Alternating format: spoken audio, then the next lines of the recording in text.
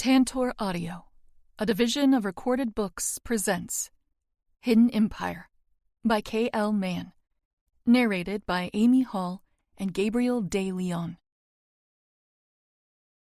Chapter 1. Jade. I can't deal with her anymore! The scream is one of finality, and it echoes around the hollow room, cracking through the air like a slap straight to the face. I've finally done it. I finally pushed Kim Donovan to her breaking point. I didn't think it would feel like this, getting to this terminal place. I didn't think it would hurt, but a pain like I've never experienced radiates from my chest, rolling down into my ribs. It feels as though all the air has been sucked out of the room, knocked out of me in the process. I'd given up on Kim years ago, given up on her ability to love, to nurture, given up on calling her my mother. So why? Why does this ache sting so horribly? Am I the kind of person who can handle being thrown away twice? I ask myself this, and yet I know I'm not. I'm not strong. I break easy and I break hard. It's less than a crack and more of a shatter, making the pieces of me painfully difficult to repair. I've grown. Yes, learn to protect myself in ways I never imagined myself capable of. I'm not sure if that makes me strong or stupid, given that protecting myself is exactly what put me in this position. Eyes blazing with burning rage, she continues, verbally twisting an invisible knife in my gut, tearing up my insides without a second thought. I don't want her in this house for even one more second! The social worker who has been forced to be here with us looks as if she's witnessing a puppy being kicked. And I'm the puppy. It's not her that speaks in return, though. It's the uniformed officer at her side. Ma'am, if you attempt to remove your daughter from your home before she becomes of age, you'll be charged with reckless abandonment of a minor. I didn't realize the state cared so much about the abuse of minors. I figured a few weeks wouldn't make a difference to them, and I'd be finding somewhere else to sleep tonight. Maybe the school, if I could break in without being caught. She's only got 2 weeks, Kim seethes, practically pulling her hair out at the root. Surely no jury would convict me of removing that lunatic from my home. She's unstable and unwelcome. She should be the one in handcuffs. Even the cop winces at her cruel words. We've been over this, Miss Donovan. Your daughter can't be charged. Her actions have been decided as just. The district attorney will not bring her to court for actions made in self-defense. Self-defense. Self-defense. Does he really see it that way? I find myself hoping he does. He's a random man I've never met before. But anyone understanding what happened even a little bit feels like a cold brush of relief. Someone not only believes me, but thinks I have a right to do what I've done. Kim screeches so loud that my ears throb. I want her out! The officer lets out a long sigh. Unless there is a blood relative willing to assume custody of your daughter, she'll need to remain housed here until she turns 18, ma'am. That's the law. Don't they make homes for troubled kids for shit like this? The social worker makes a noise of protest. That is not how that works. Before Kim can scream again, the cop holds up a hand. Is there another family member who can assume responsibility for Jade? Someone you can call. I'm waiting for her to exasperatedly tell him that there's no one. Kim doesn't keep in touch with any family. The only connections she keeps are ones she can forget at the drop of a hat, and that's harder to do with blood, so she doesn't keep them close. But as I stare at the heated scene from my uncomfortable spot on the couch, something on her face shifts. It's as if she's molding into a supervillain right in front of me, eyes sparkling with mischief, lips turning up into a dark grin. Oh, there's someone who can take her. What? My eyebrows draw down as the cop pulls a pen and pad from his pocket. He dots the tip of the pen on his tongue, preparing to write. How is this person related to Jade, and do you have their current contact information? Oh, I think you have their current details, Officer Bryan. She said his name? Maybe he's wearing a name tag I can't see. Do cops have name tags? Not the point. What is Kim trying to imply? What? Officer Brian gives her a confused look. Why? You'll be needing to contact Dante Moretti. I'm sure you have a way of doing that, no? You could hear a pin drop, the way the room breaks into a hushed silence. I don't recognize the name at all, but judging by the look on Brian's face, he does. With the horrified look on the social worker's previously sweet face, I know she does too. And it scares her. The tone of his voice shifts into a cold, deep rumble as he speaks again. Are you saying that you are of relation to Dante Moretti? Oh, no, Kim tisks. Not me. Just Jade. What connection are you implying? For the first time since this conversation began, Kim turns her sights on me, drawing out one word. One vicious word. Paternal! My mouth dries up, and I feel all the color drain from my face. A noise of surprise laced with fear leaves the social worker's lips. More horror paints her expression. Dante Moretti is Jade's father? The man with the badge asks, his words strung together in disbelief. He would never allow— Oh, he doesn't know about the little psycho. He didn't deserve to know before. But now, she's just like him. He can have her. Just like him. What does that mean? I want to scream it, my head beginning to pound with the countless questions I have rolling around. You said my dad left, I croak, barely able to get the words out. You said he met me as a baby and left. You said you couldn't contact him if you tried. Why would you— I trail off, choking back tears. The pure venom in her stare is enough to make bile burn the back of my throat. You should be thanking me. I didn't want you, and he would have wanted you even less. I raised you good and right. Dante wouldn't have known what to do with a burden like you. A daughter in his world. She starts, clicking her tongue. You'd be eaten alive. I hope there's still time for that to happen. Crack, crack, crack. My ribs scream with each intake of breath. Hurt, betrayal, confusion. They all slither through my veins, chilling me from the inside out. I shiver, breathing through my mouth to get more air into my lungs. I hope he kills you on sight, she hisses. The Morettis like their women pure. Dying for being a whore would serve you well after what you've done. Something inside the deep pit of my soul snaps. My broken spirit morphs into an anger I can't control. And I'm on her, pinning her to the ground in a second flat, slamming my fist into her face. 2 minutes ago, I was devastated that the last bit of my mother that I thought may still love me was gone. Now, I wish I never loved her at all. I wish I never ignored the way she hurt me in favor of forgiving her. I wish she never pretended to care. At this moment, hitting her as hard and fast as I can before being stopped, I wish she never existed. Even if that means I never existed either. Her face feels like I'm punching concrete, only a soft layer of skin from each of us providing any barrier between bone-on-bone contact. It's sickening, and yet I can't end it on my own. I don't know how many hits I managed to get in before Officer Brian is able to pull me off of her. My knuckles are bloodied, and my chest feels empty as he drags me off of her unconscious body. When I look down at what I've done, she just lies there, bleeding and unmoving. The sight makes me smile and lunge forward, hoping to continue. Stop fighting, Brian grunts, trying to hold me in place while I kick and squirm to get away. If I bruise you even accidentally, you'll kill me. I stiffen, immediately going still. He's talking about my father.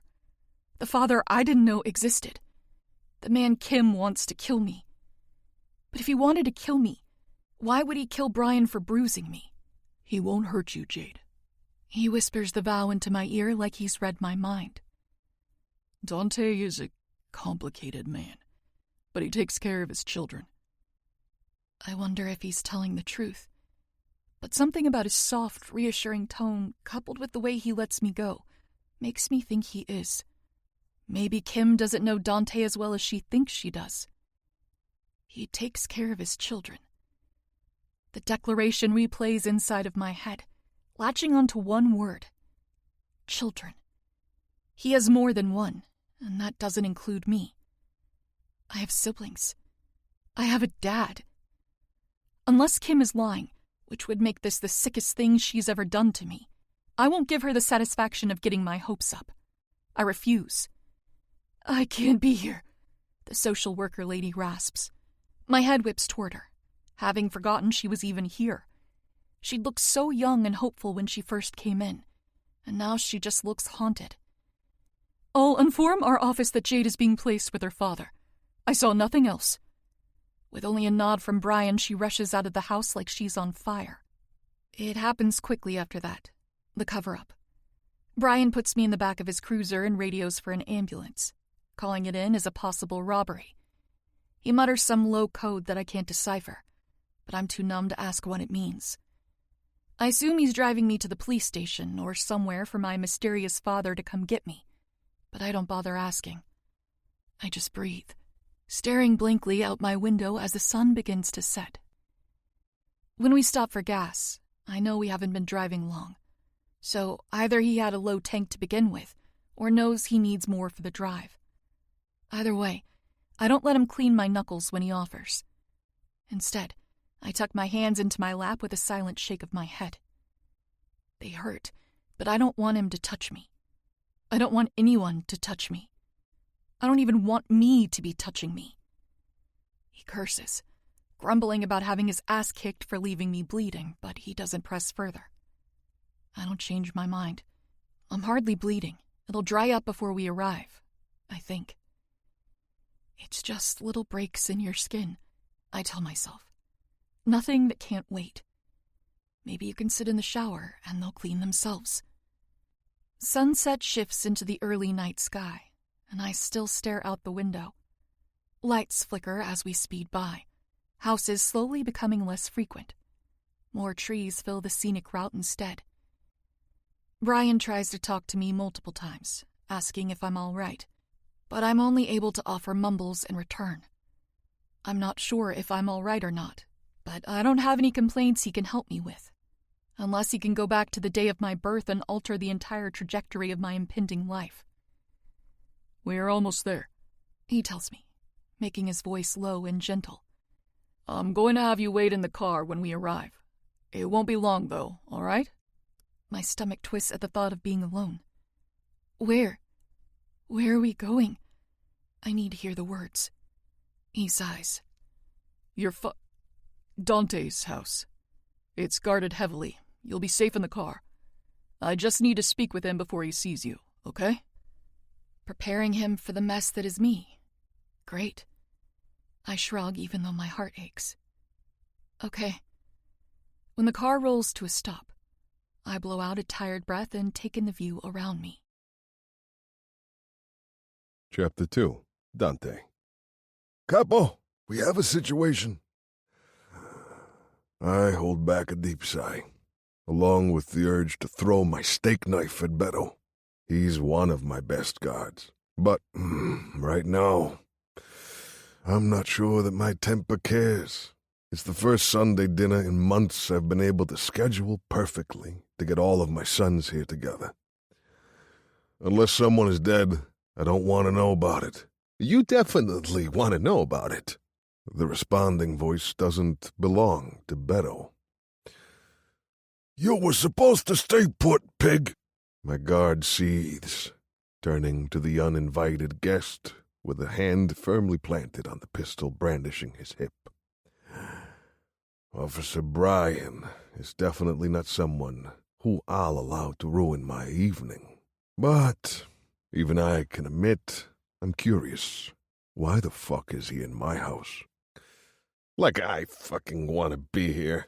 He grits out sarcastically. Drove fucking 3 hours, because I knew if I didn't come right away, my head would be on a spike. All 9 of my sons seemed to perk up at the mention of heads on spikes, pulling their attention to the cop in the entryway of our dining room. I don't even get to demand he tell me why he's here before he opens his mouth again. At least he's smart enough to waste less of my time by talking as quickly as possible. Any chance you happen to know a Kim Donovan, Dante? You interrupted Sunday dinner to ask him about a woman? Jesus, I'll go sharpen the spike. Mateo jokes. My youngest finds humor in everything. I might know the name. I answer vaguely, sizing him up. Why? He blows out a breath. I was at her home today, sorting out a domestic dispute. And I drawl out before he can find the words. Any chance you knew her intimately? About 18, 19 years ago. The already quiet room becomes deathly silent. His question gives me the kind of gut ache no man has given me outside of torture. Why? I repeat, there's a girl. Her name is Jade, and she's 17. He clears his throat. And Kim says she's yours. What the fuck? The curse bursts out of one of my sons. I'm not even sure which because I'm struck dumb. He drags a hand down his face. Kim wanted to kick her out, but she's got a few weeks left before she's 18, and obviously we couldn't allow her to do that. She was ranting and screaming, and when we finally asked if there were any blood relatives she could task with taking her, breathing out, he adds, she named you. My jaw ticks. Did she? He nods slowly.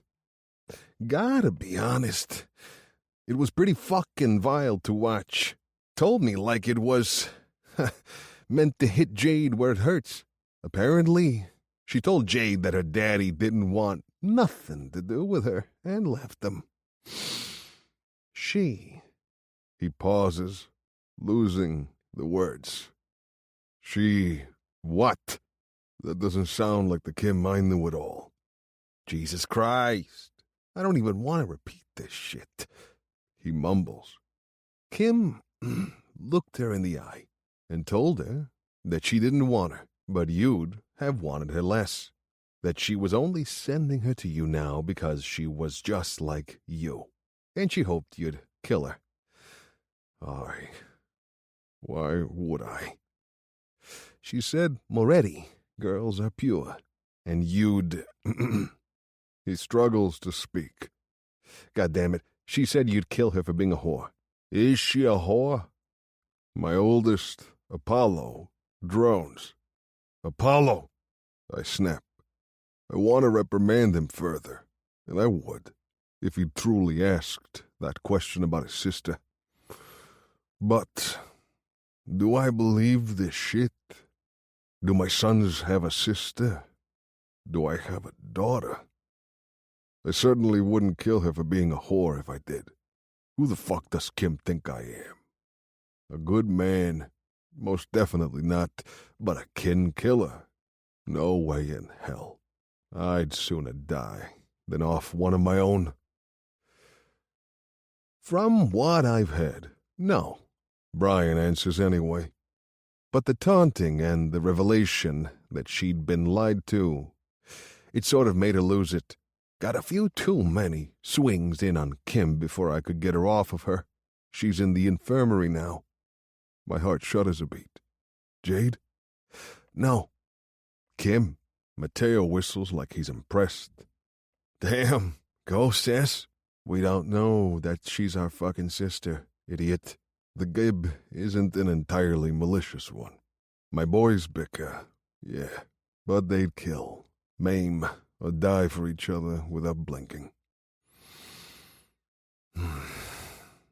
You can do whatever DNA testing you want, but Dante, she's got your eyes. This gets all of our attention. Sharply, I demand, where is she? He sighs. She's in my car, and before you lose your shit for having her sit out there, I couldn't very well bring her in here without explaining it first. You hear, potential daughter of yours. See her fists dry with blood, and I get a bullet to the head. No. I won't tell him he's wrong.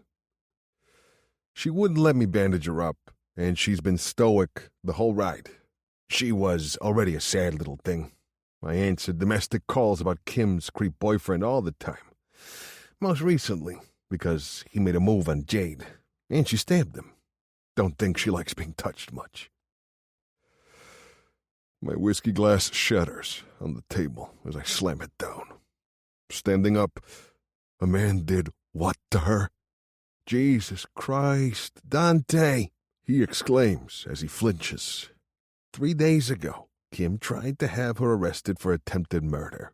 I wasn't on the case, but I know it was dismissed and deemed self-defense. She stabbed him 17 times and didn't have more than a few scratches and bruises from what I know. But she's had this blank look in her eyes since, which makes me think things I don't want to think. I don't know what she told the detectives and the DA, but whatever she did determined that she wasn't legally responsible for her actions. He thinks Kim let some fucker assault my daughter. Fucking shit. Is she my daughter? I need to see her now. Bring me to her. Jade. The first time I see a mansion up close, I'm in the back of a police car. I don't know why I think that's fitting. Outside of Kim's perspective, I'm never in trouble. I've never even been called to the principal's office. I guess since being around cops near constantly for the last couple of years, I almost feel comfortable about it. I don't know if they're great people, really, but it seems the ones in Thornbridge are better than others. They look out for me, or at least they try. They've always listened to me, especially Detective De La Cruz. So, the police, who'd I'd never fully trust, haven't been as scary as Kim in a long time. Mostly because it seems she's never fully learned how to manipulate them into hating me. And she's great at that. Sitting in the back of the car while the eerie night surrounds it, I don't feel so safe anymore.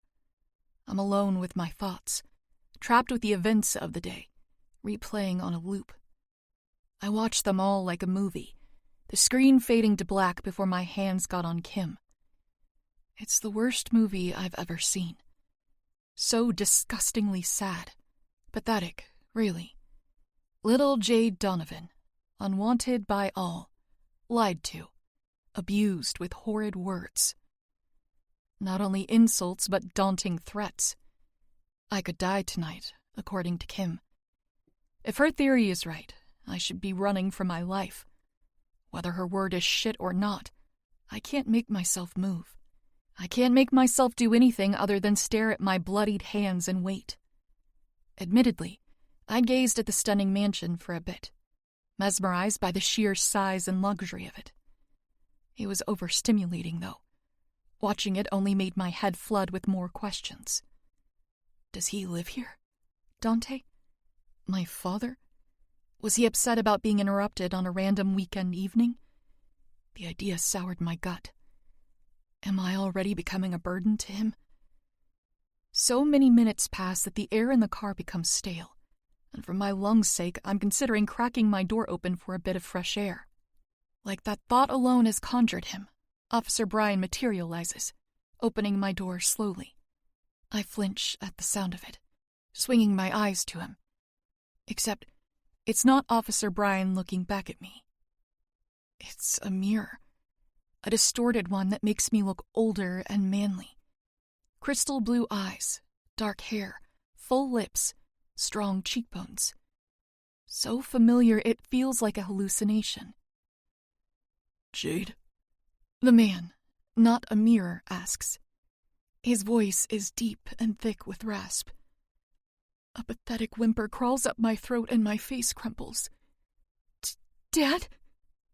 I can't watch him react or hear him reply before bursting into hysterical sobs. I can't breathe with the strength of them, blinded by the huge tears flooding my eyes. My ribs expand and deflate in rapid movements as I begin to panic. I never cry like this, not in front of anyone. I break hard, but I break alone. I'm pulled out of the car and into strong arms, held tight against an unfamiliar chest. For the first time in a long time, My skin doesn't scream with the contact. I don't feel the powerful urge to kick and punch and claw my way out of his hold. I slump into it, going soft, and bury my head into the warm crook of his neck to hide my tears. My legs dangle off of the ground as he begins to move, gently shushing me while walking away from the chill of the night and toward the mansion. A large hand cups the back of my neck, resting on top of my disheveled hair.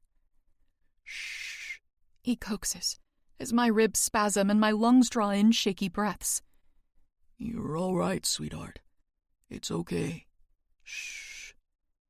The air around us becomes so warm it's like I could reach out and touch the barrier from cold to heat. He's brought me inside, called me sweetheart, and told me it's okay. I feel like I could cry like this for days, but I have an itch to make it all stop. I can't be sobbing on a stranger, getting tears and snot all over him.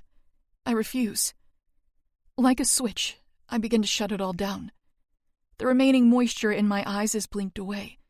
The panic in my chest calms, and the emotion in my throat unclogs. It's not an instant, but it's fast enough, ending with the slowing of my breaths. I put away the awful feelings, shelving them in my brain compartment, and then walk away.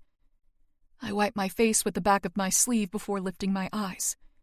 The mirrored blue ones are there when I do, staring right back at me. "This is freaky as fuck," a new voice rings out, shocking me enough to make me flinch. I'm slowly put back down on my feet, and my supposed bio-dad stays close but angles himself to the side, revealing more people. At the forefront stand 9 men. All are tall, with different levels of broadness, varying in age, and all looking relatively alike. "What's good, little sis?" The same voice from before chimes, coming from the smirking face of one of the new men. He's young, brunette, and wearing a playful expression that doesn't quite match his sharp features. A brother, apparently. Multiple brothers? 9. There are 9 of them. My eyes sting with more potential tears as I lock eyes on another mirror.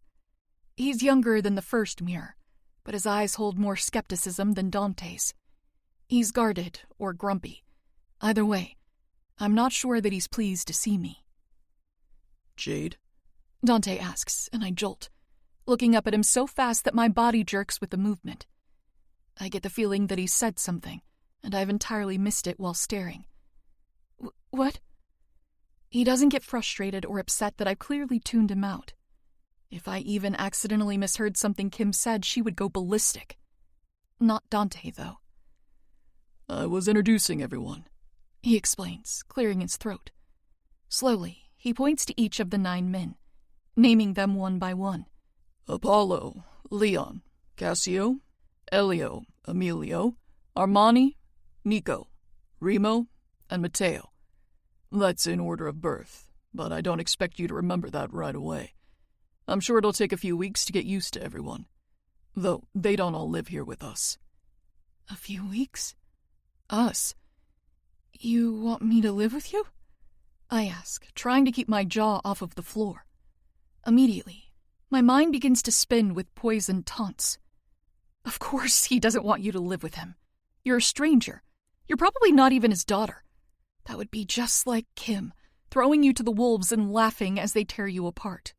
"Of course you'll live here," Dante responds without hesitation or doubt in his tone. "Pending a DNA test?"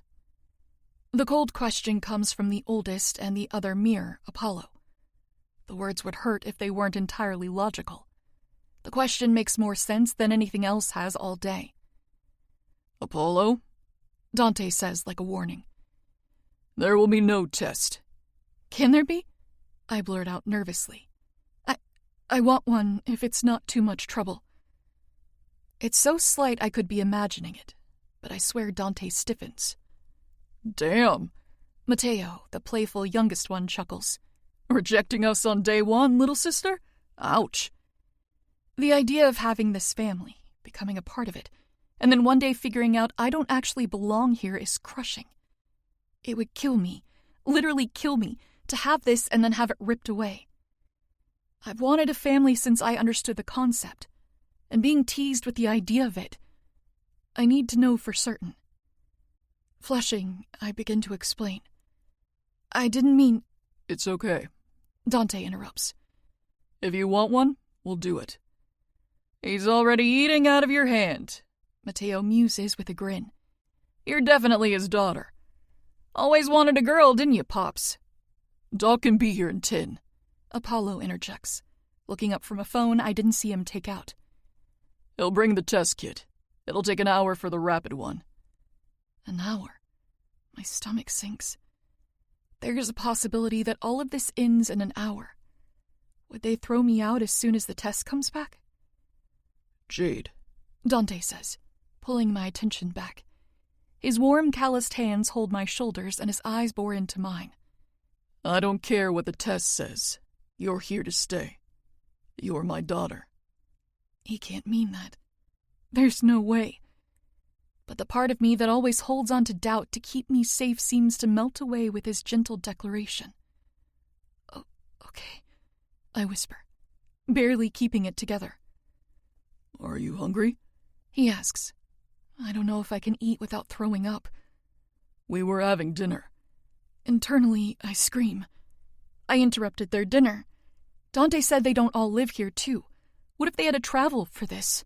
Oh, God. Nervously, I bite my lip. Maybe something small? I can pick at a roll or take a few bites of some salad if it means they can continue their dinner. Sweet! Matteo cheers, already moving to leave. I want my steak before it's cold. I want to apologize, but Dante is already guiding me out of the room, following my, maybe, brothers. The dining room is not what I'm expecting. It's huge, yes, but it's also unmistakably cozy, like a real home. When I get a look at the table, I release a relieved breath. Nothing seems to be cold. The plates are steaming, actually, filled with fresh food. Thick steaks, potatoes piled high, and buttery broccolini. There's an older woman with gray hair and wide glasses tending to the table, who looks up as we all file in. I get the feeling that she's kept their food warm or replaced it completely, without being asked. Matteo is more than pleased, going to her side and taking the woman's hand, sighing with happiness. Oh, Martha, when will you return my affections? You're the perfect woman. Say the word and I'll marry you in a minute. She scoffs at him like he's a silly little boy and bats his hands away. Eat your food and mind your manners or no dessert for you. He gasps. Martha, you could never deprive me of your pastries. What would I do with my after-dinner coffee? Hopefully, choke on it. Apollo chimes. Fucking rude. Matteo grumbles, sitting down. Everyone else takes their seats, starting in on their plates. No one barks at them to wait for Dante to eat first or to slow down. They're free to dig in without punishment. So bizarre, but so right. Chapter 3. Jade. Ah, who do we have here? Martha asks, approaching Dante and me. This is Jade, Dante tells her. My daughter. The pride in his voice as he speaks hits me right in the chest. Her eyes light up, and instantly her hands are on me. Daughter? She asks, holding my face in her palms, scanning every feature I have. I don't love my face being touched by a stranger, but I also don't want to make my potential family mad by slapping this lady's hands away from me. When she's finished, she gives Dante a scathing look. You've kept a daughter for me, ragazzo. While I assume the family was Italian based on the names, Martha is the only one with a thick accent. Though there's a hint of one in Dante's voice as well. It's just smaller. She was kept for me as well, he corrects, jaw tightening. Before he can say another word, unfamiliar words begin to stream from her mouth, angry and harsh words that I can't understand. If I had to venture a guess, she's cussing her butt off in Italian. I wish I spoke the language because I have a feeling she's pretty creative with her cursing. Maybe hearing it would alleviate my nerves a bit. Martha huffs after finishing her outcry, and her eyes start to become ringed with red. I will get you dinner, she tells me, switching back to English seamlessly. You are hungry, yes? I'm not sure I could manage a whole dinner right now, I admit, avoiding the eyes all around the room. So I have a sensitive stomach when I'm nervous. Sue me. Her head dips with an understanding nod. I will get you broth and crackers, she says matter-of-factly, leaving no room for argument. Do you have any allergies? Food you can't have? I blink, suddenly finding it difficult to think. No. I can eat anything. Perfect. Her cheerful declaration cuts in before I finish. Good thing, or I fear I may have started rambling. Sit, sit, Martha insists, practically ushering me into the open chair. Her small form dips out of the room the second my butt hits the wood. So, Mateo starts, happily cutting into the slab of meat on his plate. Tell us about yourself, sis. Dante clears his throat, the sound like a warning. His youngest son rolls his eyes and takes a bite of warm red steak. His teeth sink into the food, and he's already cutting another piece off. What, I can't ask questions? My throat tightens, and I swallow. No, it's okay. He's just curious, and Mateo seems really nice. I don't exactly know how to answer such an open-ended question, but I can hardly be mad at him for asking it. I don't want Dante to force them all to walk on eggshells around me, even if his apparent protectiveness warms the hell out of my heart. What do you want to know exactly?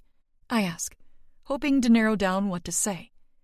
Meeting new people isn't something I have a ton of experience in. Meeting people that I desperately want to like me? Even less so. So many things, he replies enthusiastically. Martha returns, setting a little bowl of steaming liquid in front of me, along with a small plate of crackers. Don't pester her too much, she warns. Playfully offended, Mateo places a hand on his heart. I would never. Uh-huh, she sasses. Before he can object further, she gently squeezes my shoulder. You get hungry later, you come find me. My room is just off of the kitchens. Knock any time. I certainly will not. I'd sooner go to bed a little hungry than disturb her in the middle of the night. Of course, I can't tell her that. Thank you, I say politely instead. Another light squeeze to my shoulder and a warm smile is how she parts, saying a soft goodnight to the table. Once she leaves the room, I pick up my spoon. I almost cringe seeing the dried blood on my knuckles. I could ask to go and wash them, but now that I've sat down, it feels like it would be incredibly difficult to get up again. Whether it's an adrenaline crash, anxiety, or just general tiredness, I'm not sure. I tell myself that I'll be able to shower later, and put the thought out of my mind for now. I can feel Dante's gaze on me as I take my first sip of the warm soup. His concerned eyes are comforting rather than unnerving, which is nice. He's not as scary as I expected at all. Muscular, with an air of dominance and power, yes, but threatening in my direction? Not at all. The broth is very light on my nervous stomach, thankfully. Mateo allows me a few bites before he speaks up again. Did you break your nose? He asks, casually continuing to eat. It's an unexpected get-to-know-you question. Yes, I answer shyly. He's likely guessed it because of the little scar on the bridge of my nose. It's pale but not invisible, especially under direct light. When I was 5. His nose scrunches slightly and he asks, How did you break your nose at 5? What happened? Dante asks at the same time. Like everyone hears the same danger in his tone, the table comes to a pause, all eyes shifting toward me. It was an accident, I preface, hoping to alleviate their collective worry. The stares don't stop, so I continue. I fell off the kitchen counter and hit my face on the tile floor. It wasn't a super high drop, so I was okay after the hospital reset it. Why were you on the counter? Apollo asks, his face disguising anything he might be thinking or feeling. It's a bit chilling how he can do that. Go entirely blank. Just being a kid, I suppose? I tell him, using the same answer I gave to the ER doctors. I don't remember it that well. A total lie, but one I don't mind telling.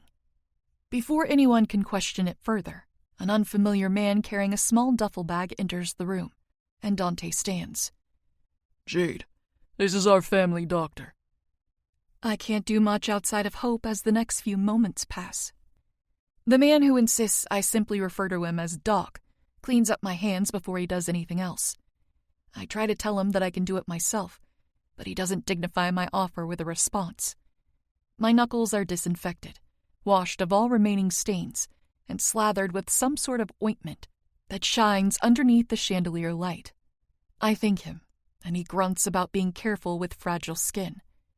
Not sure how to be careful when rage-punching your mom, but maybe I'll ask one of my brothers for fighting tips. They'll likely have some advice, I think. The DNA testing process starts next, and it's quick and painless. Doc pricks my finger, squeezing out a bit of blood into a tube before doing the same to Dante. He's quiet and seemingly effective, getting exactly what he needs and excusing himself to another room to conduct the rest of his test. It doesn't take long for more questions to be asked. Do you have any siblings? Matteo asks, grinning like he's thought of something exciting. I mean, other than us. He's so sure that I'm one of them, even before the test can confirm it. His confidence is honestly contagious, and I'm having a harder and harder time managing my expectations. I don't want to live with crushing disappointment, but I want to stay here forever even more. Dante's declaration that he doesn't care what the results say is only marginally comforting. He says that now, but people change their minds. For all we know, I could actually be his biggest enemy's daughter, and this is Kim's way of truly trying to have me murdered. Or worse, I could be nobody's daughter, just like I've always assumed. Why do you care if she has siblings? Ilio asks. I think his name is Ilio anyway. I can't tell since he's sitting across a carbon copy of himself. A little bit of guilt settles in my gut. I feel like I should be able to identify every one of them, even if we've just met. They wouldn't be related to us, he adds, clarifying his confusion. Matteo smirks. That's assuming Dad only hit it once, and let's be honest, he's kind of a slut. There's literally fucking 10 of us. My eyes widen, and I look at Dante, preparing myself for him to lash out. I'm almost more shocked by the expression on his face than I am by Matteo's bold words. He's shaking his head, lips flattened into a line, but there's amusement in his eyes. Lucky for you, since your existence is a result of my love life. Matteo cackles at this, tossing his head back and roaring with delight. Love life, he repeats, chuckling. Already censoring yourself. That's perfect. I've never had siblings, no, I answer with a shrug. Until now, Matteo chimes, smiling. I hope. Tensions seem to dissipate, and easier conversation begins to flow. My stomach settles as I finish my soup and crackers, but I don't ask for more. There's no way I'm risking throwing up surrounded by my potential family. Matteo is the leader of most of the conversation, which is a bit of a relief since I can't remember most of their names. I'm especially thankful that he doesn't pry into the damage on my hands, nor anything too deeply personal. I'm quizzed on my favorite things: color, red, food, French fries, drinks, apple juice, and other little things that I sort of black out while answering. It feels too much like a dream to relish in it, but I can't stop it from happening. It's the most calm dinner I've had ever. Armani, I'm like 90% sure that's his name, asks some questions as well. Is my hair dyed? Nope. Do I have social media? Couldn't even if I wanted to, but I just tell him no. He's covered in tattoos, and he asks if I have any myself. Dante looks almost worried until I explain that I don't. No piercings either. You need money for those things, so I've never even asked myself if I'd want them.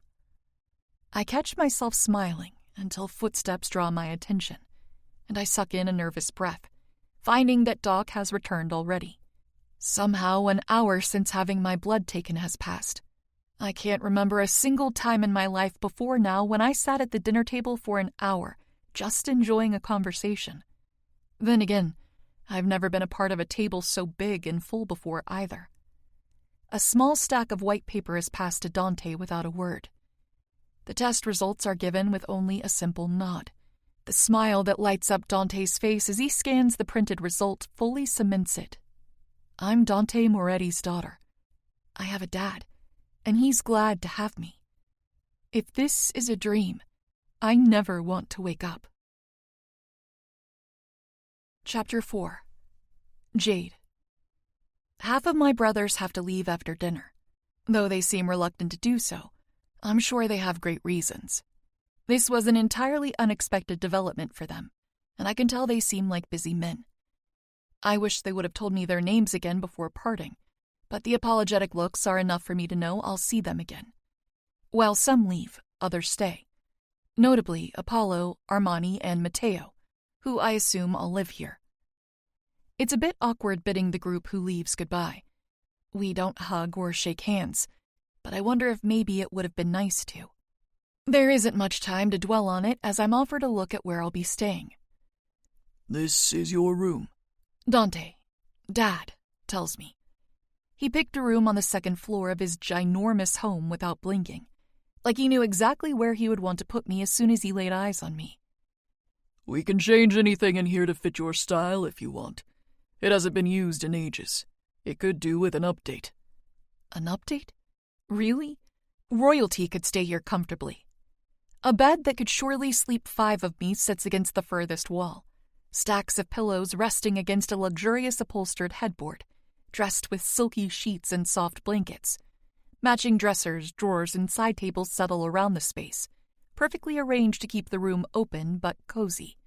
Each wall is painted a rich and creamy hazelnut color, accented with gold frame paintings and sconces. There are 2 doors on either side of the bed, both cracked open to show a peek inside. A bathroom and a closet that could be 3 closets. The marble floor beneath my feet isn't black and white like I've seen before. It's like toffee. A cream-colored base and caramel brown accents breaking through it, as lightning might break through the sky. It's like a coffee with too much milk decorated with slashes of light maple syrup. I feel like I should be arrested for stepping on something so lovely with my tattered sneakers. I blink, wondering if my eyes are working properly. There's no way this whole place is mine. It's huge. I mean, it literally has a chandelier. A fucking crystal chandelier hanging in the center of the ceiling. This room is for me? Are you sure? If you like, my father says carefully, as if he isn't sure that he's saying the right thing. We have other guest rooms, but they aren't as furnished, and they're farther away from our rooms. Is there something you don't like about it? It's too much, I reply frankly. I don't need this much space. Does anyone need this much space? I'm not complaining necessarily. I just can't imagine that there isn't another person it could be better used for. Is this what rich people deal with? Too many big-ass rooms that some of them sit unused for years? He gives a little laugh of relief. Space isn't exactly something we're lacking in, sweetheart. Trust me, it's not too much. I swallow thickly, still attempting to absorb every inch of the place. I'm not taking someone's room, right? When I turn to watch my father answer, I find Matteo close by, chuckling as he leans against the doorframe. I didn't even hear him approach, too lost in the moment. My brother answers me before Dante can. Unless you think that the dead hold rights to a bedroom, then no. You're definitely not taking someone's room. I wince, eyes widening. Someone died in here? Look, I'm as grateful as it gets for everything my new family is giving me, but I don't know if I can sleep in a haunted room. Our dad sighs. Not in here. It was Alina's, Matteo says with a grin. That's why the closet is the biggest. Or was the biggest. Armani expanded his like 8 years ago. Don't call your mother by her name, Dante reprimands. She wouldn't want that. Their mom is dead. I don't miss that detail. How can I possibly? Matteo rolls his eyes and levels him with a look. I hardly care what she would want. She's been dead for over a decade. I'd call Apollo Mom before I'd give Alina that title. Pretty sure he held me more than she held any of us, so... He shrugs, finishing his explanation. While I hold back a frown, sympathy rolls around in my chest. Dad grimaces and sighs. Anyway, is a room okay, sweetheart? We have others, like I was saying, but this one is the closest to mine and Apollo's, which makes it the safest. It's more than okay, I tell him, hoping to settle some of the stress he's clearly feeling. He nods, lips slightly shifting into a smile. I'll give you some time to get comfortable. It's late. You're probably tired, right? I doubt I could sleep if I tried. Yeah, sounds good.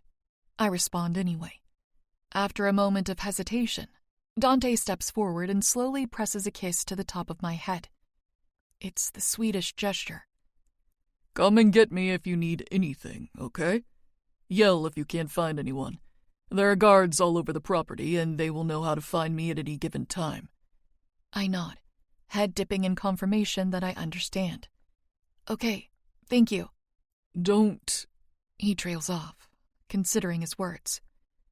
Don't thank me, Jade. I'm your father, and I've missed enough of your life.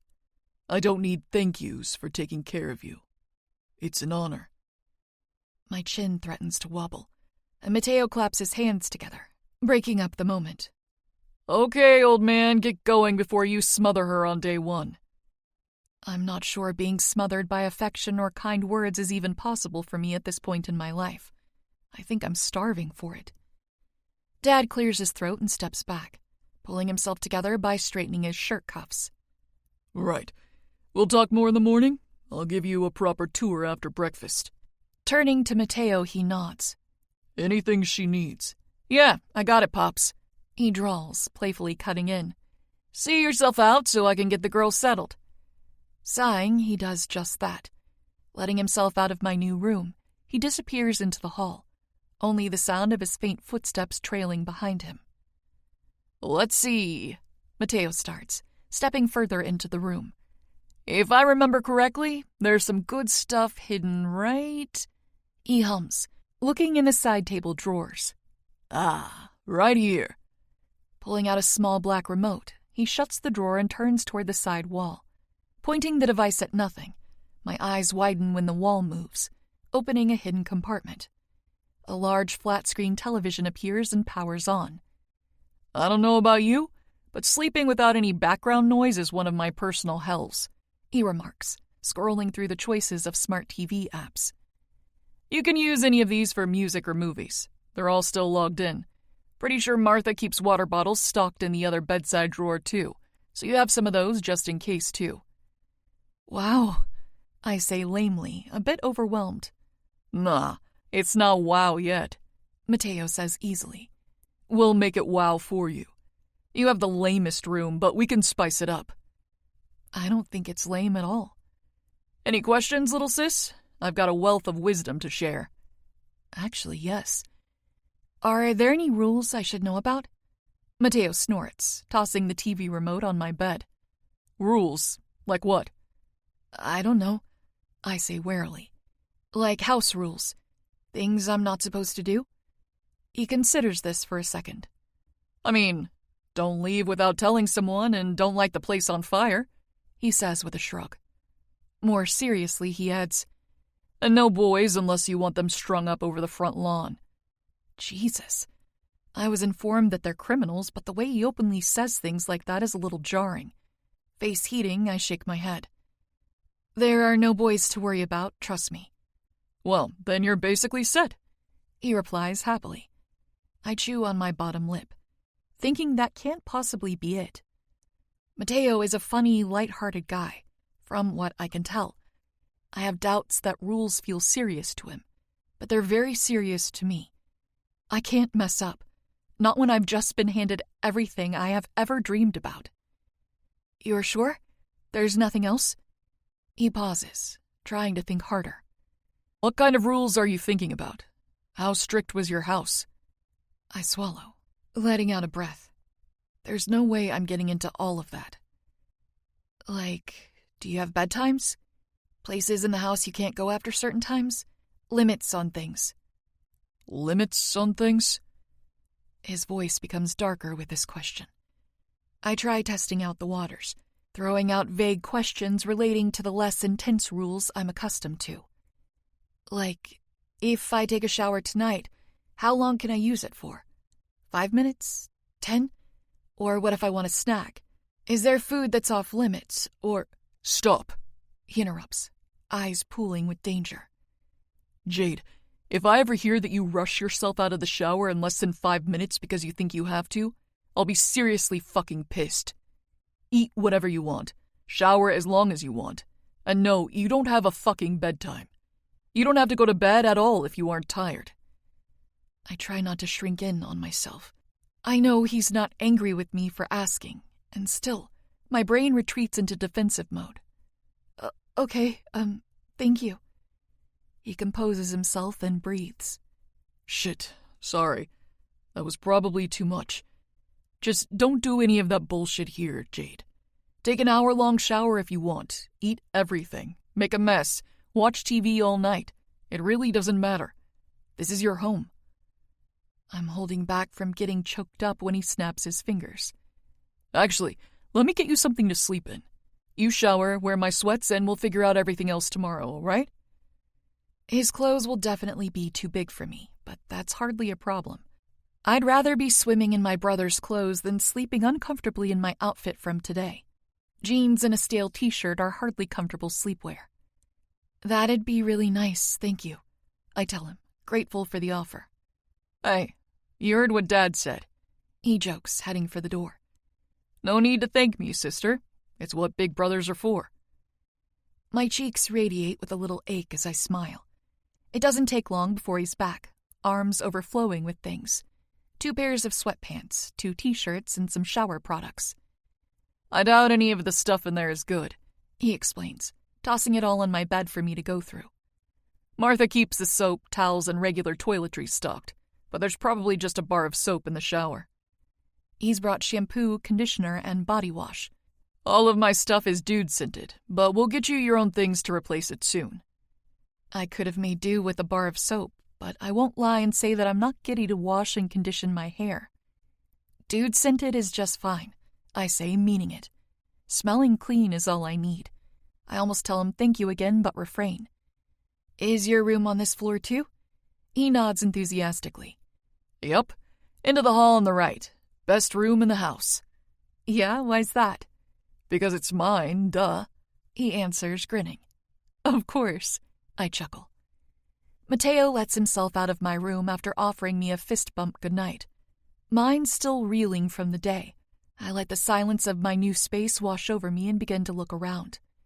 Dreamily, I find my way into the bathroom, bringing the things Mateo gave me inside. It's more like a spa I'd see in a magazine than any bathroom I've ever been in. The walk-in shower is the same sort of toffee-colored marble from top to bottom, and it calls my name immediately. More than 5 minutes, I remind myself. I can use it for as long as I want, and that's exactly what I'm going to do. Stripping out of my clothes, I toss them aside and find an unused washcloth and loofah under the sink. It takes me a few seconds to figure out the water controls, but once I get it, steaming hot water begins to pour from the overhead spout. The spray is thick and lavish, massaging my hand as I dip it into the water to test the temperature. It's so warm that goosebumps crawl up my arm, and my body heats. Stepping inside, I'm overcome with the most comforting warmth. So this is what heaven is like. Chapter 5. Jade. I thought I might not be able to fall asleep after such a wild day of ups and downs, but the shower, the best of my entire life, was practically a lullaby and warm milk. I sunk into my bed with newly cleaned skin, my hair wrapped in a soft towel, and my body swimming in Mateo's borrowed clothes. It didn't take long to doze off, so I didn't even look through the TV options. I slept hard and well, only waking up when the sun shined too brightly through my windows. I wasn't even disoriented, sitting up with all of my memories from last night firmly in place. I couldn't forget about it if I tried, and I certainly would not. There's a small clock that tells me it's 9 in the morning, several hours later than I would typically be allowed to sleep in. School starts at 8, but I'm hardly going to point that out to anyone. I could never step foot in that place again, and I would be more than content. My towel fell off my head at some point during the night, so I carefully brushed through my hair with my fingers, finding not a single knot to detangle. Thanks to Mateo's conditioner, my normally dry waves are hydrated and silky smooth. A knock gently taps against my door, drawing my eye. "Yes?" I call out, unsure how to answer. "It's me," Mateo's familiar voice responds. "You good if I come in?" Sitting with my legs crossed in bed, I rub my eyes. "Yeah." Not waiting a second longer, he opens the door and steps inside. "Up so early?" he asks. He hasn't got on a shirt and his hair is a bit mussed, so I assume he's just woken up as well. "Checking up on me so early?" I counter, smiling. "Of course," he says easily. "Did you sleep okay?" "Fantastically." "Yeah, it was good." He nods in approval. "Good. I can take you down to breakfast in a bit if you want. Everyone except Emilio came back. He had to fly home last night." I try not to frown, attempting to place Emilio's face with his name. I think he's one of the twins, though I'm really not sure. Mateo cocks his head at me. "What you thinking, sis?" I have to hide a smile hearing him call me that. He keeps using it so freely and confidently. Happily. "There's so many of you," I admit shyly. I feel like I need a diagram to study or I'll never remember who's who. His smile morphs into a full-blown smirk. "I can help you out with that," Mateo declares, rubbing his hands together. "Stay here. I'll be right back." He doesn't wait for me to get a word in, leaving my new room in a hurry. Maybe 2 minutes pass before he's returned, thick black paper and gold Sharpies in hand. Without invitation, he jumps onto my bed on his stomach, making himself comfortable before beginning to write. Moretti family tree. "You don't have to," I say quietly, spinning on my butt to face him while he works. "I mean, if you're busy, I'd get it." He snorts. "Nah, nothing better to do right now. Gotta educate my little sister. Now, pay attention, yeah?" His light-hearted tone makes my chest deflate. He wants to be here. I nod in reply. "Okay." Mateo grins. "Good. So first," he starts, drawing the first gold line. "we have Dad. Well, Dante, our capo. Your capo now, too. He's in charge of the entire outfit. Our organization." "The Mafia," I conclude. With a chuckle, he clicks his tongue at me. "Yes, the outfit is an Italian mafia. The biggest on the East Coast, to be exact, and one of the oldest. There's a few Italian families who have similar organizations, and we know them all. We keep to our territories mostly, but that's another study session to be had." Returning to his paper, he continues. "Dad married my mom about 32 years ago when they were 18. It was arranged, but he didn't mind. Didn't love her, but didn't hate her either. Her name was Alina." Was. Because there's no stepmother for me to encounter anytime soon. I'm living in her old room, after all. "She was a real Mafia princess type. I'd say you know what I mean, but you don't. I'm sure you'll meet plenty of them soon, though. There are 2 distinct kinds of Mafia princesses here. The society darlings and the adoring mothers. Alina was the latter. Popped out a lot of us, of course, but preferred the way that made her look more than actually being a parent." Ouch. I want to tell him I'm sorry because that must not have been nice, but he doesn't miss a beat, leaving no room for me to say the words. "They had Apollo first," Mateo goes on, writing out his oldest brother's name below the furthest left line. "He's the one who looks like Dad's mini-me, which, I guess, means he looks like you too, huh?" He snickers like it's humorous before getting back to his description. "Apollo's 31 now and a grumpy prick. Don't expect to spend a lot of bonding time with him, and don't take it personally. He's an ass, but that's just how he is. He'll be a capo when Dad retires. Well, he will if he bucks up and marries someone soon." With a snort, he rolls his eyes. "Can't be a capo without a wife, of course. The outfit isn't entirely backward, but we are quite traditional in a lot of ways." Tradition is important. Got it. "Next comes Leon, the golden child. Golden blonde hair and all." The only blonde one from last night. That should help me tell him apart. "He's an underboss, which means he takes care of the section of our territory that's furthest from the rest of us. He rules under Dad but isn't next in line for capo because he's a second-born, although he still has a ton of responsibilities. He handles it well, of course. He's 29 and has been in his role for 8 years. I'm starting to worry I won't remember ages or roles when I realize he's writing them smaller beneath each name. Smart. He adds a line next to Leon's name. Leon, being the good boy that he is, married Cleo 4 years ago. It was an alliance marriage. He still doesn't love her, last time I checked, but she's nice enough. Good mom to their kid. They have a kid? I gape. I'm an aunt? Another line connects, drawing down from the one between their two names. Bastion, the little bugger, is 3. The first grandchild, but still an underboss heir. Unless Apollo doesn't have a son, then Capo defects to him. He likes monster trucks and dragons, so he's pretty cool. My heart does a funny flip. A nephew. Why do you say Leon is the golden child? He releases a long sigh. Because he is. Leon does everything right. He's Dad's favorite, though they'll both deny it. Leon's perfect. You'll see soon enough. I don't think anyone is perfect all the time, but I don't mention that. That brings us to Cassio, the third oldest son. He was the one who stared at you like you were a full-blown alien. He's a bit of a mess, but who can blame him? I'd probably be worse if I were him. My eyebrows draw in confusion, and Matteo keeps going. Cassio is 28 and he's our consigliere, which is sort of like a high-up leader and advisor. He's ridiculously smart and calculating, so it suits him well. He's also a widow. Oh. I breathe out mournfully. Yeah, it's pretty fucked. He draws a line for the deceased wife. Isabel was only 25 and a childhood friend. It wasn't an arranged marriage. They loved each other like crazy. They were trying for a kid for 5 years before she got pregnant. Oh, no. He nods at the look on my face. Angel was his name. He died 3 minutes after Isabel, during the birth.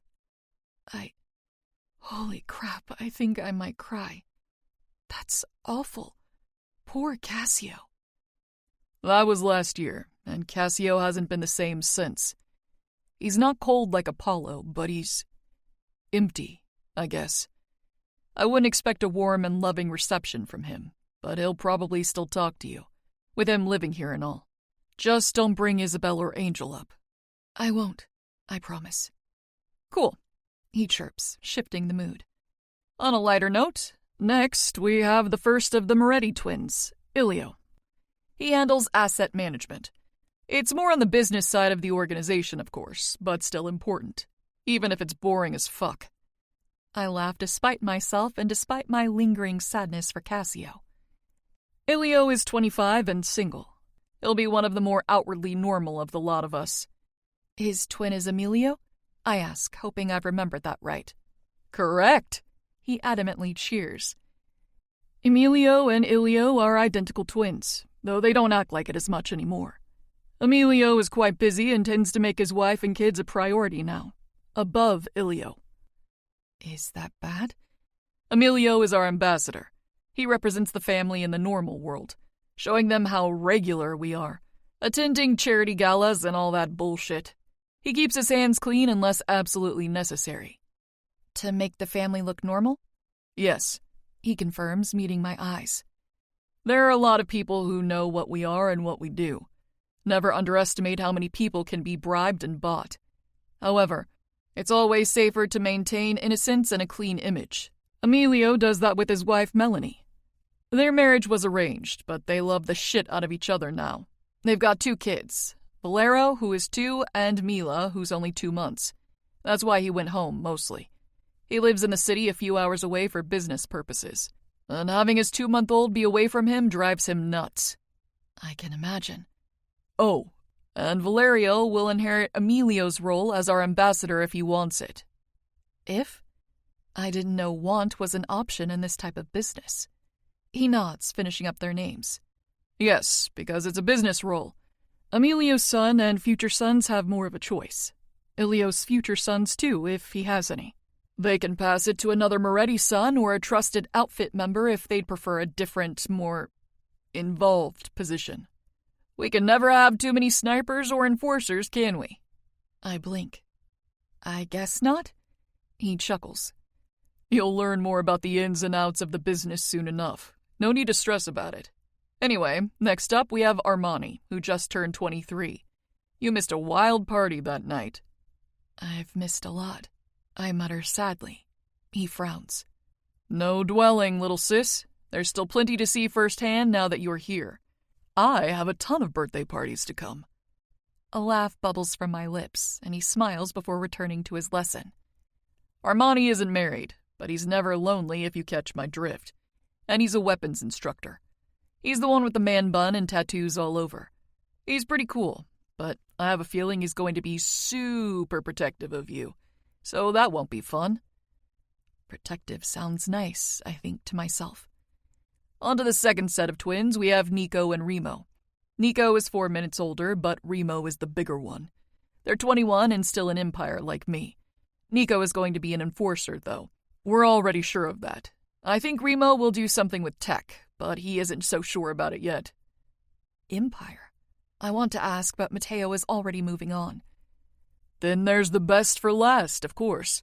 We've got me, 19 years old, single, and the baddest Moretti of them all. He playfully winks, continuing to spell out his name. Oh, and Uncle Caesar is important, I suppose. I'll just throw him down here. Uncle is our dad's brother. He's 41 and our current enforcer. Bit of a terrifying guy to everyone but us. He'll spoil you as soon as he finds out you exist. Dad probably texted him already since they're besties. Besties? I giggle. Yup. He agrees, popping the P. Brothers bonded for life and all that. But Uncle doesn't have any kids, so he's just got us. Actually, I wouldn't be surprised if he's here for breakfast. He goes quiet for a minute, and I notice he's adding me to the tree, noting Kim in small letters as my mom. Smaller letters than the rest of us, like he doesn't even want to put her there. I smile at that. I'm not stupid. I know Officer Brian likely spilled some of the beans of my home life, and Kim would be hard to make look favorable. What do you mean when you said you were in Empire still? His eyes light up as he finishes up the family tree, making a small key at the bottom. Star for me, diamond for Uncle, and skull for the deceased. He doodles the little characters where they apply and then passes the completed work over. Empire Academy is where the organized crime families send their kids to become gods. I swallow nervously. Oh? Oh, yeah. He nods excitedly. It's not required by some Mafia council of councils or anything, but most families send at least their heirs there, from 18 to 22. They train you up real good. So it's a boys' Mafia college? He snorts. It's not boys only. Girls go too. Most of the time they do different stuff, but it depends on the family. Some organizations have women in the ranks, albeit not many, but some do. A lot of the girls who go to Empire are there to learn how to defend themselves and build connections. Oh, that's, interesting? I don't know what else to say. Still a bit baffled by what he's telling me. The concept he's describing is entirely foreign. Earlier, he called my 2 nephews heirs, but my little niece didn't get that title. I assume that means we don't have women in our ranks. The Moretti women, what do they do? He smiles, and it's so genuine. Moretti women have the most important role of all. They're the reason we exist and the thing that keeps us going. So the outfit doesn't have women in their ranks? No. He answers with no hint of how he feels about that. To be honest, one has never wanted to be. Why? Do you want to be? Absolutely not. No, thank you. He chuckles. Good. I just got my little sister. I can't be consumed with worry for your safety already, now can I? I don't want to worry about you being in danger either, I admit in a small voice. Little sis, I live for danger, he tells me proudly. Besides, I'm the one who protects you, especially when we get to Empire. You don't need to worry about a thing. I'll be your fiercest guard. Actually, Armani might have me beat at that. Stupid fucker is always more dramatic than me, no matter how hard I try. My palms sweat and my mind whirls. When we get to Empire? Like I'm going there? With all of you guys? Well, just me, Nico, and Remo with Armani because he teaches there. The rest of the Moretti men have graduated already. My throat feels painfully dry, and I thread my fingers together nervously. Why should I go? Dad didn't say... I blink back tears. He's sending me away? Did I do something wrong already? I just got here. Oh, shit. He curses, eyes going wide. Are you about to cry? I sniffle, and he jumps out of my bed. Dad? I think I broke my sister. Help! What did you do, Stronzo? I start furiously wiping tears away with the back of my hands, because that's not the voice of my father. It's bad enough my brothers met me with puffy eyes and a tear-stained face. I don't need any of them to witness a meltdown, let alone two of them at once. Go away, Mateo warns, darkening his tone. You're the worst person to make her feel better. Go get Dad. You act as though you can instruct me, little brother. Apollo scoffs, shouldering his way into my room. Sniffling away the last of my tears, I'm holding back more as hard as I can. He tilts his head at Mateo in assessment. What did you do to her? I'm fine, I croak. I was just talking, Mateo insists. Well, there's your first problem. You probably bored her to tears or hurt her ears with your nagging. My head shakes. He didn't... Fucking rude, Mateo growls. I was just talking about going to Empire and she burst into tears. No, I didn't. I lie stupidly. A poor liar. Apollo muses. That's a family first. A deception class might help. Class? At Empire? Does everyone know I'm being sent away but me? My face scrunches, resisting another sob, and Mateo sucks in a breath. I'm going to get Dad before you make her cry too, he snaps, storming off before I can object. Apollo merely blinks at me, watching me like a puzzle he doesn't know how to solve, or one that he doesn't want to solve. Afraid of school or something? He's really sending me away? I whisper, my throat burning with the words. He tilts his head like he's figured me out after only 5 words. You think he's tossing you aside once you've just arrived? Apollo asks mildly. Seems like a bit of a dramatic leap. I have the urge to lash out in my own defense, but somehow his words are also calming me. He hasn't come to the same conclusion as me, and if he's our father's successor, he probably knows how he thinks more than anyone. Voice wavering, I dare ask, "It is?" Yes, he states easily. For one thing, the next boat to Empire Academy is 5 months away. Oh, my eyes widen. For another, he wouldn't send you there to get you out of his hair. He'd send you there to keep you safe. He'll miss you, just as he'll miss the others. You can expect emails from him daily, I'm sure. Less panicked now, I inform him. I've never been good at school. He blows out a breath. Well, you'll fit right in with Mateo then. I don't know how to make friends or talk to people, I tack on, clarifying what I meant. My grades were never great either, but interacting with people has always been extra hard for me. He shrugs. I'd rather you didn't. What if I don't want to go? Too bad for you, I suppose. Before I can respond, Dante comes crashing into my bedroom, a stressed-looking Mateo following close behind. What are you upsetting my daughter for? He demands, his voice deep and deadly. Apollo isn't the slightest bit affected by our father's tone. Your second youngest spawn is the one who made her shed tears, dearest father. I simply rectified the situation.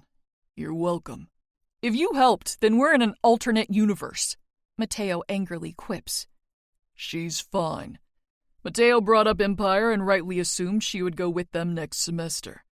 I explained that she isn't being shucked off to boarding school days after arriving at her new home, and all is well. Oh, of course, Mateo rushes out. We aren't leaving anytime soon. I didn't mean to scare you. He's easily excitable, Apollo explains. Like a puppy. Our father stops their bickering with one look and offers me a hand out of bed. Are you hungry? Shyly, I take it and nod. I could eat. Chapter 6. Jade. Martha is the first person in the crowded dining room to notice our arrival. She immediately floats to us, walking straight up to me and beginning to fuss. "How are you, darling girl? Did you sleep well? Man, you get a long-lost daughter and suddenly I'm chopped liver, Matteo complains, patting Dad on the back before maneuvering around Martha to get to the table. I slept great, thank you, I tell her, feeling a little self-conscious next to her. She's fully dressed for the day, and I'm swimming in men's clothes. Everyone else seems to be dressed as well. Some of them in suits, the others in casual dress. I fit in more with a shirtless Matteo than anyone else. What do you like for breakfast? She inquires, turning toward the fully stocked table. Just from a quick look, I can see several different kinds of pancakes and toppings, eggs, fruits, hash browns, meats, yogurts, juices, and more. If it's not here, I can make you something special. I don't even normally eat breakfast unless there's free stuff at school. I can definitely find something, I say quickly. I might actually have a hard time choosing. Everything looks amazing.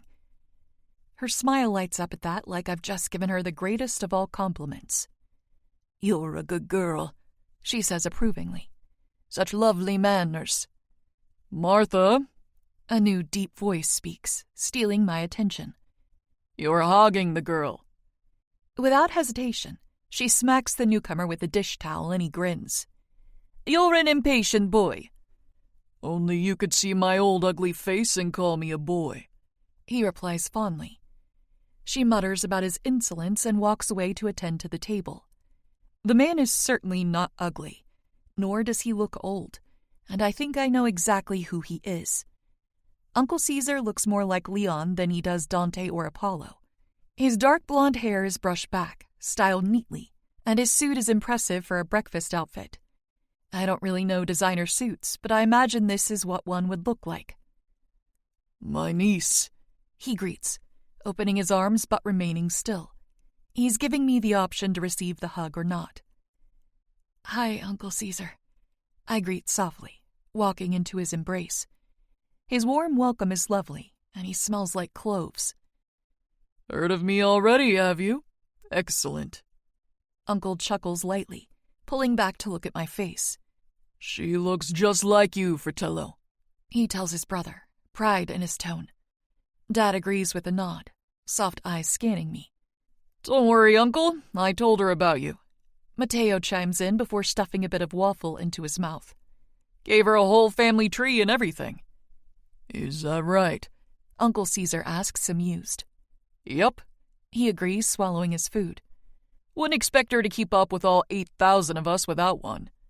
Smart, he agrees, ignoring the exaggeration. Don't sound too surprised, Uncle. You'll bruise his ego. Nico, I think, drawls, dropping into a chair next to his twin.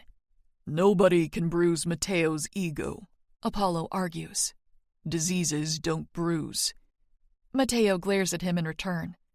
Look, everybody, Apollo's sunshiny personality has decided to grace us with its presence before noon. Quick, someone feed the grouch before he combusts. Ignore their antics, Uncle Caesar advises. You'll get used to it. It doesn't bother me as it is. Come. He gestures toward the table. Let's eat before your brothers make everything disappear. I can't imagine every bit of food on the table being eaten today. Although I suppose I shouldn't underestimate how much food 9 grown men can consume. I've seen jocks at lunch devour 2 or 3 portions and still be hungry afterward. Maybe they eat this much every day. I hope this isn't something Martha did just to make me feel welcome. It looks like a ton of work went into it. Dante takes the head of the table with Leon and Apollo on either side of him. Uncle Caesar takes the other end of the table closer to Matteo. I sit there too, finding it the most comfortable place to settle into. I feel glances and curious looks as I make my plate, taking a blueberry pancake, a breakfast sausage, and a spoonful of eggs. As I take my first few bites, the table gets louder. People make conversation openly, much more naturally than last night. A bit of the shock from my arrival has worn off, and I'm glad for it. Uncle Caesar pours an orange juice for me and one for himself, taking a smile as a sign of my thanks. Everyone is just so nice. I wouldn't say normal, since I can't think of a single person I know with this much obvious wealth. Not to mention, they're literally the Mafia. They've likely killed people before. That fact doesn't change that this is the safest I've ever felt in a room full of people. Favorite sibling, pass me your phone. I need to put our contacts in, Mateo says, leaning toward me in the seat closest to mine. Unsurprisingly, everyone watches me, observing our interaction closely. I wish they wouldn't, because having eyes on you makes entirely normal things embarrassing. Just like this. I don't have one, I tell him, setting down my fork. I'm afraid I might drop it loudly without thinking if I don't. Mateo's brows scrunch. What do you mean? My face burns and I look up from my plate, giving him a shrug. I don't have a phone. Why not? Armani clears his throat, giving Mateo a look like he's just asked the dumbest thing imaginable. I don't want him to feel bad for being curious, and I don't want to be embarrassed about something I have no control over. So I answer. Kim said if I wanted a phone, I had to buy one myself. She wouldn't let me work to get money to pay for one, and you can't really get a job without a phone or a car, so I just didn't. I've never had one. You can physically feel the mood shifting. I wish I didn't have to keep ruining the positive atmosphere with boo-hoo stories from my life, but I have a feeling it's bound to keep happening. What did you use for emergencies? He questions, nose scrunching. I just shrug. Like, what if you needed a ride? He persists. I walked. I reply carefully. It's not like I really went anywhere outside of school. Kim wouldn't drive me around anyway. Something flashes behind his eyes. You walked. By yourself. Without a phone. The way he draws out the words makes it seem like he's attempting to compose himself. That's not that abnormal, I point out. People do it all the time. People aren't my little sister, he retorts, his fists clenching on top of the table. Until last night, I wasn't either, I whisper sadly. Silverware crashes into plates, and the sound of a chair scraping against wood screeches through the air. Without saying a word, Armani leaves the table with a clenched jaw and dark eyes. My lips part, and before I can say another thing, Dante is rising to his feet as well. I have business to attend to. Excuse me. He rolls up his sleeves and begins to walk away. Beto, Carlos Mio, with me. He pauses just before he exits the dining room and takes a deep breath, collecting himself. And for fuck's sake, someone get my daughter a cell phone. I turn back to Mateo. Are they mad? He shakes his head. Not at you. Uncle Caesar rolls his shoulders and stands, leaving his meal unfinished. I'll take care of it. Turning to Apollo, he asks, You'll stay and hold the place down? Nothing better to do? He sighs. That's the spirit, Caesar says with a nod. I'll return within the hour. I really don't need a phone, I reason. I don't want you to spend money on me. Not entirely true, but at least I need to protest a small bit for my pride's sake. Or what's left of it anyway. Caesar blinks at me like he doesn't understand, and Apollo just smirks. Better set her up with a card too, Uncle. It seems our newest Moretti isn't aware that she has money of her own now. The older man chuckles at his nephew. Good idea. What card? I frown. I already told you I don't have money. Mateo chuckles, patting my hand. Your family credit card. All Moretti kids have money. Just go with it, sis. Caesar offers another laugh before leaving us. I'm not one to turn down free things, especially when I actually need it. But a whole credit card? For myself? What if someone steals it from me? Apollo flicks his eyes to me. Who exactly would steal from you while you're here with us?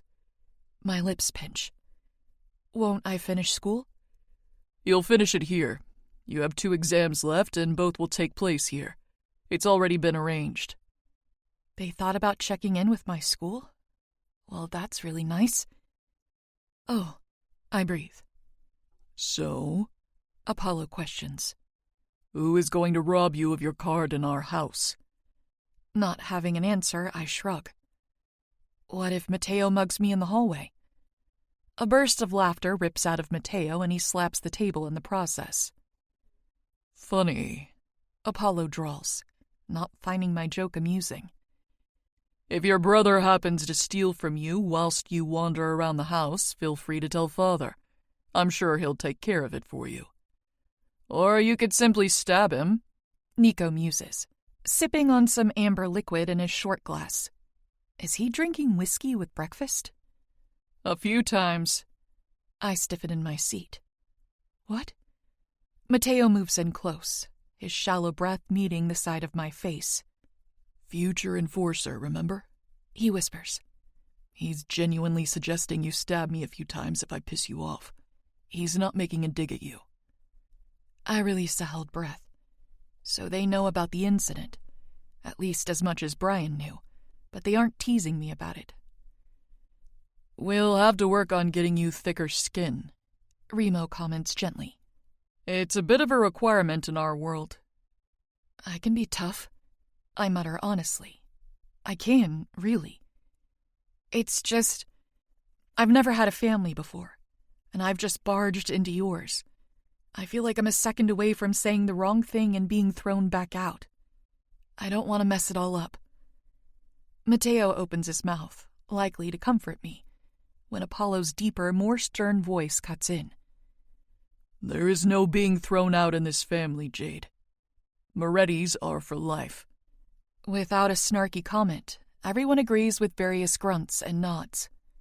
I really, really hope that that's true. Chapter 7. Jade. The rest of the day involves Mateo showing me how to set up an iPhone, putting in everyone's contacts, and signing me up for Instagram. He makes the account private, hiding my name, and only follows each of our family members, wives included. He says I don't need to post anything, but I should like everything he posts. And it's important that I have multiple ways of contacting them. Like if my phone were to break but there was a computer I could access, I would be able to log on and message every single one of them easily. A really smart idea, if I'm honest. He also gets me an older pair of pants that fit much better around my waist. I helped him dig around in his messy closet to find them, and it was sort of fun. He has a bit of a chaotic room with dark splashes of colors and things haphazardly lying around. It screams Mateo, which I admire. I want to know myself as well as he does. It's just him and me for lunch, so Martha makes us each personal pizzas. When I can only eat half of mine, Mateo gladly devours the rest for me. It's really amazing, just hanging out for the day. We're lounging around in my room, watching some movie about zombies, when someone taps on my open door. Alerted by the knock, both of us swing our heads, finding Dante, Dad, stepping over the threshold. Having fun? Oh yeah, Mateo answers, nodding with a big grin. Lots of zombie gore and gunfire. We're having a straight-up wholesome bit of fun. The word wholesome doesn't even feel that out of place of a description. Sure, people are being eaten alive on my TV screen, but I'm just enjoying a day with my brother. There hasn't been an ounce of fighting or screaming or fear. It's been nice. It's great, I agree, smiling too. Offering a nod of understanding, he steps further into the space. I have some unfortunate news, our father claims carefully. My stomach flips with anticipation. News about me? Did something happen? Mateo asks, immediately concerned. It seems that Kim is missing, he informs us, watching me as my throat bobs up and down. When Officer Brian made it back to the town's hospital, she had already fled, untreated injuries and all. If she ran, it's because she's scared, Mateo points out angrily, which likely means she didn't bank on us hurting Jade like she said.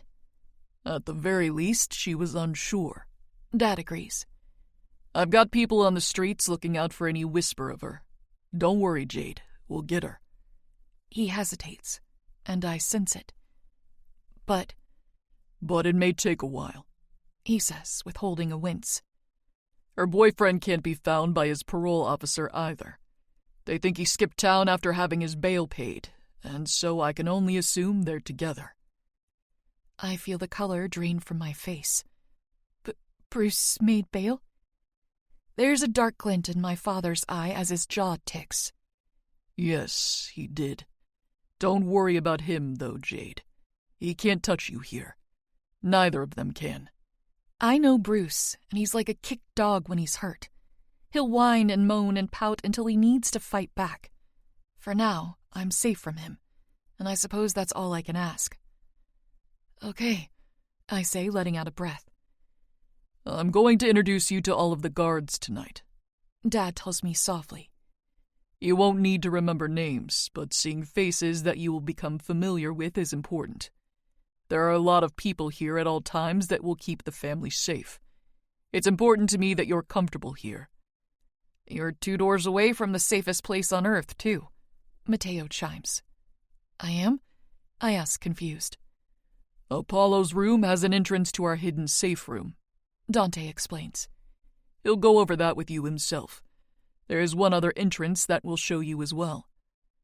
Safe room, huh? I look between the two of them. Does that get used a lot? Mateo chuckles. Not much, no. This house hasn't been broken into more than a few times in my entire life. The property has been breached maybe 10 times since our family has owned it. It's more likely that the people breaking in will need a safe room than it is that any of us would be holed up inside of there. But if anything goes wrong, that's where you'll go immediately, Dante adds, leaving no room for argument. Trust me, there's no need for me to fight him on this. I will absolutely run and hide without having to be told twice. Makes sense, I reply easily. Dad nods, releasing a breath. You're sure you like this space? He asks, changing the subject and looking around. There's enough room for your things. I snort. I could fit all of my things in like one corner. Trust me, there's plenty of space. Immediately, he looks less pleased and clears his throat with a grunt. We'll just have to take you shopping then. Oh, no, that wasn't me asking. I have enough. Mateo laughs so loud that it startles me.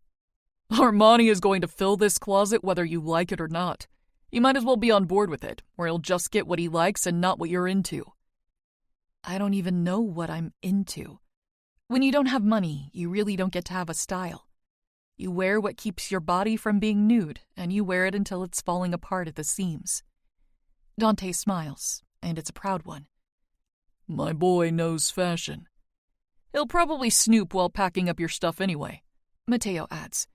If it was one of us, he'd toss everything he deemed inexcusable, but he won't do that with you. Yet, anyway. I'm sorry, I say slowly. Packing up my stuff? Yeah, Apollo and him are meeting Uncle Caesar at your old place to deal with everything and grab your stuff. No! I instantly shout. Dante frowns. No? They can't go in my room. I don't want them in there. Mateo's thick eyebrows pinch together. They're probably already done. Oh my God. My stomach twists into a painful knot. What? His confused look becomes wary. They left a while ago. No, I say again, fear crawling up my back. They saw my house, my room, and there's nothing I can do to stop it because it's already happened. I think, holy shit, my heart is beating fast. I think I'm going to have a panic attack.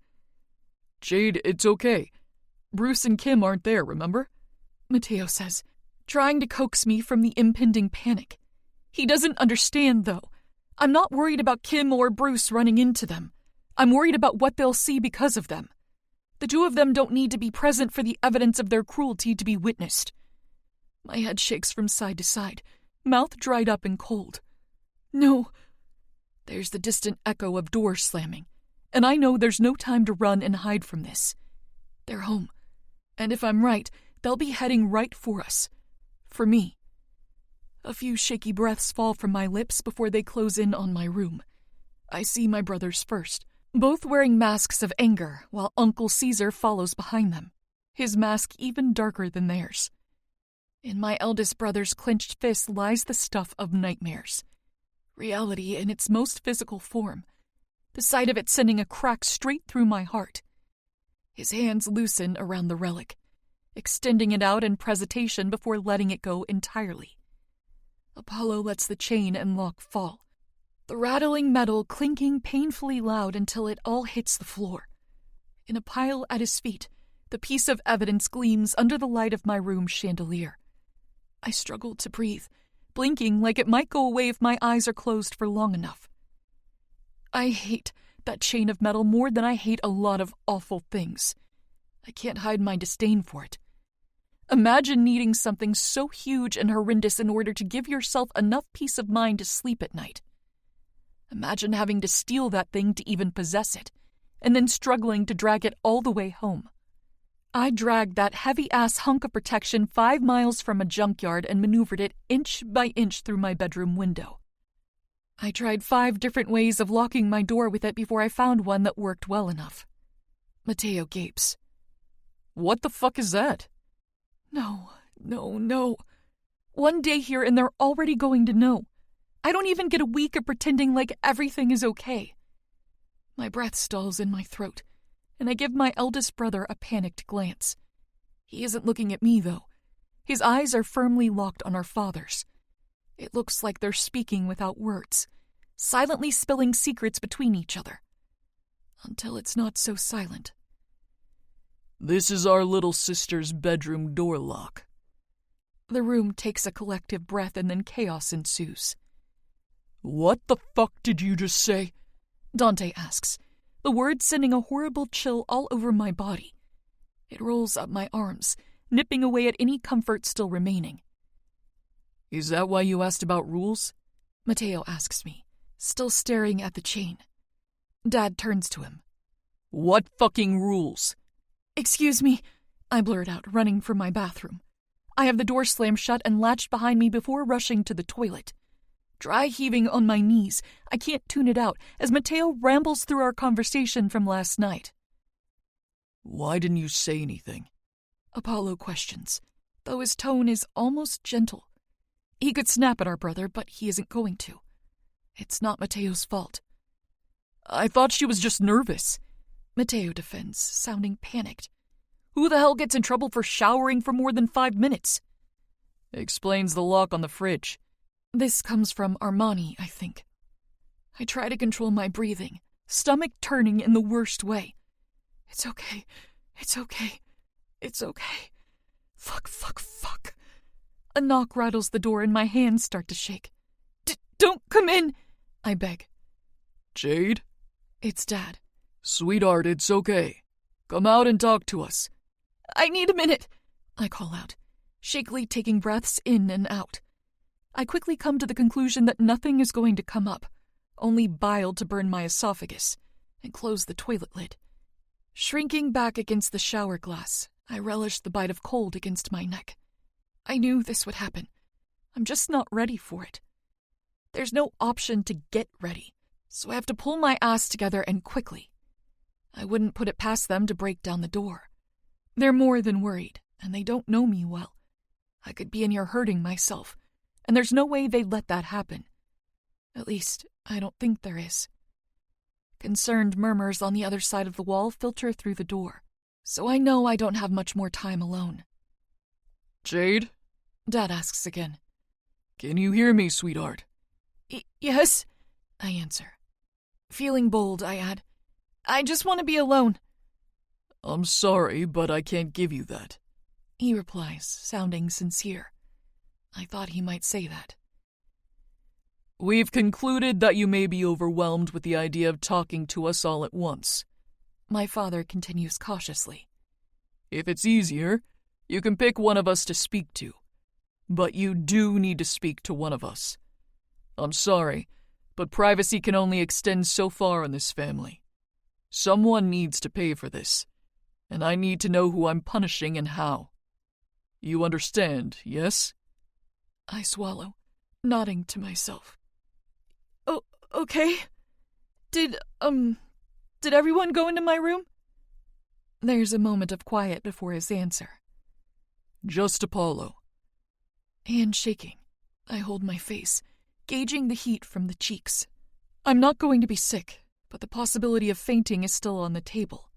This overwhelming feeling is not one I want to keep myself overly familiar with. Fear isn't something new to me, but it's appalling to experience it to this extreme after finally feeling safe for once. Apollo can come in, I croak, pausing before getting up to unlock the door. I move away from it like it might burn me, retreating back to my seat on the floor before anyone can walk through. A few heavy moments pass, and to my utter relief, Apollo enters alone. Without saying a word, he seals the door shut behind him and joins me on the floor. He's huge, casting a shadow over me while sitting down. All of my brothers are taller than me, and Apollo is the tallest of them. He's bigger, too, like Dad.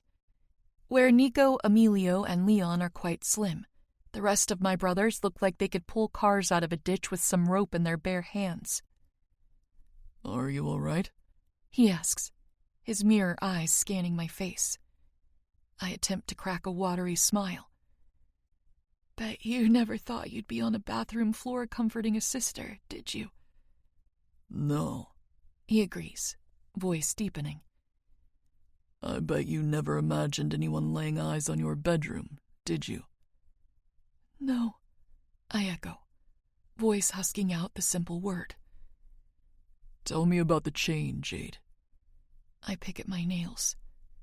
Straight to it, then? Yes, well, unfortunately for you, you're now part of a family full of impatient men with anger issues. If we don't have someone to destroy for this in the next few hours, we'll likely begin to annihilate anyone who has ever laid eyes on you. Killing potential innocents isn't typically our thing, so... So terrifying and so sweet at the same time. In 2 days, I've gone from a house that would prefer me dead to a home that would kill to keep me alive. Whiplash doesn't even begin to describe it. Still scared, but reassured by Apollo's place at my side, I'm able to open up. I shut my eyes, count to 3, and begin to speak. Bruce liked to play games. Chapter 8. Jade. 5 months later. Apollo grunts as I hug him with enough force to tackle a normal-sized man to the ground.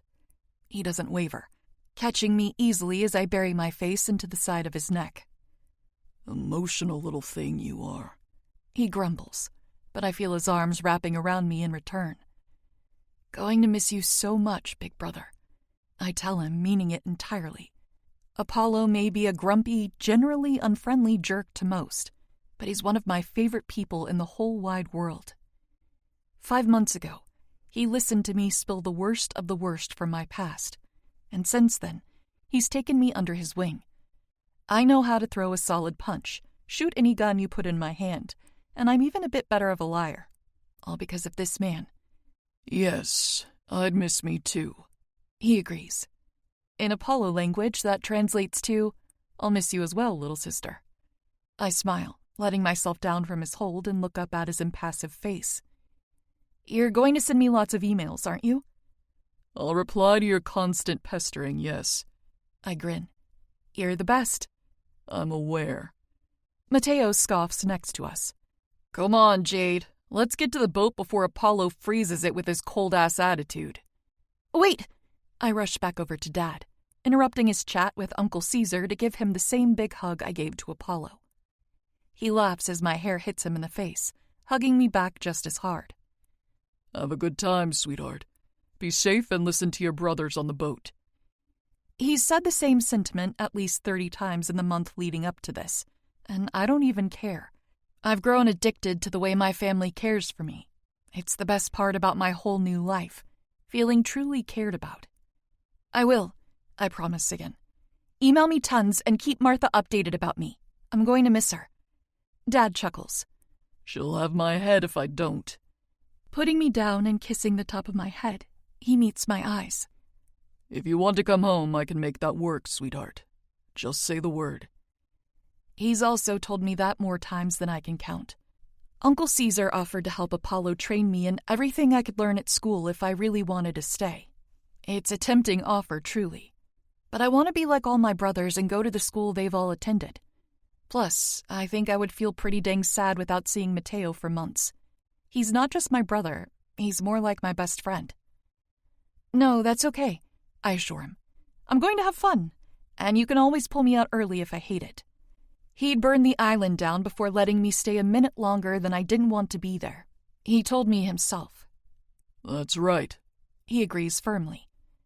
Our goodbyes don't last much longer, fading out until the people who are staying separate from the people who are going. We flew on a private plane to get here. Dad, Uncle Caesar, Apollo, Nico, Remo, Armani, Matteo, and me. It was my first experience in the air, and I'm really glad it was a private flight. If my family didn't own a plane or have the budget to rent one, I can't imagine how nervous I would have been, surrounded by strangers while doing something for the first time. It wasn't so bad. The plane was spacious and comfortable, with plush leather seats and a bathroom that wasn't too small. The landing was not my favorite. I'm pretty sure I scarred Apollo's forearm from holding on to it so tight during that horrible process. I'm glad I've got months to prepare for doing it again. We aren't the only ones who had to fly in to get here. The airport was extremely busy, but luckily, it wasn't a far drive to the dock. And this dock is huge. The boat is frighteningly large, like a small cruise ship, and Armani is practically glued to me as we make our way to the boarding area. One last time, I look back to see Apollo still standing where we left him, while Dad and Uncle Caesar walk back to the rental cars. Lifting a hand, I wave and send him a smile. It feels like my first day of school, only with a lot less fear and a lot more love. To my surprise, Apollo lifts a hand and waves in return, giving me a nod. Last chance to go running back, Matteo warns, flashing a cheeky grin. Can't get rid of me now, I tease in return, poking his ribs. He chuckles and passes me my boat ticket. Armani and I are going to walk you through the checkpoint. Remo and Nico will go ahead to find our reserved space. Okay. I nod along, nervously looking at the large men checking tickets nearby. They're not scary, he tells me, nodding in that direction. They verify identities and nothing more. Even if you weren't supposed to be here, they wouldn't touch you. They just wouldn't let you through. Not scary, I repeat, attempting to convince myself that it's a fact. Exactly, Matteo says, playfully tapping the tip of my nose. Besides, if they even look at you in a way Armani doesn't like, he'll tie them to the ship propellers and simply wait until they drown or get sucked in and obliterated by the blades. You know you don't need to come up with creative, hypothetical ways to threaten death upon everyone who makes me a little bit nervous, right? Don't need to? He scoffs, leading me toward the men. It's one of the many joys given to me as a brother. Armani puts a firm hand on my shoulder before passing his ticket to a large man with a detailed skull tattooed on the side of his neck. The man eyes the ticket and looks at Armani's face before nodding. I hand him mine next, and he does the same thing, then once more to Matteo. The rest of the Morettis, he says, returning the tickets. You're approved. His big frame shifts to the side, allowing us to pass. He pulls an index card from his suit pocket and stretches it out for me to take. Matteo nods that it's okay, and I accept it, making sure not to let our fingers touch. All first years get one, my brother says. Liability reasons. No one can claim ignorance if we're all informed. Nodding while they guide me onto the ship, I study the card, reading over the rules my family has already drilled into my head. Empire rules and regulations. Murder is strictly forbidden and punishable by death. Staff may not have relationships with students unless under a marriage contract. Leaving before the semester ends is allowed with the penalty of suspension until the next term. There are 2 exceptions to this rule. Leaving and returning to the island before the semester's end is not allowed unless express permission is granted via the Lord, or if the leaver is undetected on their trip. Letters and email are the only allowed forms of outside contact. The ocean air scent from the dock drowns out the further we go into the ship, being replaced by notes of warm wood and various colognes. Armani and Matteo quietly show me points on the ship to familiarize myself with before taking me up the 3 floors on an elevator to where we need to be. When we find them, Remo and Nico have already found our space and dug their prospective entertainment out of our shared backpack. A magazine for Nico and a pack of cards for Remo.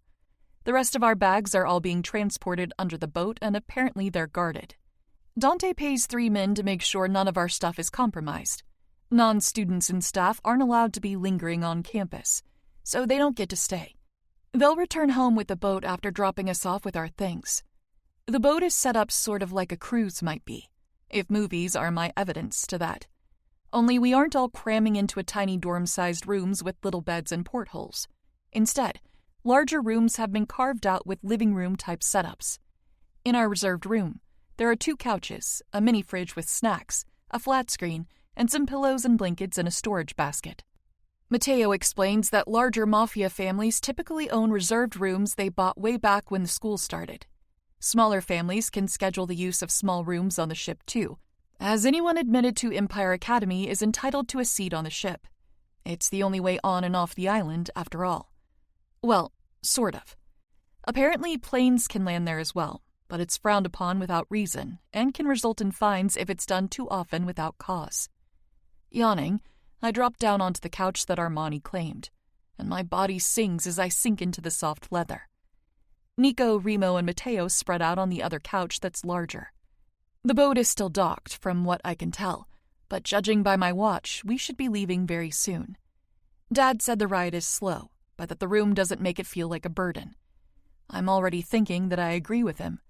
I could hang out here for 4 hours without feeling bored out of my mind.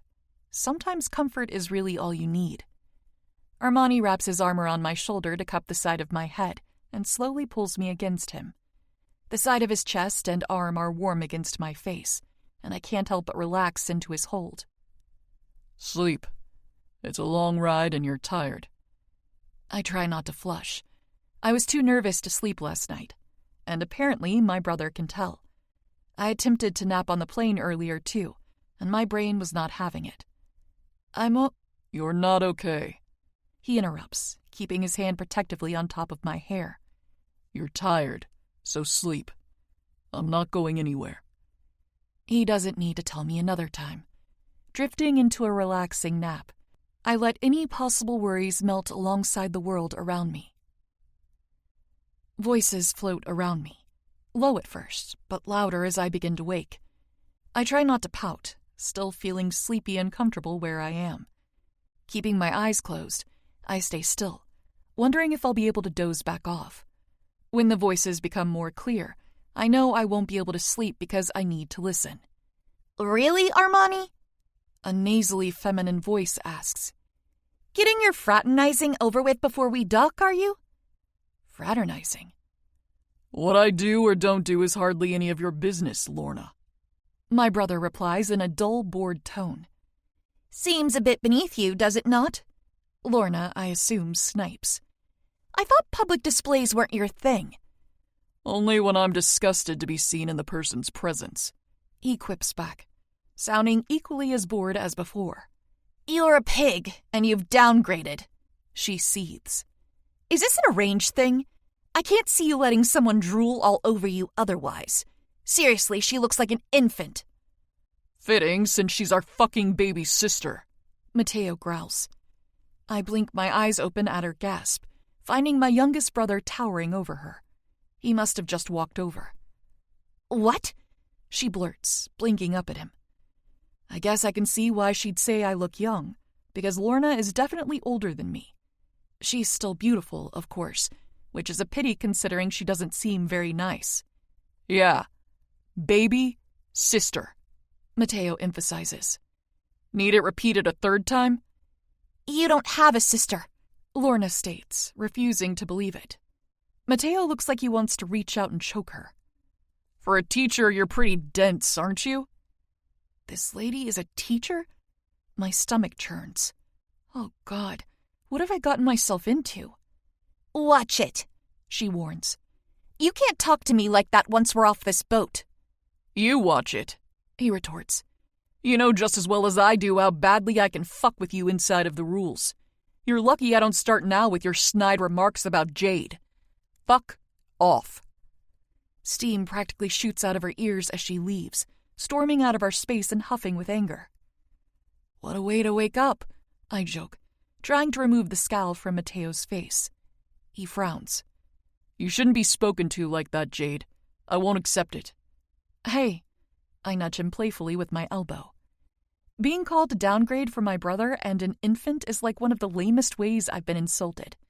Not even in the top 50 rudest moments of my life, I swear. He narrows his eyes.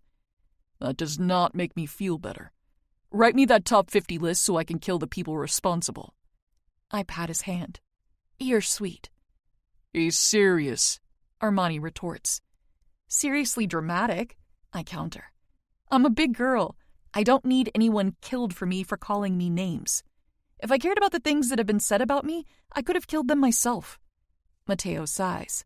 I wish you did. Well, we all can't be murderers, can we? He cracks up at that and ruffles my hair.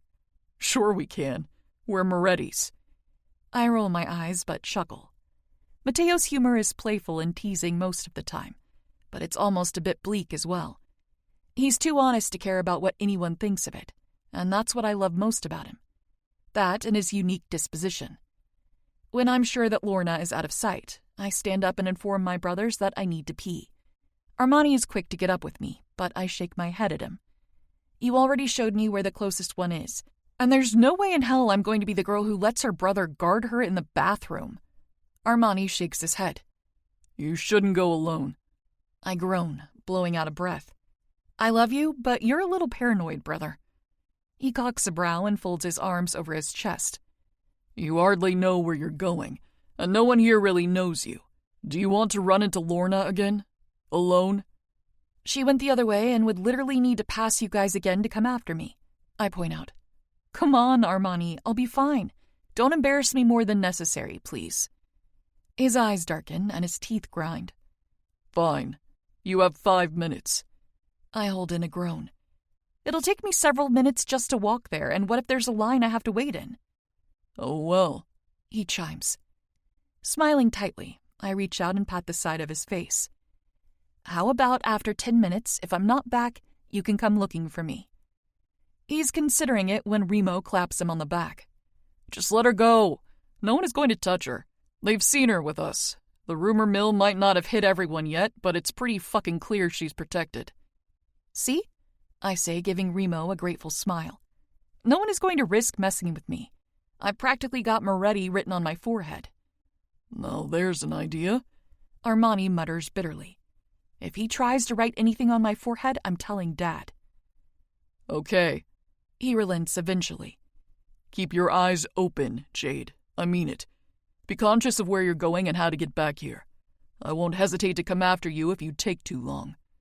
You know what's more embarrassing than being walked to the bathroom by your brother? Having him yelling your name on a loop until he finds you. Arguable, but I'm not in any position to continue bickering. My bladder is starting to hurt. Thank you, I tell him, excited to have won this little battle. I can feel Armani watching me like a hawk until he loses sight of me. It seems like most people are in their reserved rooms, because I don't pass more than a few men and women on the way. Some of them don't even look at me, which is sort of cool. There are people on this ship who care very little about some new girl, contrary to what my brothers seem to think. Everyone knows our family, but there are people who simply don't care or need to care about us. I'm willing to admit that I struggle a little trying to find my way to the bathroom, but when I do, I'm happy to find it's a private and clean one. After doing my business and washing my hands, I take a long look in the mirror and smile at what I see. No dark circles plaguing my eyes, no sunken-in cheeks from lack of nutrition, healthier hair that shines, and white teeth that have never looked better. I used to imagine what looking as good as I feel would be like, and it's better than my brain could ever assume. Becoming a Moretti saved me in more ways than one. Straightening out my uniform, I'm reminded to thank Armani again. Having my skirts and blouses for the semester tailored has made all of the difference. I don't love the style the school has chosen for its uniforms, but it could be way worse. Silver paired with a green so dark that it's nearly black isn't the worst color combination in the world. Leaving the bathroom before I stay too long and prompt a full-blown search party for myself, I check both hallways before exiting the room. Unfortunately, each side of the hall is like a mirror of itself. They're so similar, and now I'm debating with myself about which side I entered the bathroom from. Picking the way that feels the most right, I take a few big strides before it begins to feel wrong again. I definitely didn't come this way, did I? Oh no, I pout, frowning. Lost before we even dock? Armani and Mateo are going to lose their minds. Spinning around to look back the way I came, my face collides directly into muscle. I panic, yanking myself back and gasping. "Oh my God, I'm so sorry. Are you okay?" The thick wall of a man doesn't speak, but to my utter relief, nods that he's fine. He's not just fine because I didn't hurt him, though. This man is fine in every sense of the word. He's huge, at least a solid 6 to 8 inches taller than me, and he's broad with shoulders so wide I could definitely use suckers to climb up his... Oh Lord, those eyes. Big, consuming pools of the loveliest brown, highlighted by his thick, dark eyelashes, with full lips, a strong jaw, and sharp cheekbones to top it off. He's gorgeous. I blink a few times, wondering if he'll disappear because he's simply too good to be true. "I'm sorry. I should have been looking where I was going," I reiterate, just to be sure. "I'm kind of lost, but I slammed into you pretty hard. Did I hurt you?" His hard features soften slightly as his lips quirk up on the sides. "Right, you're huge. I definitely didn't hurt you," I ramble with a flush. Any chance you can tell me how to get back to my brothers?" Chapter 9. Jade. I'm supposed to mention I have brothers if I'm ever lost. It's one of Dad's protocols for me going away. No one will recognize me, but they'll recognize our name and think twice about any less than appropriate thoughts they might have. I'm not sure I want this guy to think twice, though. He doesn't respond verbally, but lifts his eyebrows, glancing around. "Who are they?" I guess, hoping that's what he's getting at.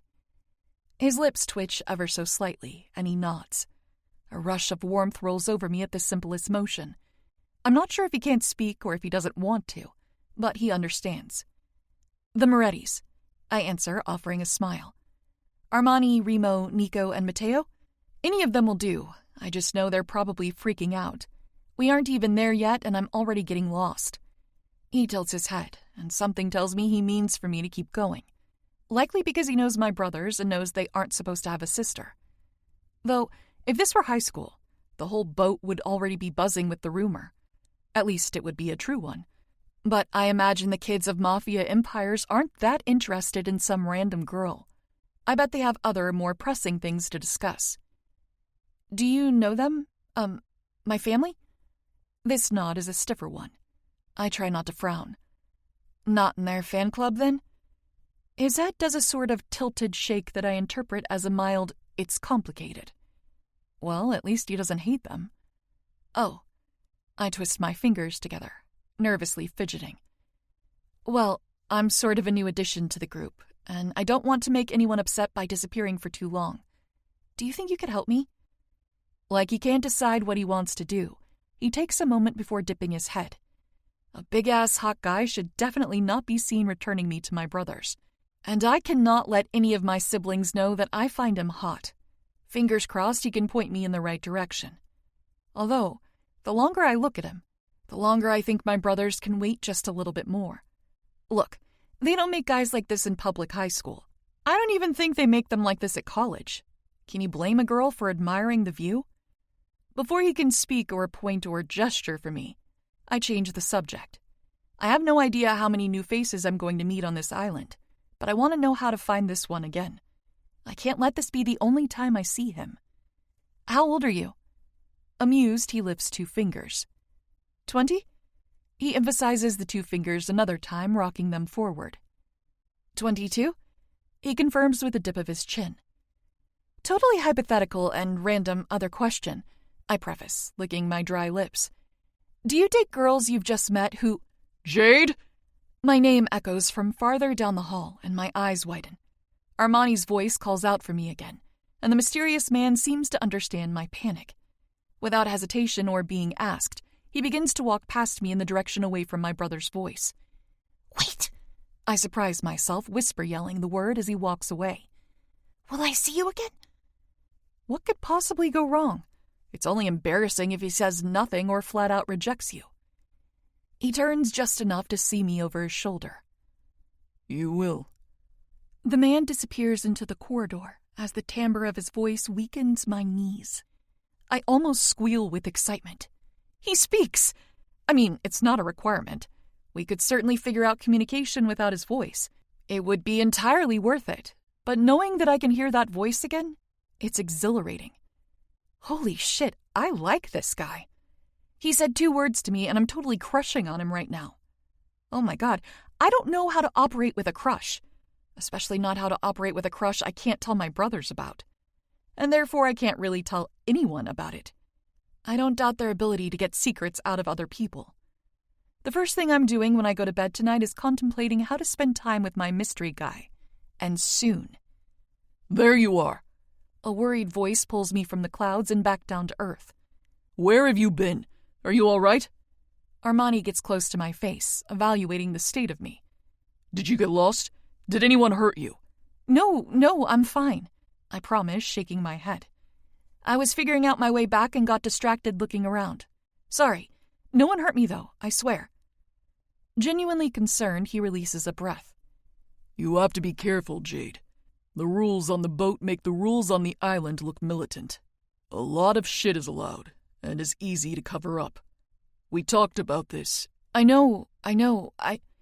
Swallowing, I cut myself off.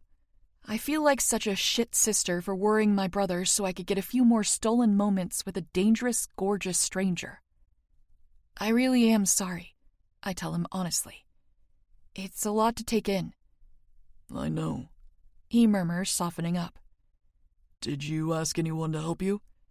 Uh-oh. You did. He guesses, eyes scanning the empty hall around us. Who was it? Did they ignore you? What did they look like? Which way did they go? And this is why I cannot tell any of my brothers that I have a crush. They go from 0 to 100 in a flat second. The protectiveness is actually so heartwarming. Having them care so much isn't something I scoff at, but I do know it's going to make getting to know a guy difficult.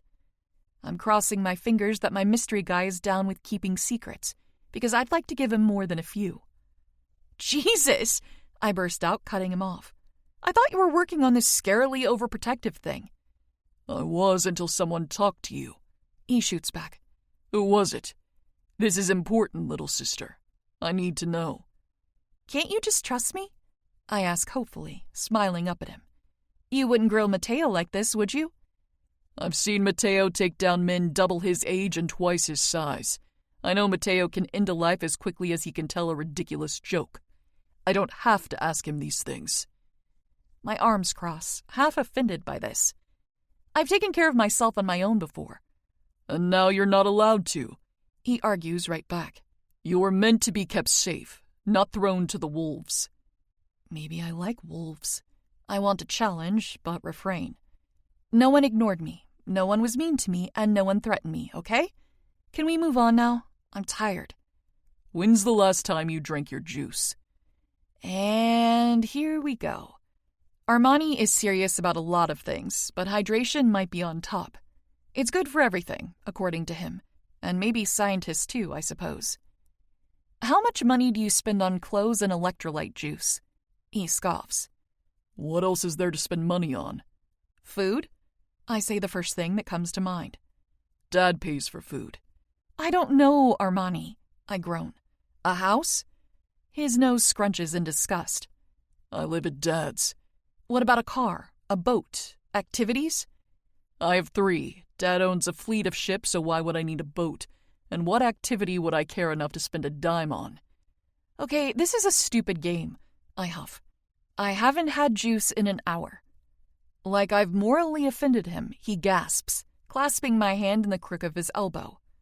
Let's go before you dehydrate. I swear, I don't know what I did to deserve so many siblings with such poor personal care skills. If I didn't water you all, you'd die like finicky houseplants. The sun is shining down on the boat, but not enough to make me perish from going an hour without a beverage. Boys are so dramatic. There was a solid month where I drank almost exclusively Diet Dr. Pepper, because it was all Kim wanted to buy, and our tap water was like radioactively bad. The look on Armani's face is murderous. I forgot I can't say things like that without thoughts of war and torture immediately sparking in my brother's brain. On the bright side, I like soda? I added warily, trying to soften the blow of the information. It's like you want me to kill her, he grumbles, guiding me away from the hallway and back to where we belong. A hopeful look creeps into his eye. Do you want me to kill her? because I will literally leave to do it. But then who would protect me from the hallways? I joke, nudging him with my elbow. Why are we still talking anyway? I'm juiceless here, Armani. Juiceless! Your teasing isn't cute.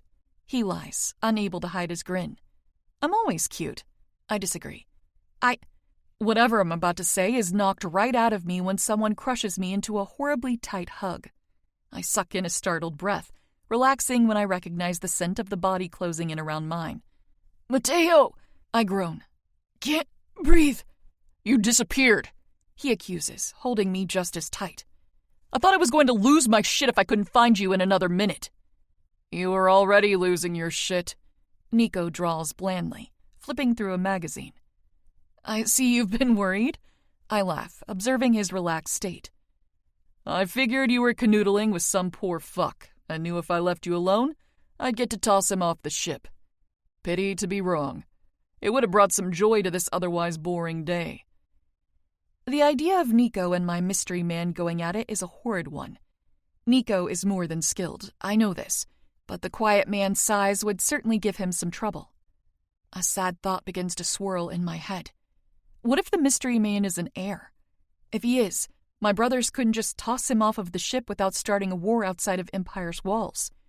Would that stop them? Would they start a war over a crush? Shaking off the question, I stay calm. Everything is going to be fine. I'm not talking myself out of seeing him again. I just want to. I met the man just a few minutes ago, and he could be awful, but somehow I know he's not. He could want nothing to do with me. But if he does, well, who am I to deprive myself of something I want? Life has taken so many things from me. It can give a few things in return, I think. Sorry to disappoint, I wheeze. Wouldn't want you to get too bored on the luxury ship on our trip to the elite private college Dad pays for.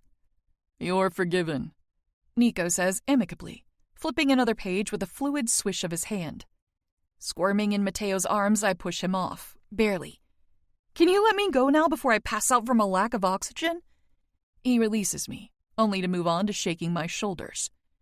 Don't do that again. I'm going to get wrinkles and start looking like fucking Apollo. Apollo doesn't have wrinkles. I jest, but it's true. His skin is practically flawless, like he was made by a machine instead of people.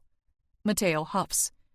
Apollo doesn't have the emotional depth required to create wrinkles, but he's still old. Lovingly, I pat his cheek. Are you being pouty? Have you not had enough juice today? Ugh. He groans loudly. Don't get Armani started about the fucking juice. The next couple of hours seem to go by at lightning speed. Most of my time is spent listening to Mateo crack jokes about whatever is on the TV and thinking about my mystery guy.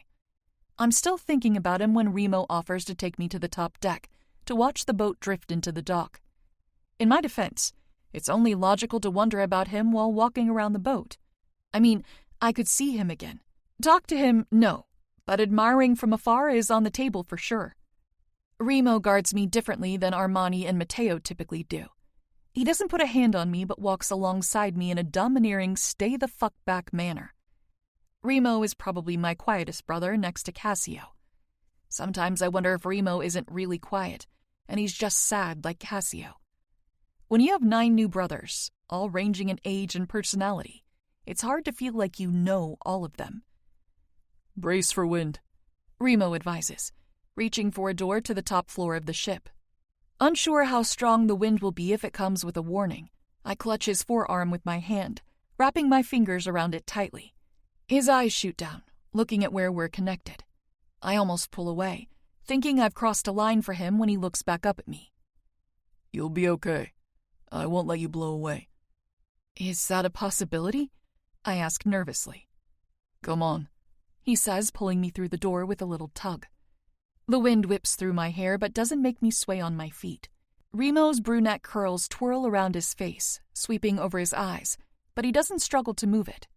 I, on the other hand, immediately tie my hair back into a low bun to keep it more manageable. Smaller pieces continue to blow around my ears and neck, but the bundles of waves no longer invade my vision. I continue to hold his arm until we're at the edge, where I can grip the railing for stability. The cool metal sends a wave of goosebumps up my arms, but my little cardigan keeps me warm. It's an optional uniform edition, and I understand why now. It doesn't look like I'm going to be too hot anytime soon. That's it there. He points outward, gesturing to the body of land emerging from the foggy air ahead. Whoa, I comment, genuinely lost for all other words. The view is incredible, and nothing like I could have pictured. Mateo has mentioned this place 1,000,000 times, but he's never mentioned how beautiful it is. For him, this place isn't about what it looks like, but what it does for him. I could never witness something like this and not mention how gorgeous it is. The smell of warm salt water floats around us as I stare. The island isn't tropical, but more like a forest. There is midnight black sand on the shore, but not far behind it the trees begin. Tall and daunting, they look like they go on for miles. Their leaves are a lush dark green, showing off that they're healthy and strong. The sky is a murky dark gray with angry-looking clouds circling above, only allowing peaks of sun to push through. It looks more like somewhere in the Pacific Northwest than it does a secret island hours away from the coast. I'm not even going to pretend to know how weather and climate work to theorize about the island's conditions. I'm just going to take the win, because if this place was hot and sunny, I would be sweaty and sunburnt by day 2. Don't get me wrong, my hands and feet get cold easily, and it sucks when I can't bury them in a nice chunky blanket. But at the end of the day, I'm the kind of girl who thrives when it's a little bit chilly. Rip to the summer girls who will not be enjoying this location as much as I will. It looks like a movie, I tell him, breathing in the crispy fresh air.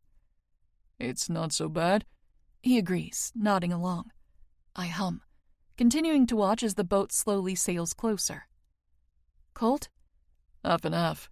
He answers. There won't be snow, but there are some colder nights. A few hot days as well, but it's pretty moderate. I couldn't ask for a better reply.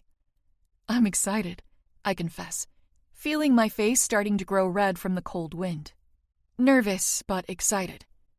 Nothing to be nervous about, Remo states reassuringly.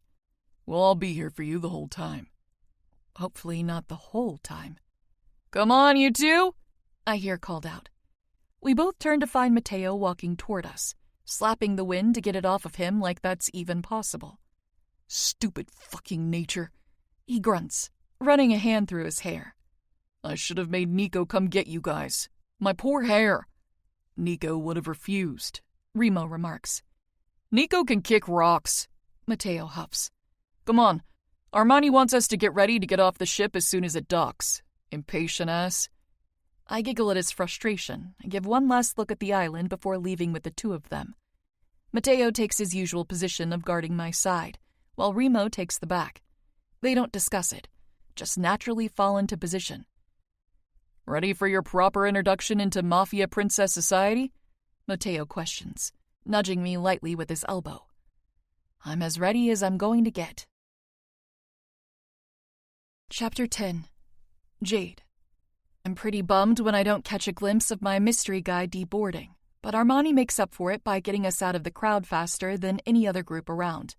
Mateo distracts me, on purpose or not, by subtly pointing out key people and putting names to the faces. People who our family is cool with and people they're not. It's a blur of names and passing faces, but I think I may be able to remember a good chunk of them. Like he did with our family, Mateo handmade several graphics for me before we left so I could study. One that had the biggest groups that currently attend Empire Academy with the names of those who rule them and those that will inherit control of them. Another, which was more of a list, had those same syndicates, but this one also had what they're known for. By the time we make it to the building where my brothers and I, minus Armani, will be staying, I have a better picture of the kings, the outlaws, and the guards. It's a little overwhelming, and it's only a few names. Thankfully, I brought my handy little cheat sheets to help me out in the first couple of weeks. The first room we go to is mine, where my bags are already locked securely. How some guards fully beat us to our building with luggage is entirely a mystery to me. It's greatly appreciated, but also has me questioning whether some of the men working for my father have actual superpowers. Mateo and Armani take me inside and do a quick security of the space before actually beginning to lighten up. They're a regular pair of warriors, my brothers. While they check out that my bags are all here, I get my first good look at the place. A full-size bed, nice window, enough space to store my things, and my own bathroom. It's not bad at all. Certainly bigger than any first-year college dorm I would have had if I had gone somewhere else. Empire sort of is a college. There's just no fancy degree to show off once you're done. There are skills, though, and if my brothers are any proof, the skills learned here are nothing to turn your nose up at. My smile grows. This is all mine? It's cute.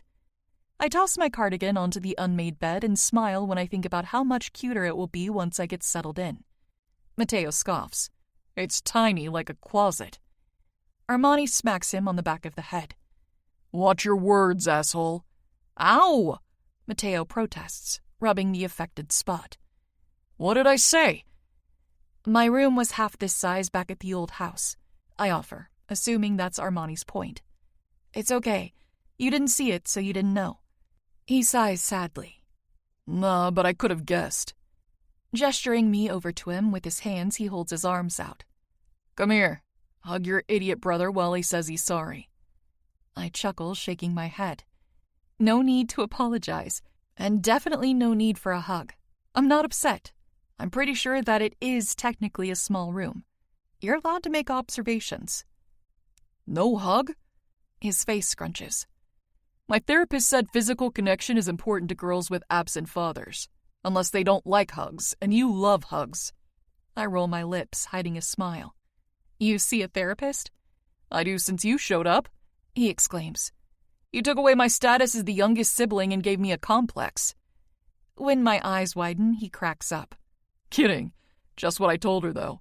Just wanted to see if the lady had any solid advice to help you adjust. Couldn't really get any applicable information on account of keeping the Mafia thing a secret. So hugs are all I've got, I'm afraid. That's so fucked up and so sweet at the same time. Going for Brother of the Year? I joke, opening my arms for a quick hug. Brother of the Decade, he counters, sweeping me into a gentle hug but lifting my feet from the ground.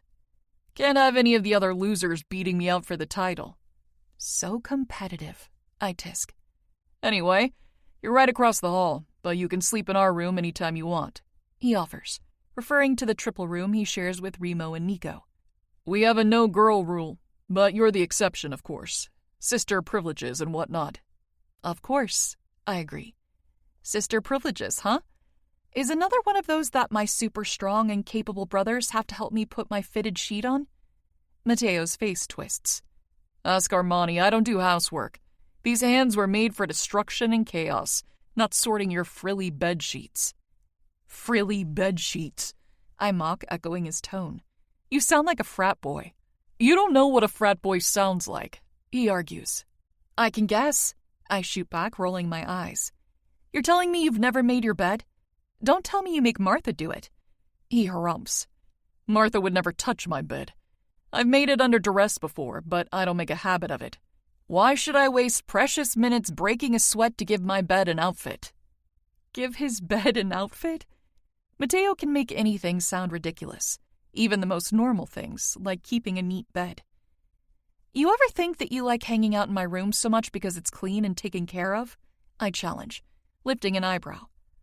What an odd thing to think, he replies seriously. I didn't hang out in there before you came, did I? Well, I like hanging out in your room because my best friend lives there. Matteo informs me sweetly. Seems like that'd be obvious. Did you just turn your aversion to making beds into somehow complimenting me? I can't help but laugh. You have a way with words, brother. A way with words. Done, Armani says, scaring the breath out of me. I hold my racing heart, turning around to find that he's made my whole bed.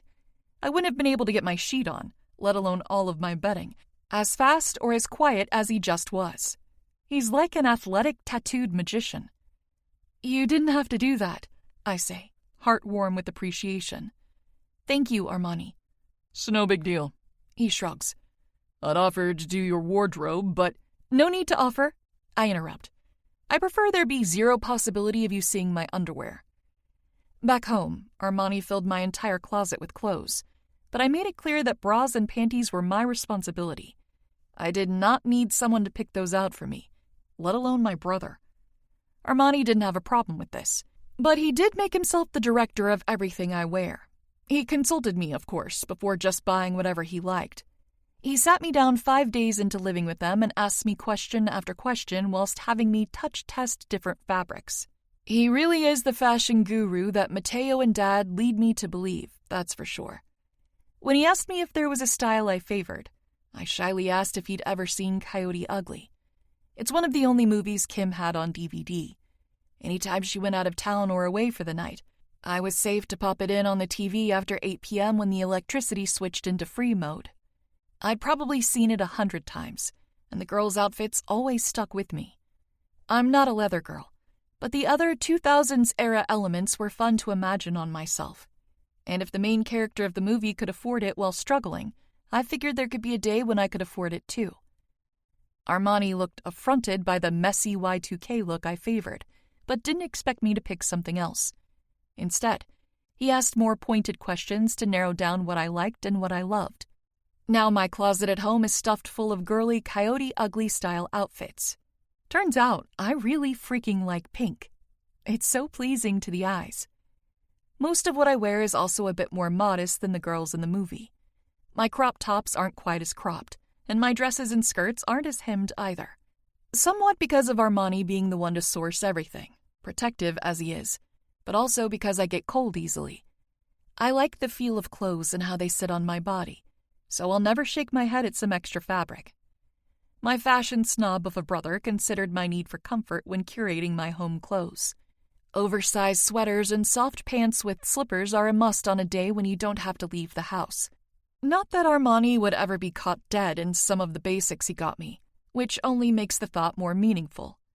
Mateo lives in sweatpants. Being at Empire, I think I'll see him wearing more shirts than I did collectively all these past months at home. The man is a space heater, I swear. Sometimes he'll touch my arm or something casual in passing, and it's like a hot stone hitting ice.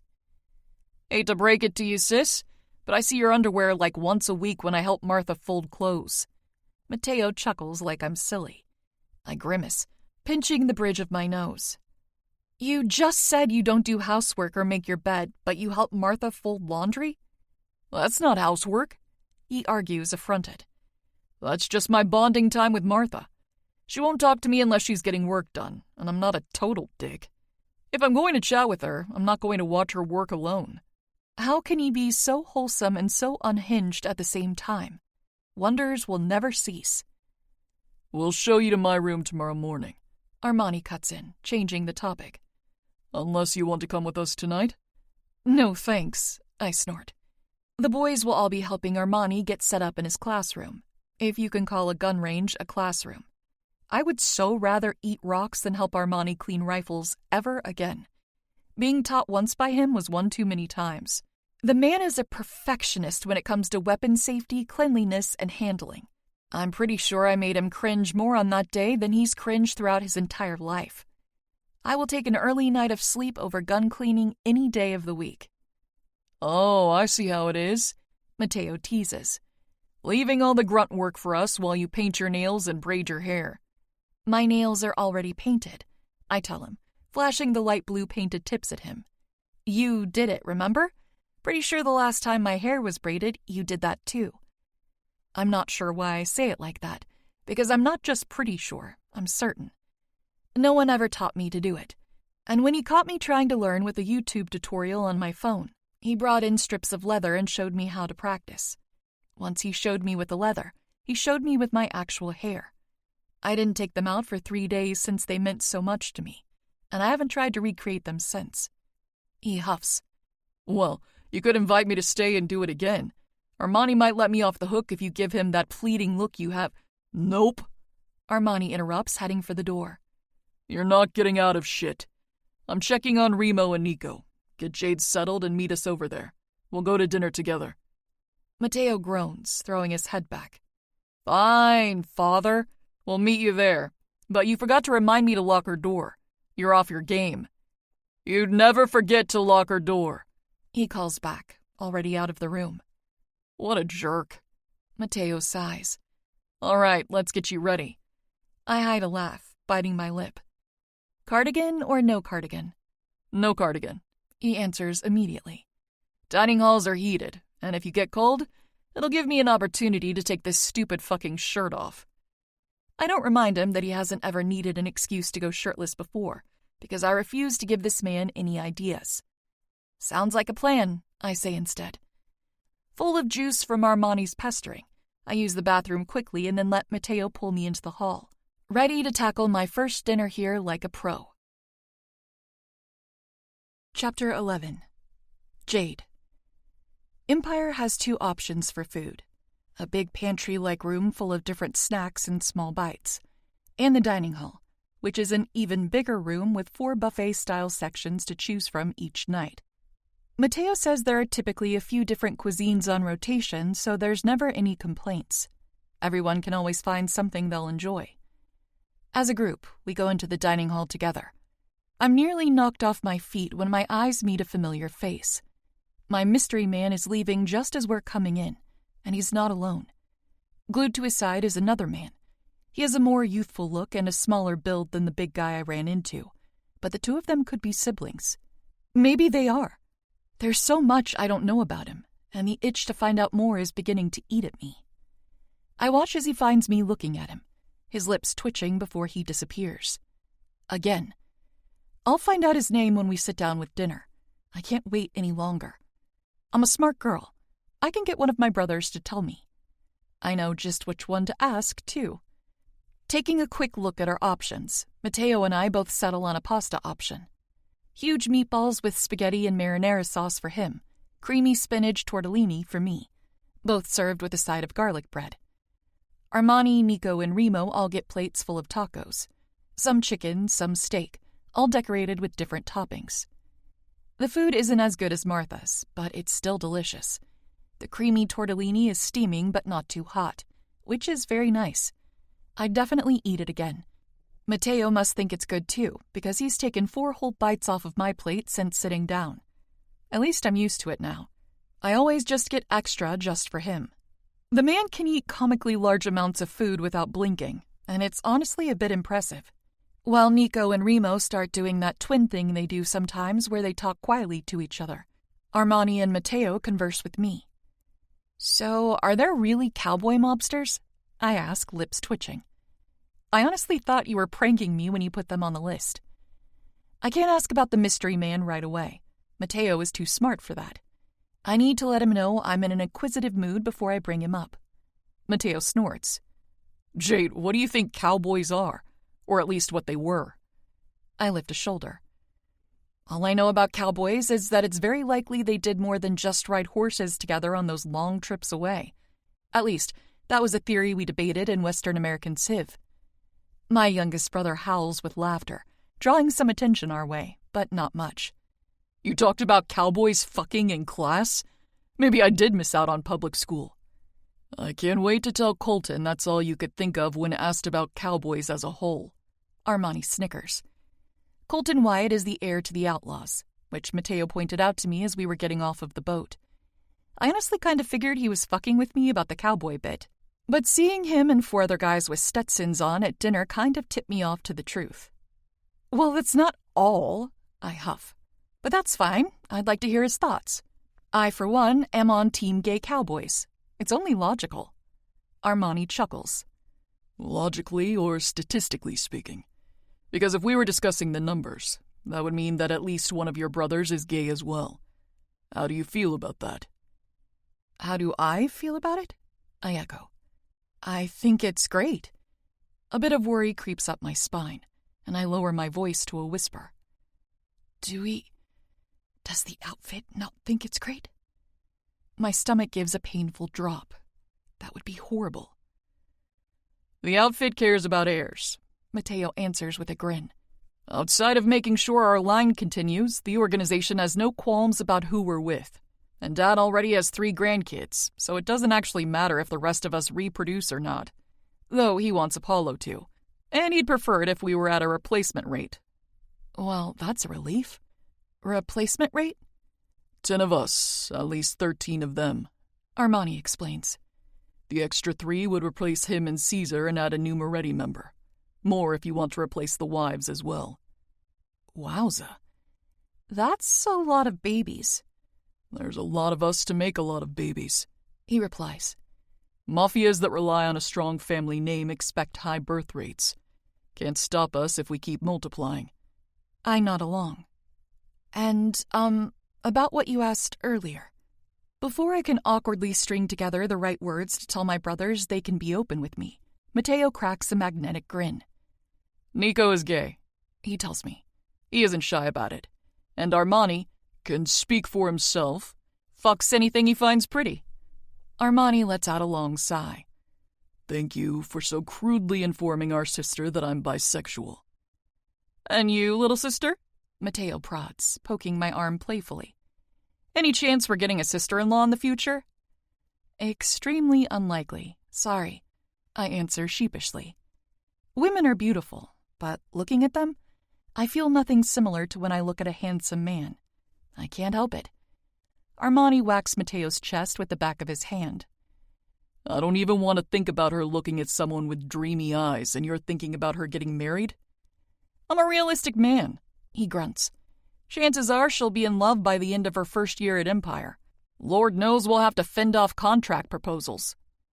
Being in love with my mystery guy by the end of the year sounds kind of lovely, actually. But wait, what the fuck is a contract proposal? Arranged marriages and betrothals I'm familiar with. They've been explained to me before, but a contract proposal?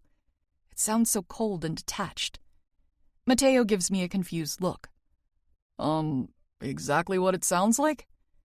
That's what I was afraid of. I guess it's really not that dissimilar to what I've heard before. But I never went so far as to put myself into that hypothetical position. I don't think I like it one bit. My eyes narrow at Mateo, and I forget about my dinner entirely. People are going to try to make a deal for me? Like, offer something in exchange for my hand in marriage? What kind of old-ass shit is that? He rolls his eyes like I'm the one being crazy. There's not an offer we'd entertain. We don't need anything. But if you did, you'd sell me in exchange? I demand, hands going to my hips. Well, I wouldn't do anything, he huffs. And no, it's likely Dad wouldn't agree to that, especially with how many of his sons are single. He'd just pick one of us to marry off. That's how Cleo and Leon got matched together. I frown, remembering that now. 2 of my brothers are in paired-off marriages, one of them being loveless. That's gotta suck, right? Mateo sees my face and lifts my chin with his hand. Hey, don't feel bad for them, he says, reading my mind. They may not have picked their wives, but neither of them would trade their kids for anything. We used to have a running bet that Melanie and Emilio would be in love eventually, and now they are. Of course, they'd bet on their brother's marriage. You did? I chuckle a bit. What made you think so? Because she's nice? I haven't met Melanie yet, and I'm glad for it. She had a 2-month-old when I showed up, so I'm glad she made taking care of herself a priority. I would have felt so guilty if she made a trip to Dad's just for me.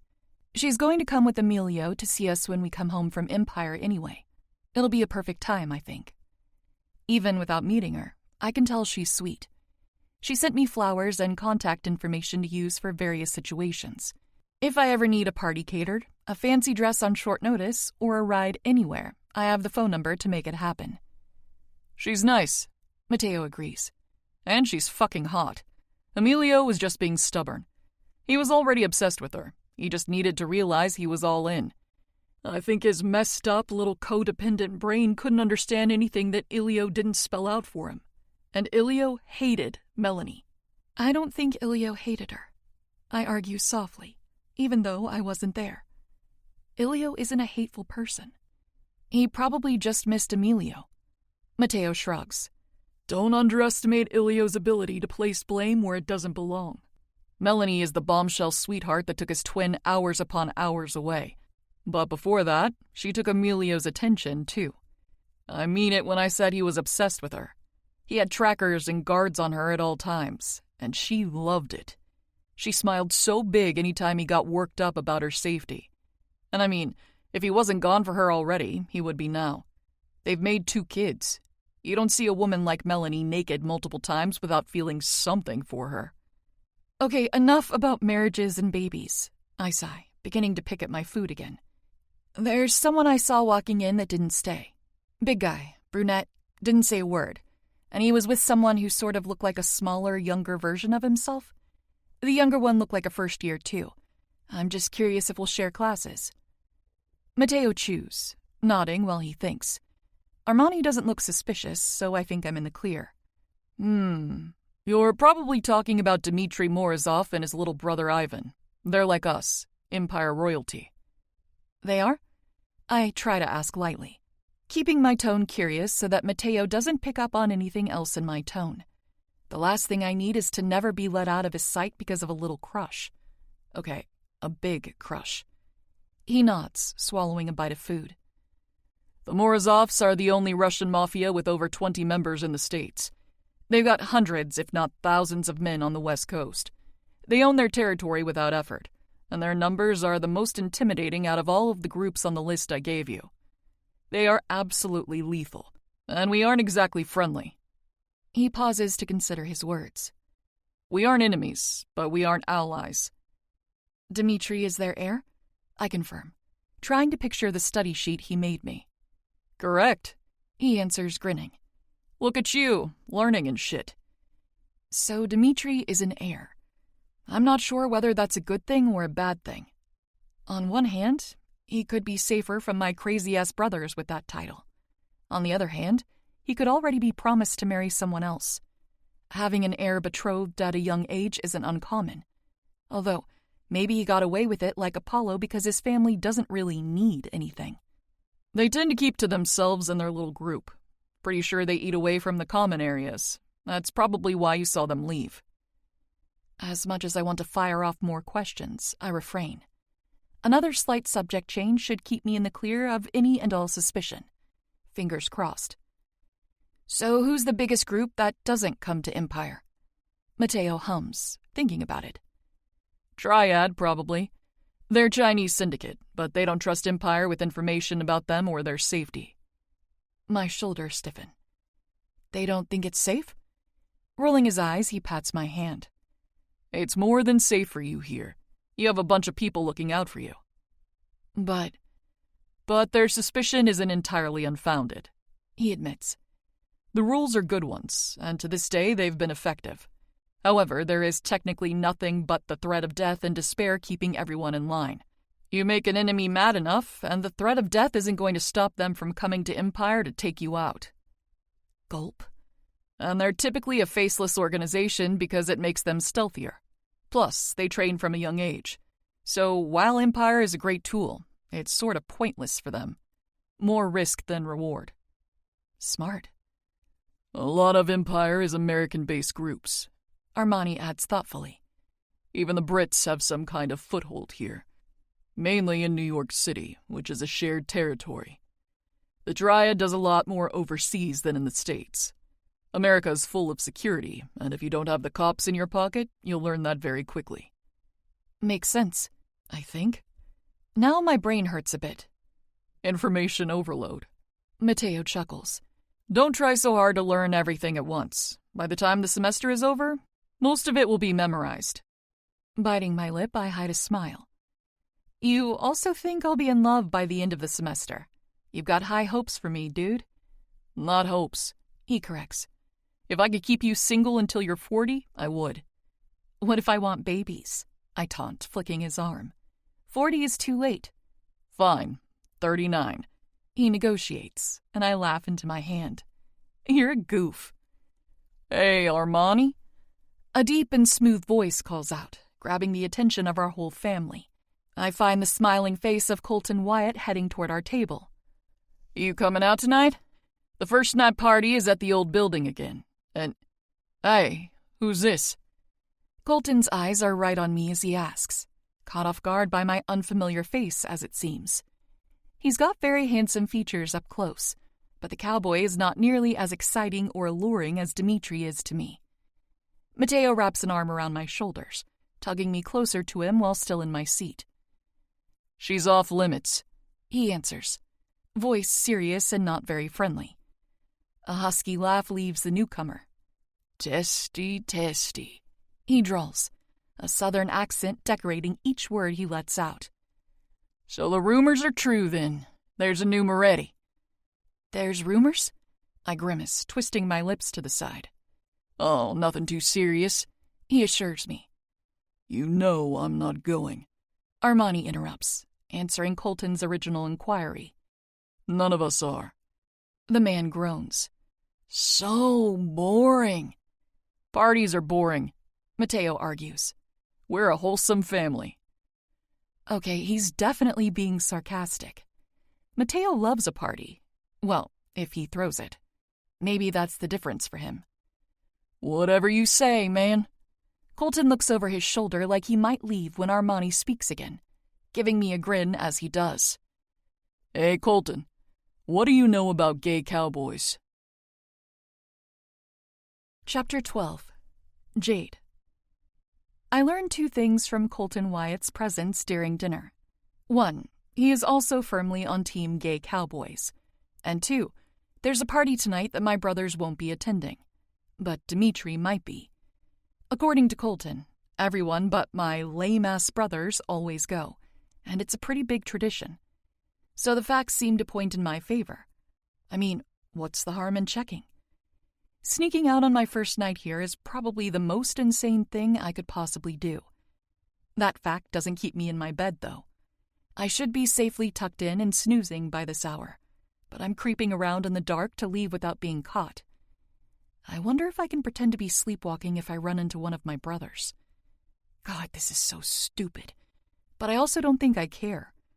I have this deep feeling in the pit of my stomach that says I have to go.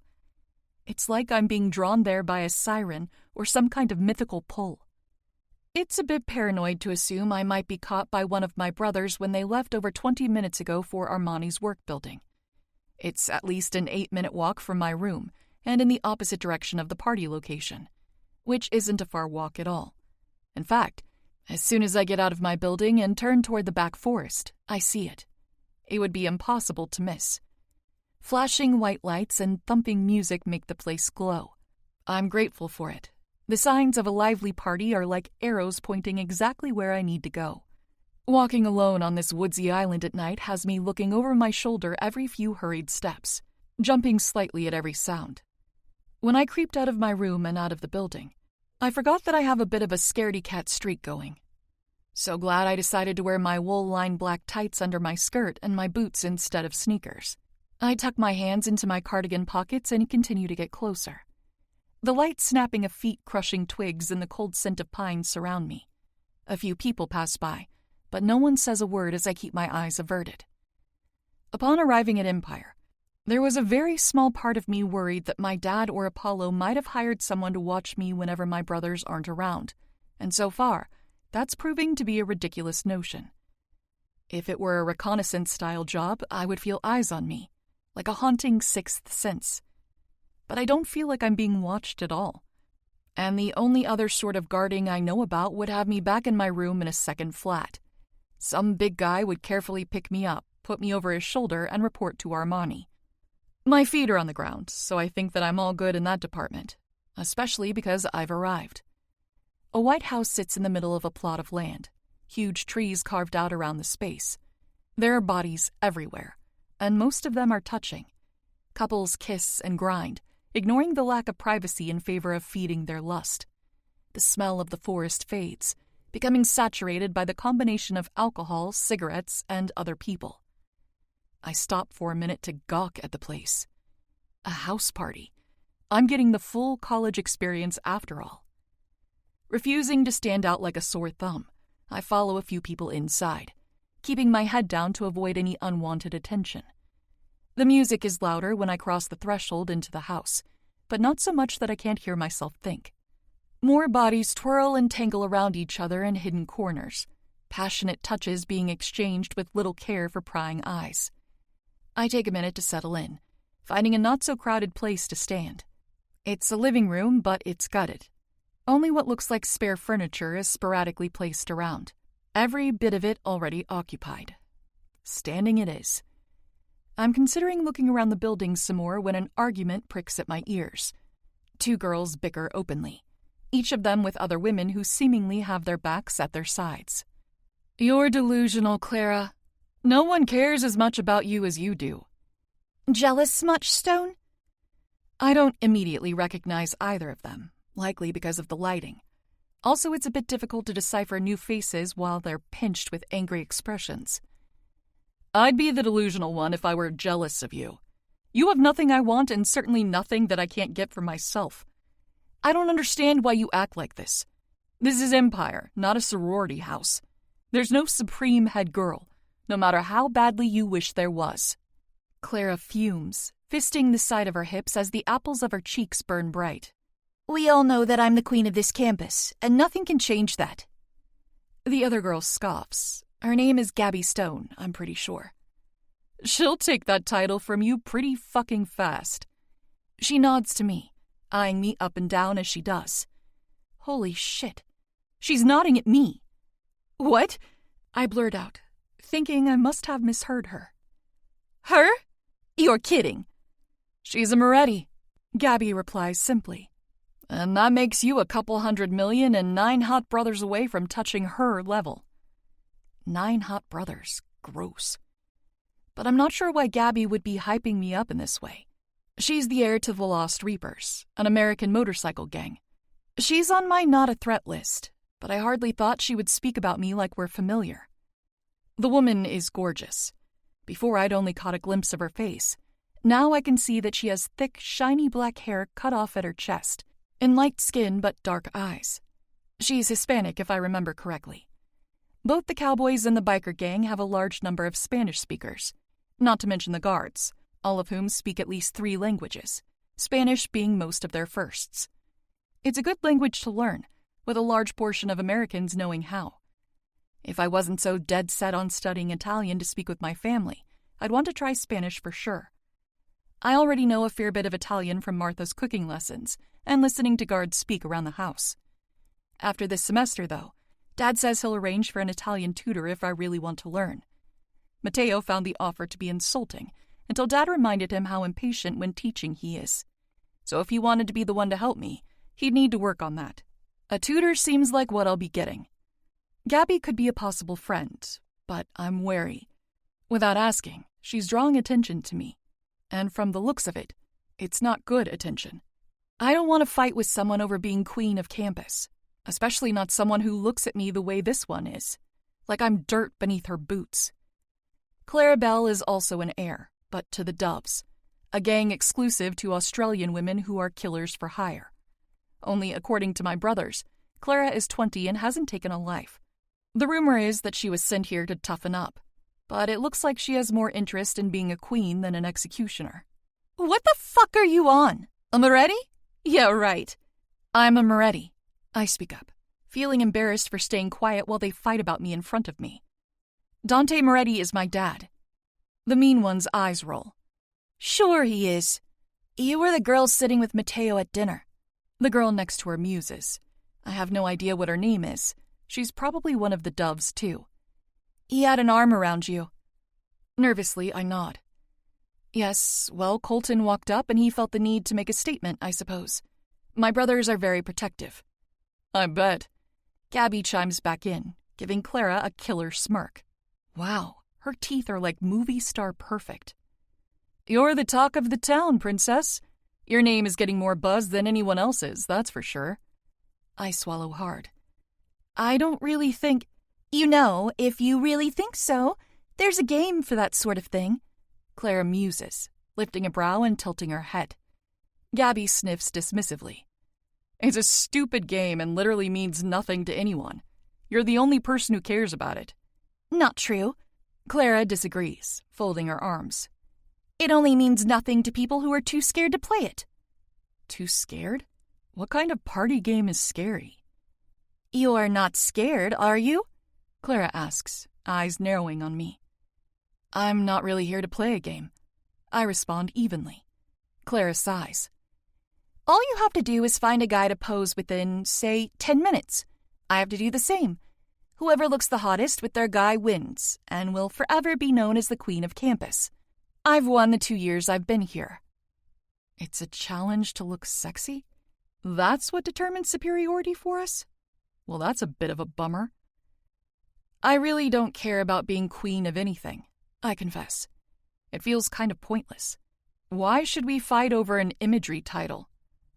Does it feel pointless, or does it feel like you can't win? My God, what is it about these Mafia kids and being so damn competitive? Can't we all chill out for a second? If this is what parties are like, I'm with Mateo. They suck. I could go back to my room right now. A hot shower and some warm pajamas with the movie would put me right to sleep. I could even go into the boys' room and wait for them to come back. All of that sounds so much more tempting than this little game. But I haven't had a chance to look for Dimitri yet, so it looks like I'm staying. I'll do this quick, silly competition and be on my way to look for him. I don't care if I lose. What Gabby said is true. I don't need to prove myself. My family has already done that for me. The only rule is you can't touch skin. It'd be too easy that way. You could just let him eat you out or something. Clara clarifies, and I blanch. I wouldn't do that, I insist, feeling the need to make that clear. I couldn't imagine the first time I let someone touch me being for a game, let alone a game with an audience. Well, aren't you little Miss Innocence? Clara drawls, boredly checking her nails. If we didn't know about you until now, I assume that means you grew up without your dad. And if you didn't know you were a part of this world, then there's no way you made it through regular high school without doing something Daddy wouldn't approve of.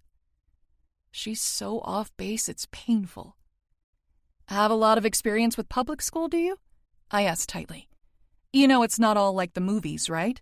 It's very normal to abstain. Abstain, she mocks, chuckling. God, if I had known I was challenging a virgin, I might not have even bothered. This will be too easy. My cheeks are flaming, and I hope the party lights are helping to hide that. Being a virgin isn't a bad thing, I defend, unwilling to pretend to be something I'm not.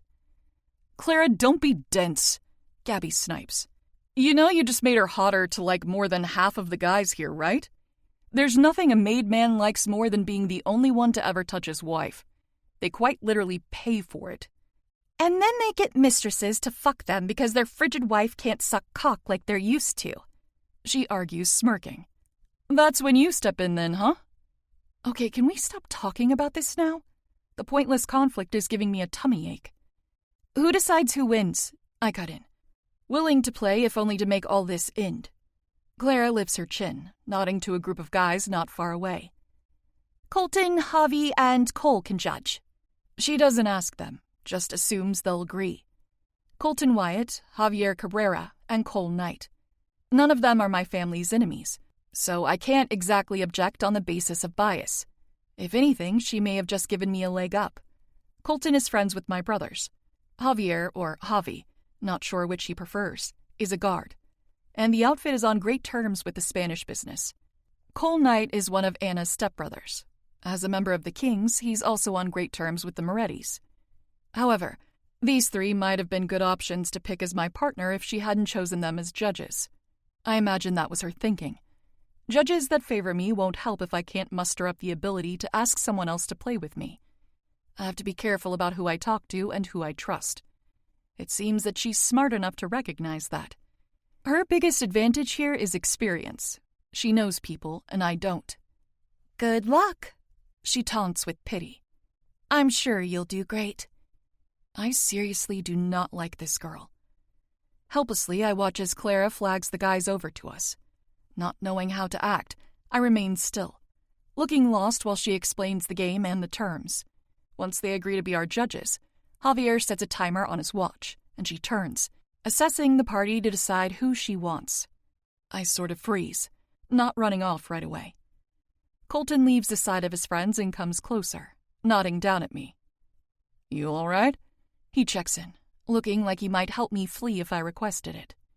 Lifting my chin, I ask, any chance you've seen Dimitri tonight? Or Ivan? He arches a sculpted brow, lips spreading into a lopsided grin. Russians, huh? Hey! I hear my competitor shout. No help from the judges! Colton answers her before I can. Lay off, Belle. We're chatting about perfume. You're such a liar, she huffs. Holding his hand up in mock surrender, he flashes a smirk. Sorry, the jade smells like I could lick her and taste ice cream. A man could get used to that sort of thing. I hold a hand over my mouth to hide a laugh, and she stomps off. If my existence alone is enough for her to dislike me, that's on her. She can compete with herself because I want nothing to do with whatever psychological game she's trying to play. I won't fight for her status, but I'm sure as hell not going to let her think that she's making me give up. Morettis aren't quitters, even in silly little challenges. If she wants to win, I won't make it easier for her because she's mean to me. Run along, littlest Moretti, Colton encourages. Lower, he tells me. I'll be watching, so don't be scared. Armani would kill me if I let anything happen to you. My heart warms, heat radiating from the center of my chest to my lungs. I can see why my family didn't hire anyone. Friendship means something in this world. Colton just met me today. He wasn't even given a heads up about me, in fact, and the man is already telling me that he has my back. Thank you, I say quietly in return. It means a lot. He nods, his kind eyes flashing. Unfortunately, I find out pretty quickly that I don't know enough faces here, and the people I do recognize, I'm not supposed to approach. There's Tiago Oliveira, heir to the spies. A nice guy according to Mateo, but not to be trusted. You can't trust spies unless you're paying them. This honestly has me considering paying him to be my partner, but it would be mega embarrassing to be turned down while offering money. Aries Gabris is here too. I recognize him, thinking that Mateo must have pointed him out earlier, but don't think he's a good option either. The man is betrothed, and though I don't know his fiancée or their relationship, I couldn't do that. And then there's Dustin Wyatt, Colton's younger brother. I'd approach him if he didn't look like he'd rather be anywhere else. He's in his own little world in the corner of the living room, taking in slow drags of a cigarette. Familiar with the hope of being invisible before, I shake my head and leave him be. He might agree to help me just to be nice, and that would feel worse than losing. It's beginning to look like Miss Rude for no reason is going to win. I can't crush her spirit without anyone to participate with. Come on, I mumble under my breath. Somebody help a girl out. It's a private request, not made for anyone else's ears, but someone hears. I will do it for you. The offer sends chills up my back, prickling at the hair on my neck. Mystery Man, I breathe, looking up to find that gorgeous face. You're here. Chapter 13. Jade. Dimitri nods in response, and my stomach flutters. I want so badly to talk his ear off, to ask a million questions, but time is close to running out. You'll help me then? I ask, chewing on my lip. We don't have much time. A small hum tells me he understands. How do you want me? My mouth waters at the sound of his voice. There are so many ways I want him. Fuck, think about the game. How do you feel about taking your shirt off? Smooth as can be, he lifts an eyebrow and sheds his shirt with one hand. The fabric glides off of him with no issue, and my eyes widen. Rippled muscles decorate his torso, along with several jagged scars ranging in size. Is it wrong that I want to trace them with my tongue? He smirks at me, recognizing the desire in my eyes, no doubt. Time, the mystery man reminds me, tapping his watch. Right, I bristle. Thank you. I have an idea. Do you care if I write on you? It's just lipstick, totally washable. Okay, he says simply. He has an accent that I can't quite place, but I assume it has to do with him being Russian. English must be his second language, and I'm curious to know if that's why he's more on the quiet side. I'm curious about everything to do with him if I'm being honest. With little time to spare, I shake out my hair, rustling my blowout so it's a bit mussed. Using the same shade of red on my lips, I carefully begin to pin on his chest.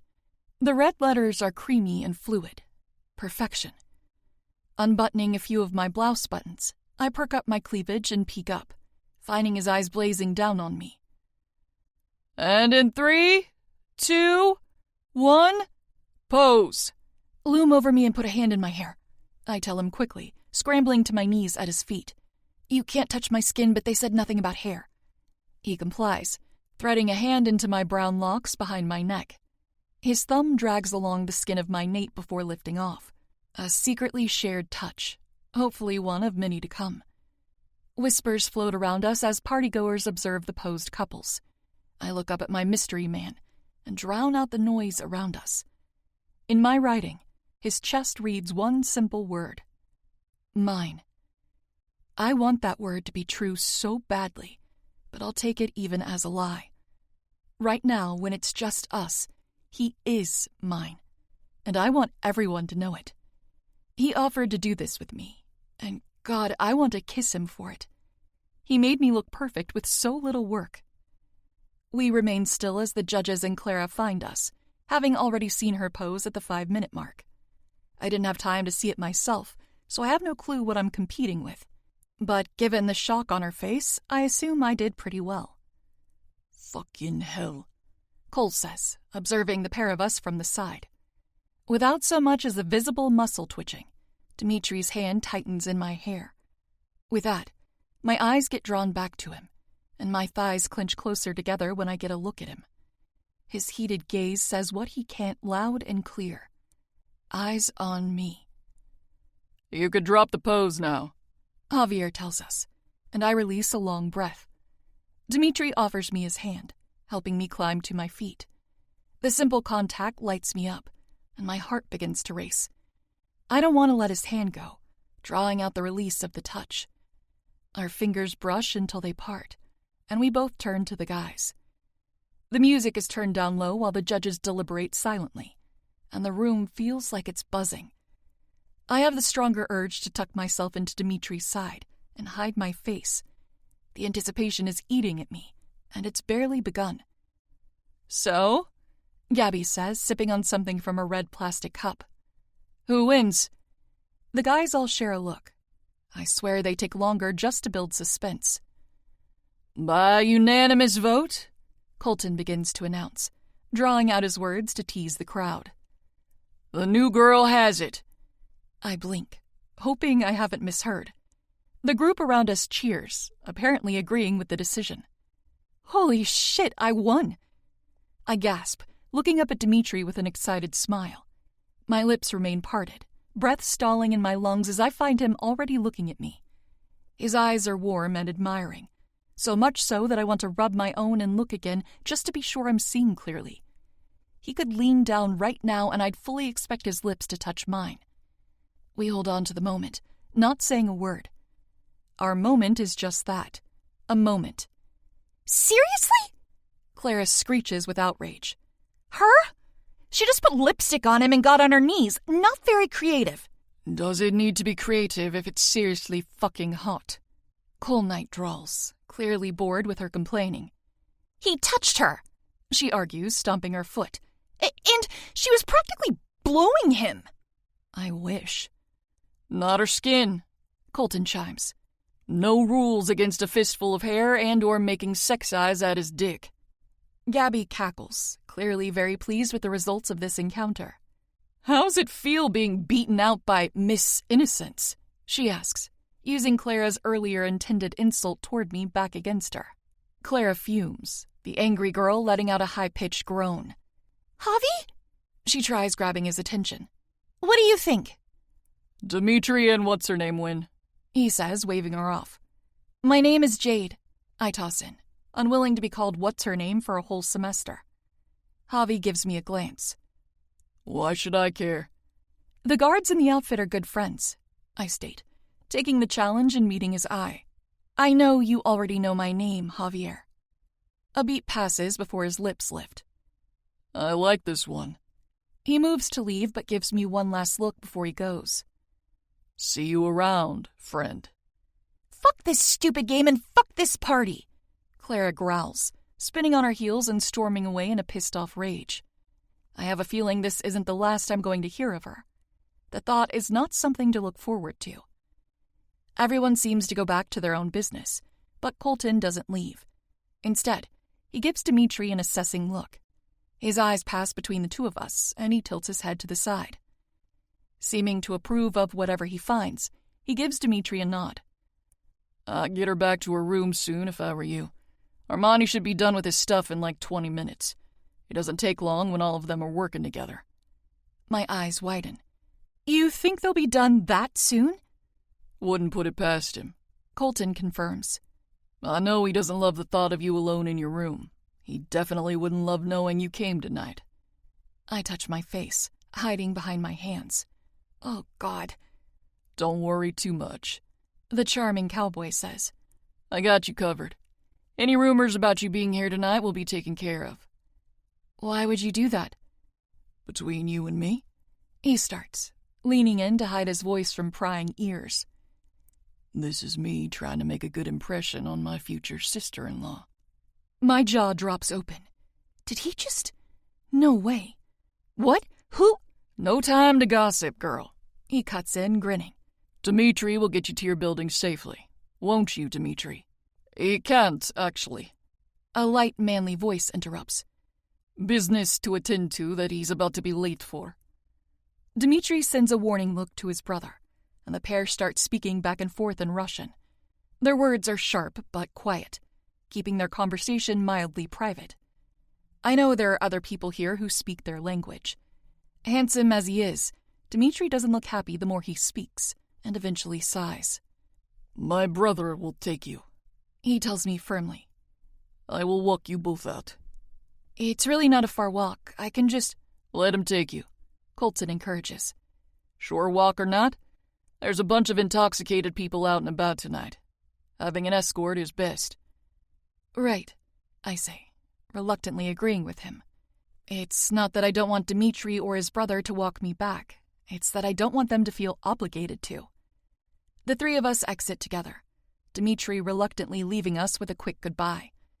There's definitely something he needs to deal with because he runs in the direction of whatever it is, rather than walking. Even though we're in a hurry, we pause while crickets sing and the air chills around us. Luckily, the silence melts away quickly. I'm Ivan. He introduces himself. Nice to meet you. Blushing, I offer a smile.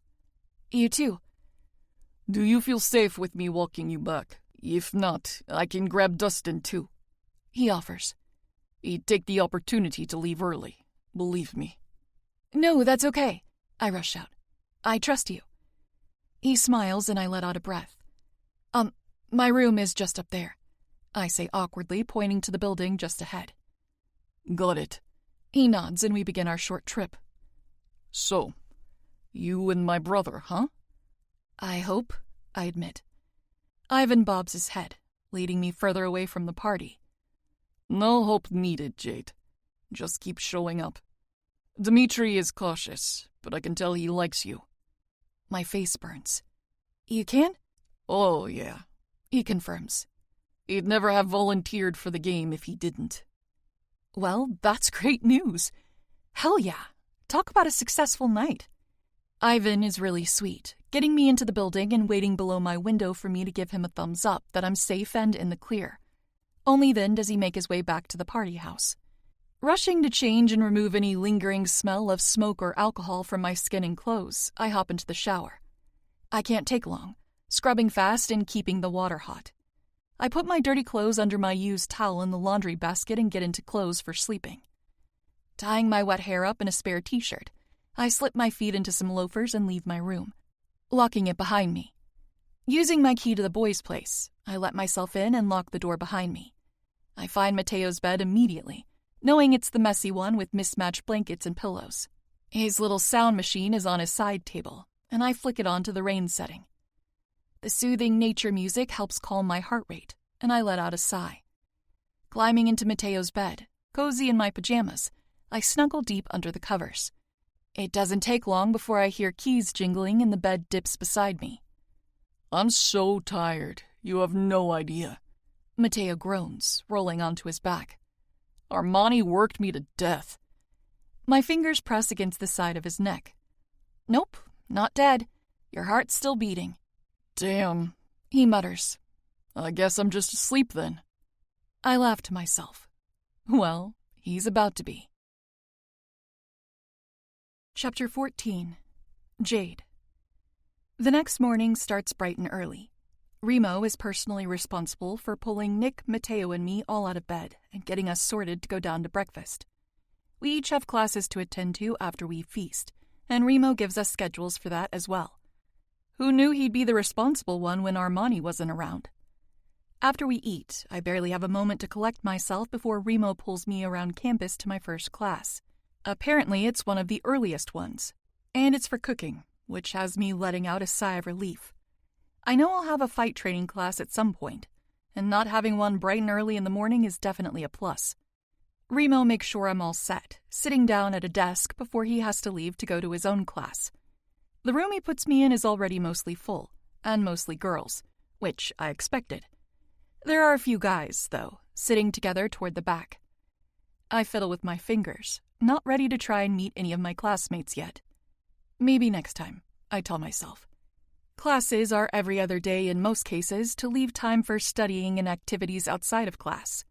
When you have intense fight training, breaks are necessary to prevent injury. This particular class is supposed to have 2 days in between every session, since it's an elective that you are allowed to double up with. If you take cooking, you can also take a baking class, and this schedule allows that. I wonder if I'm in a baking class too. I really should have asked more questions about my schedule before classes began. All right, class, enough idle chit-chat. Let's get this introduction over with and get to work. The familiar voice has me looking to the door, debating on fleeing. She doesn't see me as she drops her things onto her desk, shrugging her coat off onto the back of her chair. She doesn't see any of us, actually, because she hasn't even looked up yet. Straightening out her blouse, her perfectly painted fingers wrap around her disposable coffee cup, bringing it to her red lips. The teacher turns to write on the board as she sips her drink. This is Intro to Cooking, a culinary basics class for Mafia princesses, she announces, scrawling out the title of the course and her name beneath it. I'm here to teach you how not to piss off your husbands with burnt food or a burned-down kitchen. She sighs, beginning to write a list. You'll learn 5 dishes by the end of the term, starting with the most rudimentary: eggs, chicken, steak, pasta, and rice. I can't tell if she's trying to be blunt or trying to be rude. Something tells me she's not trying to be kind. Also, why am I in a class for culinary basics? I'm not going to learn anything Martha hasn't already taught me, or that I never figured out fending for myself while living with Kim. I mean, I learned how to cook an egg like 8 years ago at this point, and Martha has seriously upped my game since I moved in. Is there a guidance counselor here? How do people switch classes if they need to? Should I email Dad? Now, what do we have here?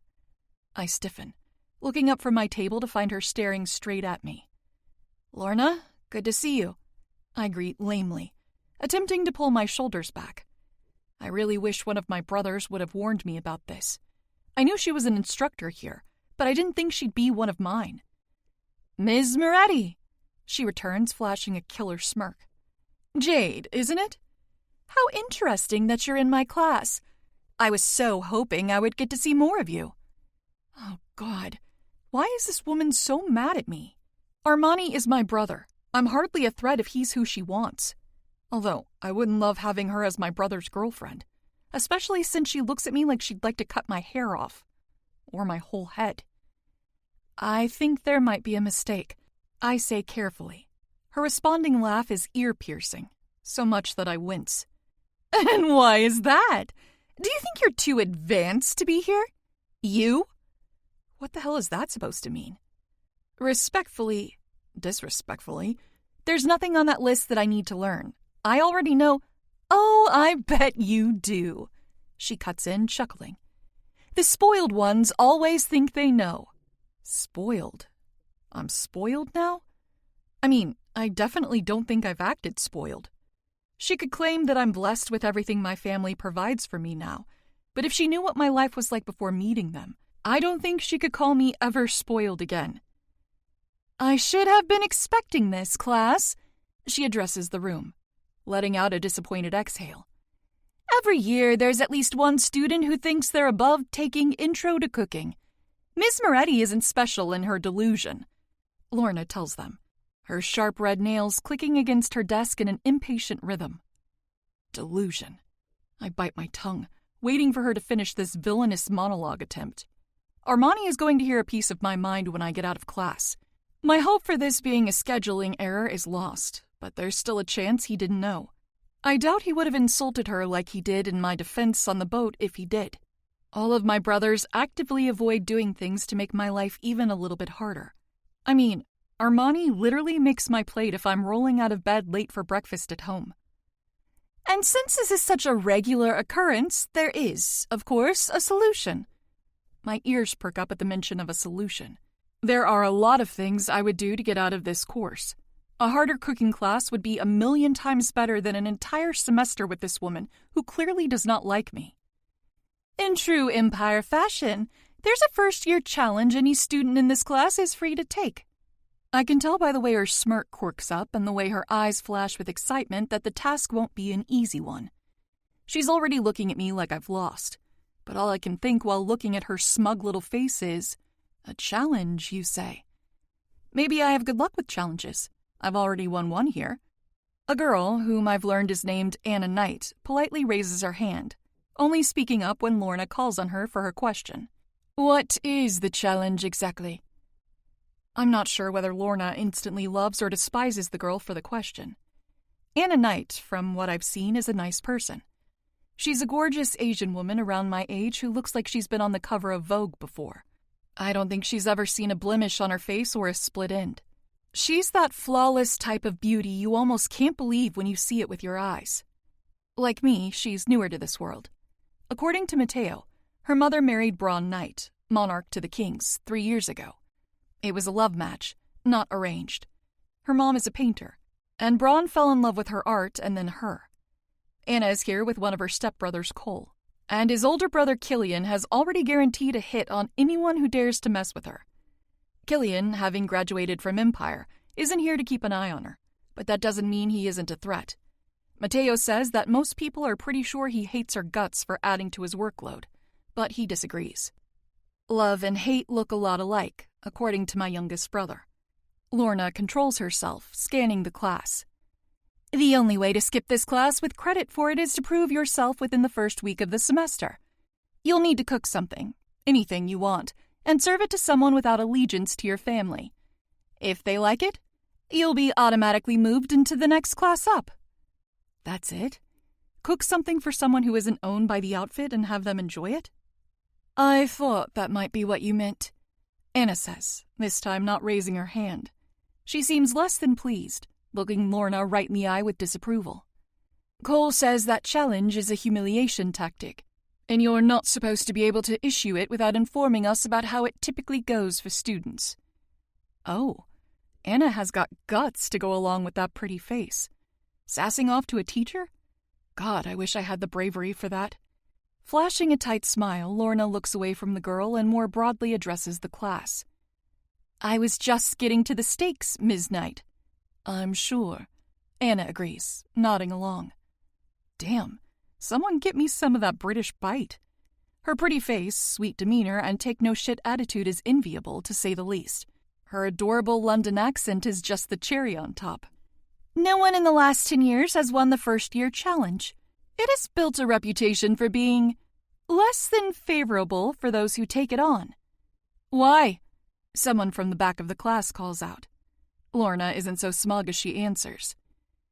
There is nothing preventing whomever you ask to try your food from throwing it away in front of you. Or throwing it in your face, Anna adds tightly, clearly not skirting around the facts. Or making fun of you for the rest of the semester for even attempting. Harsh. Has that really happened? Lorna waves her off. Yes, well, it is a challenge, is it not? Turning her attention back to me, she flashes a sickly sweet grin. Not all of us are built for the risks that come associated with the harder things in life, are we? Did this lady just insinuate I'm too weak for this? For a fucking cooking challenge that might get me laughed at? Oh, she has no idea. Meeting her eyes, I offer a sweet smile in return. Do we have access to the kitchen for the challenge? She falters for a moment before nodding. Yes, anyone who wants to take the challenge has access to the kitchens and a week to complete it. You are only allowed to ask one student to taste your food. If you're rejected, your challenge is over, and you do not get a second chance. Shit, one chance is a bit harsh. Too bad I've already decided I'm going to do it. Nothing would bring me more satisfaction than making this challenge my bitch. My stubborn nature has been able to flourish since meeting my family. No one punishes me for it, and I'm safe to let that part of my personality shine. It seems stubbornness is a heavily genetic trait, because each and every one of my brothers can be even worse than me when they've got their minds set on something. Easy enough? I say, shrugging. I'll do it. A few whispers break out. I think someone even gasps. Perhaps you'd like to consult with one of your brothers first, she offers, attempting to sound caring. We wouldn't want you to get in over your head with something you don't quite understand. It seems like that's exactly what you want, actually. No, thank you, I reply, brushing her off. My brothers don't control my education. I'm sure they'd agree I'm more than up to the task. Cocky, she comments to the class. She's a Moretti, after all. Oh, yes, I sure am. I know my limits, and this challenge is about to lose its 10-year winning streak. I know just who I'm going to ask to try my food, and it's going to be the best damn thing he's had in months, mark my words. I have no desire to become some top chef, but a first-year cooking class will not be my downfall. Winning this challenge is going to be the thing that lets people know I belong here. A new girl, yes. A Mafia princess in the making? Also yes. And as a Moretti, I say, tightly clenching my jaw, thinking of her earlier statement, I'm not a good cook for my future husband's sake. I don't need homemaker skills to fetch a good one. I just need to be alive. And with 9 brothers, that's not hard to do. Anna chimes, fueling her own amusement.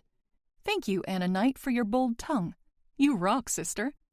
Lorna clears her throat, clearly frazzled.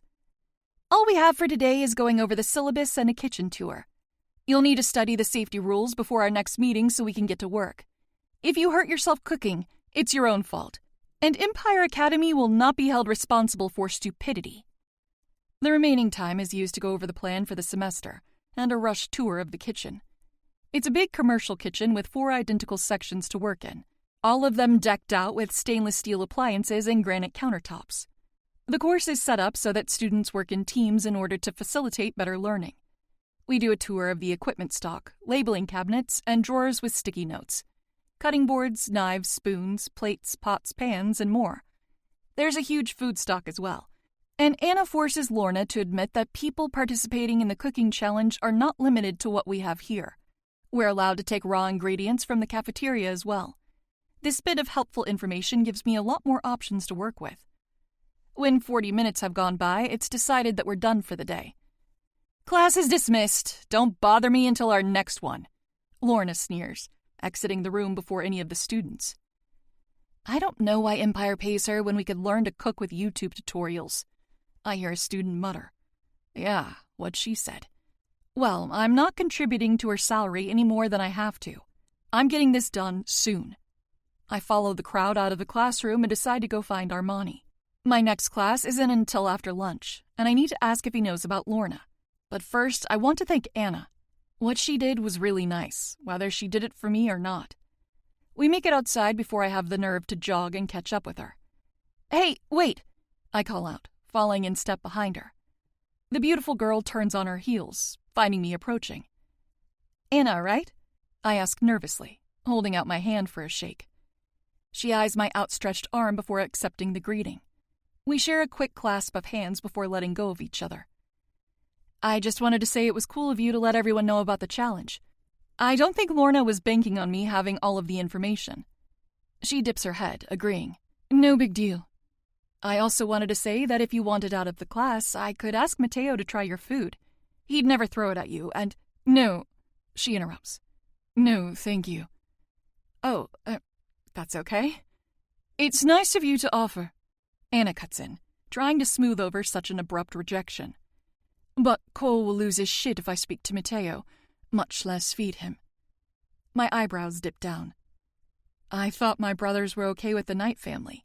I mean, we don't have ties, but Cole doesn't want me speaking to any men, she explains with a shrug.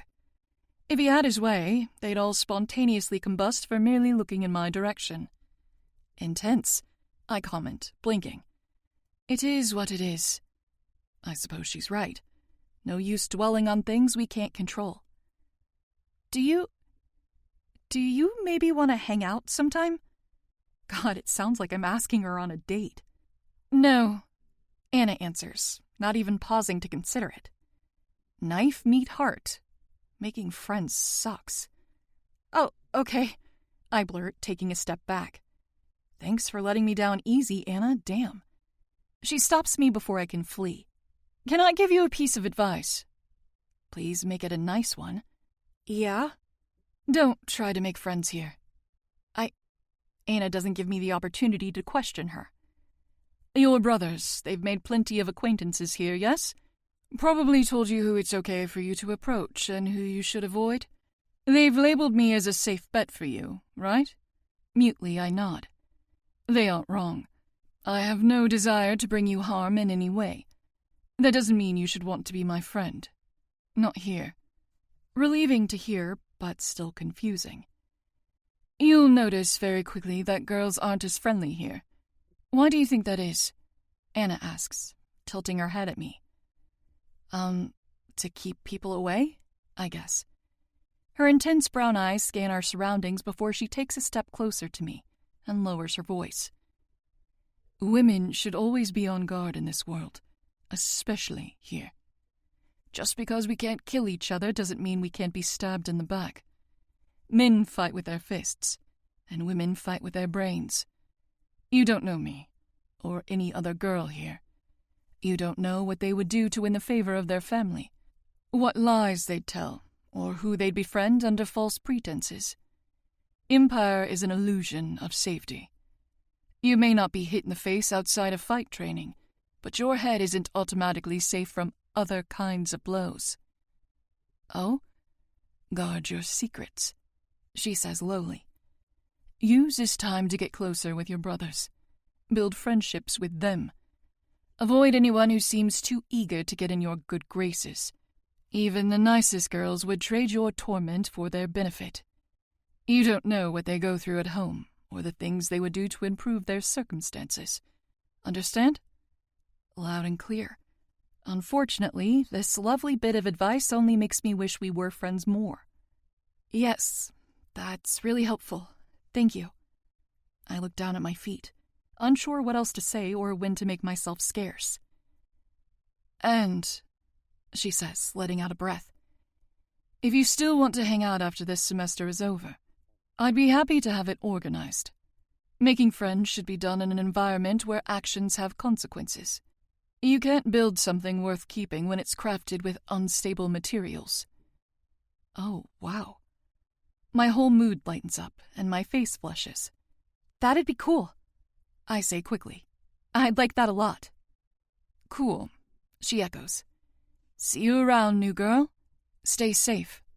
You too, I reply happily, watching as she turns away and heads off to wherever she needs to be.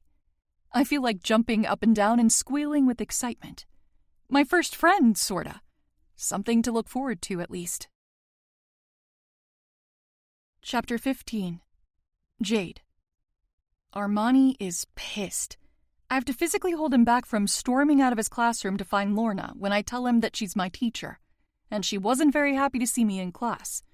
Or, rather, she was too happy to see me and seemed like she was more than ready to make this semester hell for me. She wants you to go make a scene, I tell him, insisting that he calms down. Oh, she'll get a scene, he seethes, picking me up by my waist and spinning me around so that I can't block the door. Ah! I yelp, throwing my arms around him so he can't put me down. Seriously, Armani, wait like 3 seconds, will you? Let me go, Jade, he grumbles, half trying to pull me off. He won't use his full strength to simply yank my grip off of him. I have a plan, I tell him firmly. I want to do this my way. I don't want it to look like I can't handle her and go running to my brothers as soon as something is wrong. Which, I did kind of come running to him, but I just wanted to make sure he didn't know about it and not warn me. I would have some choice words about something like that. It's more than clear that he had no idea. No one will think that, he argues. They'll assume I heard about it, which I probably would have very soon. If you didn't tell me, someone else would have.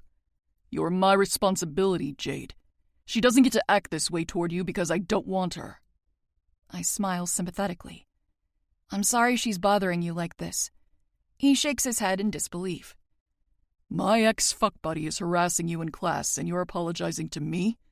Of course, I say sweetly. You're my brother and I love you. I hate that she's messing with you. He softens, putting me down, and this time I let him. I can take care of it, I promise him, straightening my shoulders. I already have a plan, and I'm excited about it. Can you let me at least try? Armani looks to the door and back at me. And you won't tell me what this plan is, will you? Nope, I admit easily. I want no help, no suggestions, no anything. I really think I can do this. He hesitates before his head dips. I squeal, jumping up and down before reaching up on my tippy toes to smack a kiss on his cheek. Yay, thank you! You're the best! If it doesn't work or something goes wrong, you won't be able to stop me again. I'm warning you now. He cautions. Be smart and be safe. Come to one of us if you need it, Jade. I mean it. Of course, I agree quickly. Cross my heart. My fingers do a swish and slash across my chest, making him chuckle. A knock taps against the door, grabbing our attention. Busy? Colton asks, leaning against the open frame. No, he is not, I answer for Armani, picking my back up off the floor. I was just leaving. Revenge to execute and all. Revenge? Colton chuckles. On day 2? It's never too early for it, I sing-song, floating around him to leave them alone. See you at lunch? I ask, looking over my shoulder at Armani. I'll be there. He agrees. Don't deviate from crowds too much if you're going to be walking around alone. Yeah, I sass, rolling my eyes. Later, littlest Moretti, Colton adds as I start walking down the hall. I offer a backward wave without turning around and smile as I hear him chuckle. Since hearing his confession at the party, I'm beginning to wonder if he and Armani are just friends or not. The cowboy either has a crush on Nico that I haven't picked up on, a secret relationship with Armani, or one of my other brothers. There are far too many variables to consider, so I'm not confident I know enough to make a guess. Either way, Colton Wyatt wants to marry one of my siblings. I don't have time to question it, and there really isn't a reason to. Colton seems great. With 3 hours until lunch, I head back to my room and plot. You have weapons next, Remo tells me, guiding me away from the cafeteria and up the path to the same building Armani works in. The air is crispy this afternoon, cool, and refreshing to breathe. Lunch was quick but nice. I got to see all of my brothers, and I ate a stellar chicken sandwich. Colton sat with us too, which was nice. He's a funny guy, but he isn't giving me any hints about who he wants to marry. I was able to get a lot of strategic planning in before then as well, so the day already feels like it's turned around. It's knife training and shouldn't be too intense. Javier Cabrera teaches it. Javi? I ask, surprised. Isn't he a student? Remo pauses, arching a brow. Javi, huh? Do not blush. My face grows hot, and I'm glad some of my hair conceals it. God, I'm such a guilty blusher. Some girls in cooking were gushing over him. I say evenly, playing it cool. I just assumed he'd be a student. I'm not sure he believes me, but he doesn't press either. Remo is good about that, giving me some semblance of privacy in our conversations. Well, he's not, he informs me, looping his fingers around my arm to continue our walk. Javi graduated last semester, and he's 22. Although his family is known for guarding services, but because he's an heir, he only takes on seriously niche or highly sensitive jobs. Hence the free time to instruct at Empire. He's a knife specialist, and the old one retired last year. He'll be a good teacher. Well, that's good to know at least. One horrid instructor earlier being followed by a very promising one. Hopefully it goes better than my first class, I joke. Yeah, about that. He begins, giving me a careful look. Don't tell Nico about it if you can avoid it. He doesn't know? I ask, surprised. I would have figured that Armani informed them all. We decided as a group it was best if he didn't. Remo answers honestly. You don't think he'll handle it well? I venture. You stopped Armani from going to handle it on his own, right? It's not a question, though it's phrased like one. It's a preface for his point. If it were Nico, he'd figure out a way to kill her, whether he could wait until the end of the semester or not. Armani might have humiliated her or threatened her, but Nico would have her on a hit list or have her writing a suicide note by the end of the week. Jesus, I blurred. It doesn't matter how many times I've heard it. The idea of any of my brothers killing someone is still strange to imagine. To me, they're the most caring and loving guys. But deep down, I know they can and will kill without mercy. If I'm truly honest with myself, it's one of the reasons they make me feel so safe. Yeah, Remo agrees. So for everyone's peace of mind, avoid telling him things like that while we're here. Duly noted. Got it, I affirm quickly, slipping into the building as he holds the old wooden door open for me. Remo doesn't need to rush as much as he did this morning, but he's still brief, walking me up to the 3rd floor and showing me inside the classroom. It's smaller than Armani's, but I suppose that makes sense. Smaller weapons and all. It's set up like a traditional classroom, with desks grouped in the back and board in the front for instruction. Only the board is less of a focal point than the display table of knives and blades. I have to bite my lip to contain a beaming smile when I get a look at the group of students. It's not too intimidating, only 6 in here so far, and not many free desks remaining, so there must not be too many more coming. Anna is here, which is nice. If anything happens that makes you uncomfortable, get up and leave, okay? Remo asks, discreetly keeping his voice down. Armani is just upstairs or just outside at the range at any given time, remember? I remember. I whisper back, smiling gratefully. Javi walks in, and Remo takes that as his cue to leave, though there are 5 minutes until class technically starts. I was too distracted to really look at Javier at the party, but if I had paid closer attention, I probably could have guessed that he wasn't a student. Not because he didn't look young, but because he wasn't wearing a student uniform, though the lights flashing all around and his similar wardrobe may have something to do with it. He's wearing black slacks, similar to the fit of my brother's pants, and a button-down with an Empire Academy crest on the pocket. He's tall, but not overly bulky, and he has a buzz cut. His facial hair is trimmed but frames his face in a very purposeful way. With his hazel eyes and sun-kissed skin, I'm surprised he isn't married. I cross my legs in my chair, feeling a bit of a chill in the room. I'm a few seats away from Anna, and I would have taken the one next to her had it not already been occupied by Cole. I doubt there's much that a beginner class like this could do for him, but he likely picked it on purpose. The way he dominates the air around them has people naturally looking away, and from what Anna said, that's exactly what he wants. With no less than a minute to spare, the last seat in the room is taken. It's the one directly to my right, and thankfully, it's taken up by someone I know.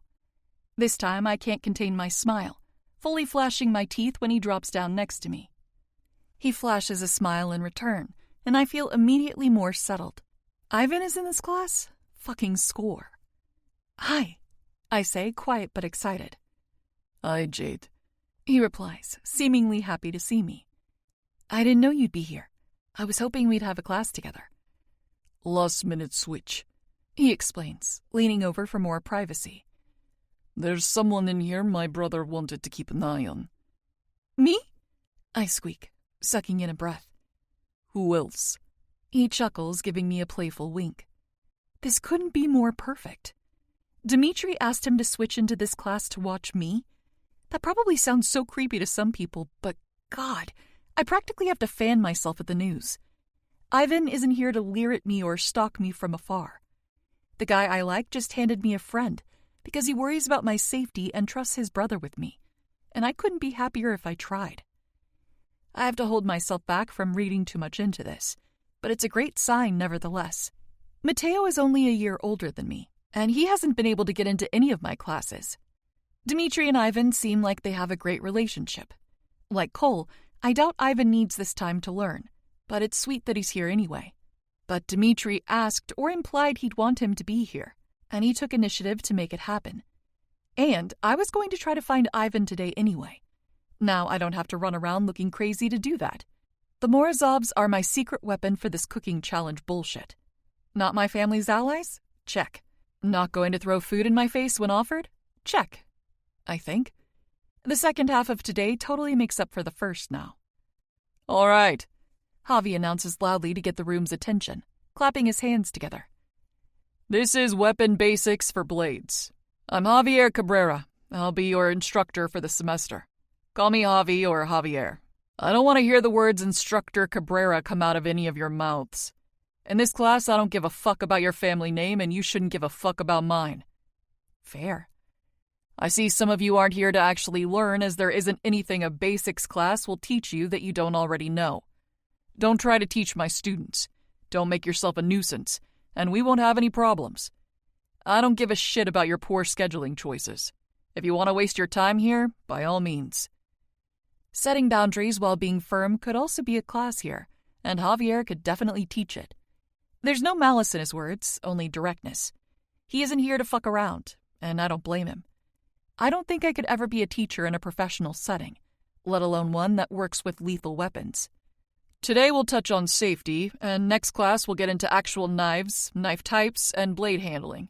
He passes out a small stack of booklets and continues to speak while he does. And yes, I'm aware this is the dreadfully dull part of the class. Safety is boring, but it's also what keeps your fingers attached to your hands. So don't gloss over it if you've never so much as seen a knife. The whole remainder of class time is spent analyzing the rules, as well as consequences for breaking the more extreme ones. If you attempt to harm anyone with any of these knives, I have full permission to deal with you as I see fit. Attempting to kill another student or me in my room, and you'll be dead before your body hits the ground. It's safe to say I won't be touching anything in here unless I'm explicitly told to. I am not tempting fate now that it's finally being kind to me. Like with cooking, we end early. Only Javier doesn't storm out of the room like Lorna did. He waits for all of us to leave, likely as a safety measure. I almost say goodbye to him, but I don't want it to be interpreted in the wrong way. Is someone walking you to your next class? Ivan asks, walking side by side with me out of the room. Remo is going to meet me downstairs, I tell him. Thank you for asking, though. He puts his hands in his pockets and bobs his head in a nod. Of course. Hey, Ivan? I ask. Yeah? Do you know where Dmitri typically goes before lunch? Chapter 16. Jade. I don't have any more time to mess around. I'm getting this cooking bullshit done and settled today. It's officially been a week since I started classes, and I can't handle even a minute more of sharing a classroom with Lorna. Thankfully, the rest of my first day went unimaginably smooth, and I'm still on a high from it. Remo picked me up from weapons, grabbed a quick snack with me at the student pantry, and took me to my first training class. He stayed with me the whole time, even though it wasn't his class. My instructor comes in a pair this time, with one man and one woman to teach the large class. Anna is in this one as well, along with most of the first-year girls. There are 8 of us in total, but 15 boys. There was a choice between watching and participating on the first day, and Remo picked for me. Watching is a good way to learn what to expect in the future, and that way, I didn't need to change into gym clothes. Nothing was too shocking or uncomfortable, so I definitely felt fine about it by the time we were ready to leave. I've done some basic self-defense back home with the boys, but I still think it'll be a challenging class. After that, Nico hung out with me in my room while everyone else was busy, and we walked to dinner together. Nico and I got there before the rest of our family, but we didn't wait to eat. While he got some sushi rolls, I tried a chicken and bacon pizza. Nico isn't as talkative as Mateo, but it was still nice to just spend time with him. The last class on my schedule was a deception course. It's essentially lying 101, and I immediately had hopes that it'd be the easiest part of my class days. So far, that's been proven correct. Knives is better than cooking, but not as easy as I'd hoped. Fight training has been mostly conditioning, so it feels like a glorified gym class, but at least no one has punched me yet. Deception has been fun, though. It's a lot of role-playing and acting exercises that make the end of the day something to look forward to. Cooking, though? It's past time to level up and get the fuck out of Lorna's sight. I needed a few days to get comfortable here, learn how to get around campus on my own, and put my brave face on before truly tackling this challenge. Now that I've warmed up, I won't lie and pretend I'm not nervous as fuck, but I can practically taste my victory.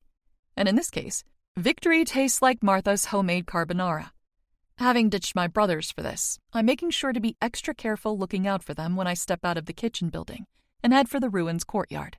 I had to memorize the directions on how to get there before I felt confident enough about my ability to find my chosen food taster while he's there. The ruins courtyard is what's left of an old building that collapsed here in the 80s. It's littered with Greek-style columns, half-destroyed archways, and decorated with stone tables and chairs to make it more of a usable area. Apparently, the collapse of the building was a bit of a mysterious lore because none of my brothers are 100% certain what happened to it. The pretty, moody ruins are not what I'm looking for when I slip into the courtyard, though. I'm looking for him. The courtyard is casually filled with students. It's quiet, but nowhere near empty. Luckily, the man I'm here to see is sitting by himself, silently reading an old book. I take a deep breath, quickly scanning the tables for any sign of my brothers. When I'm sure the coast is clear, I make my first move toward him. He hears me approach, pausing his reading to meet my gaze. Hi again. I bite my lip, feeling my face heat up as I stop in front of him. Hi again? That's the best I've got? You're Dmitri, aren't you? The Adonis of a man looks at me from head to toe, blinking without response. It's silly to ask his name when I heard people say it at the party and have talked about him with Ivan. I'm nervous, all right? His face makes me feel like I'm physically falling. Right. Anyway, I made you this. I hold out the dish with a fork sitting on top of it to him, utterly stunned when he reaches out and takes it. My instructor said I'm supposed to give it to someone my family isn't allied with to see if it's really any good. Dmitri continues to look at me like he's waiting to hear anything else I have to say. So, will you try it? I heard most people throw first year's food away, but without a word, he somehow steals all of mine. The stoic but gorgeous man opens my dish, sticks his fork in it, and pulls a bite directly into his mouth. The carbonara slides between his lips, leaving them glistening as his tongue swipes away the sauce. He chews the bacony pasta dish as my mouth falls open. The courtyard comes to a halt, and so does the breath in my lungs. He's eating my food.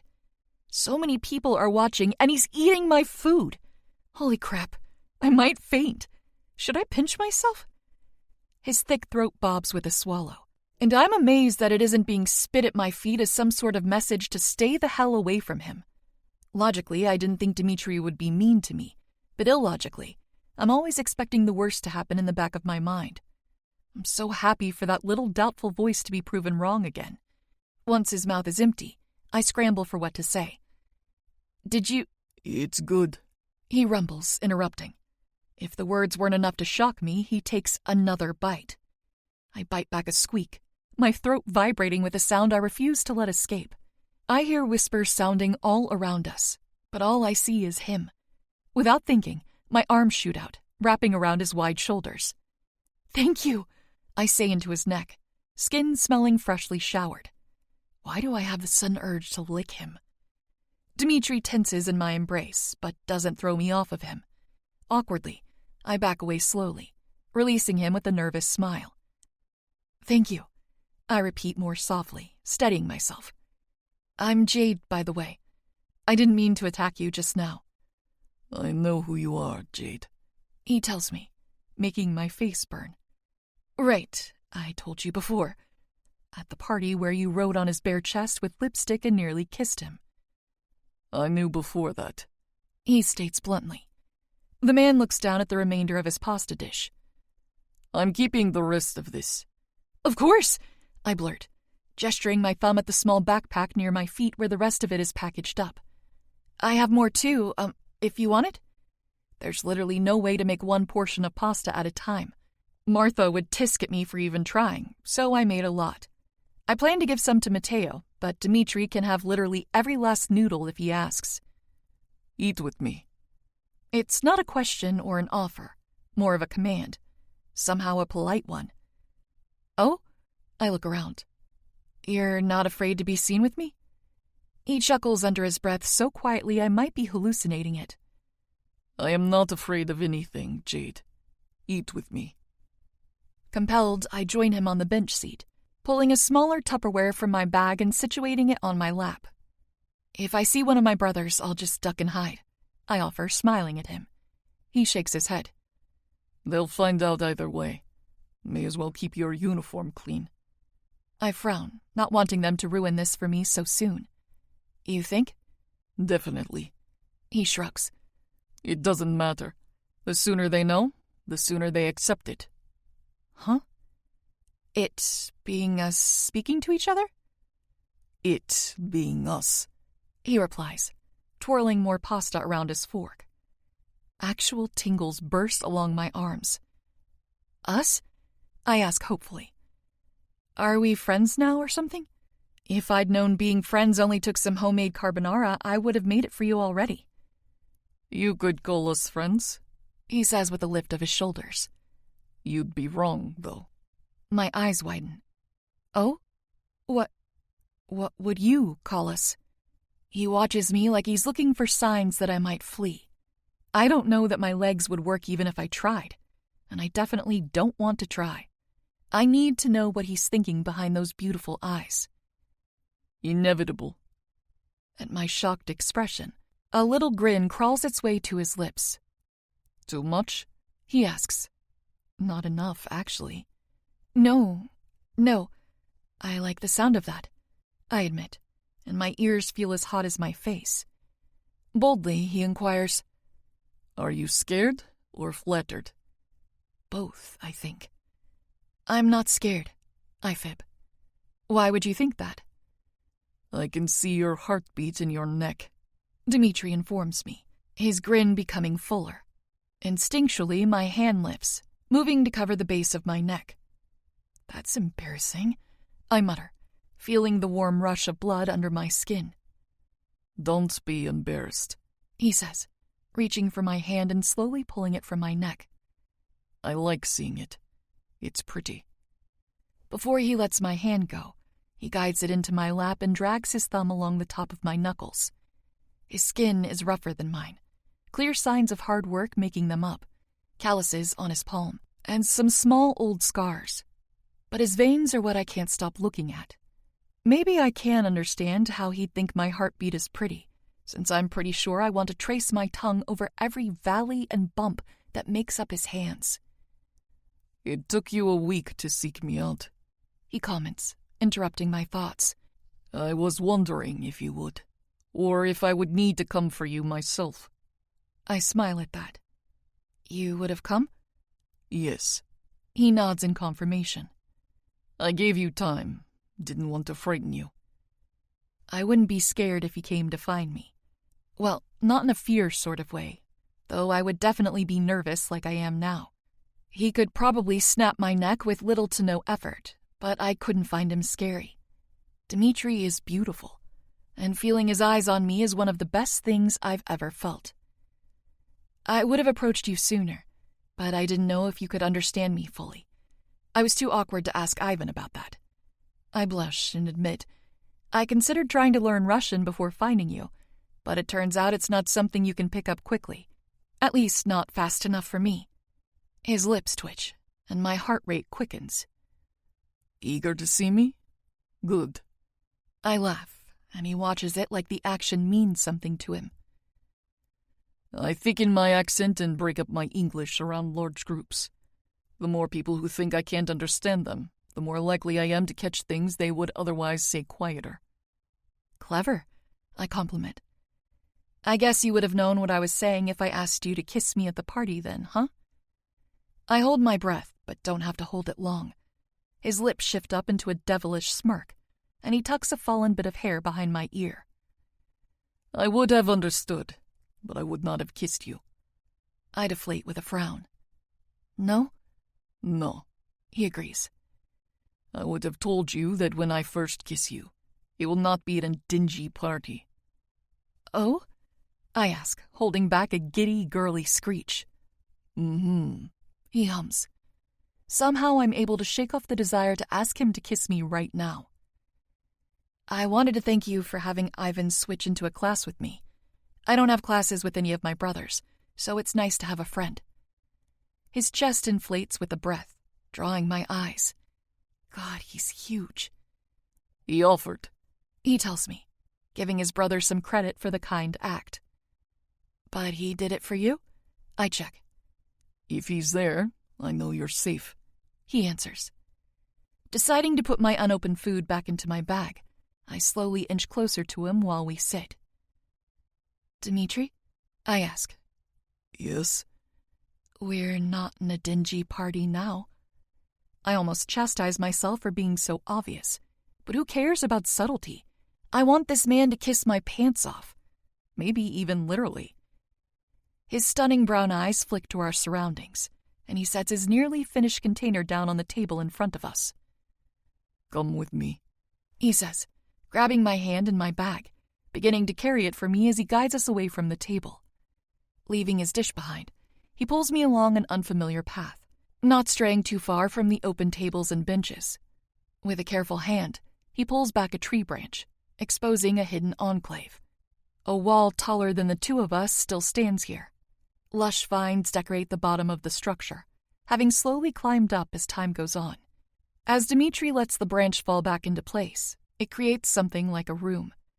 The little hidden area isn't entirely secluded. We can still hear the sounds of people existing in the courtyard around us, but they wouldn't be able to spot us without coming around the fallen building wall or the tree branch. Silently, Dmitri walks me backward until my back connects with the old building. He lets my bag fall to the ground, neither of us bothering to spare it another glance. The cold stone wall is stable enough that I can lean against it without worrying. The soft brush of greenery sways around my knees, but I don't mind the touch. You want a kiss? He asks, head tilted to one side. From you, I clarify. Just from me? My head bobs, and breathily I answer, just from you. And what's my name? He asks, hands finding the stone wall on either side of my head as he leans down, watching my lips. The way he's looming over me is addictive. Dmitri.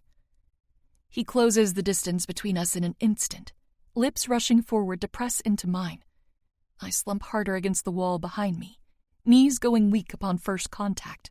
What starts as crushing pressure lightens up so that he can part his lips and move them, leading me to try and follow along. My fumbled attempts don't seem to bother him, so I keep trying to match his pace with my eyes sealed shut. He tastes like the food I made him, and I don't even care. Unfamiliar pleasure rolls right from my lips down into my gut, growing a hunger for more. I don't know what to do with my hands, but I know what I want to do. Greedily, I reach for its tie with both hands, using an unyielding grip to hold him right where he is. Time seems to come to a stop, and it's like no one else exists. It's just us, and I can't get enough of how kissing him makes me feel. Eventually, he slowly pulls back, and our eyes flicker open to lock on one another. Is this your first kiss, Jade? He asks without a hint of judgment. I release a breath. Am I that transparent? He shakes his head. I like being able to read you. And that you're the first one to kiss me? I ask. Do you like that too? Dmitri smiles. I like that I'll be the last. Our lips meet again, unsure of who leans in first. Either way, I melt. Chapter 17. Jade. I'm lounging on my brother's shared couch, daydreaming about being kissed when Armani lets himself in the room. He's got his hands full, one carrying a box, the other holding a red apple that's already been bitten into. Emailers are here, he says by way of greeting. About time! Matteo cheers loudly, jumping off of his bed to confiscate the little brown cardboard box. They were ready a few days ago, Armani admits. I kept forgetting to go grab them before the admin building closed for the night. That's okay, I say before Matteo can chastise him for it. We've all been busy anyway. Armani smiles, coming over to ruffle my hair. I should have remembered. You're probably missing Dad. It's okay to be upset with me. I know it's okay, I reply. I'm not really upset, but I do miss Dad. Well, now you can send him a message, Matteo chimes, passing me a small device. It looks sort of like a cross between a phone and a pager. It's a custom technology that only accesses a secure network for emailing in and out of Empire Academy. There's no way to Google something, download an app, or take a picture, making it perfectly safe to use here. Remember how it works? Remo asks from across the room. Matteo gave him his device too, but he isn't showing any interest in it at the moment.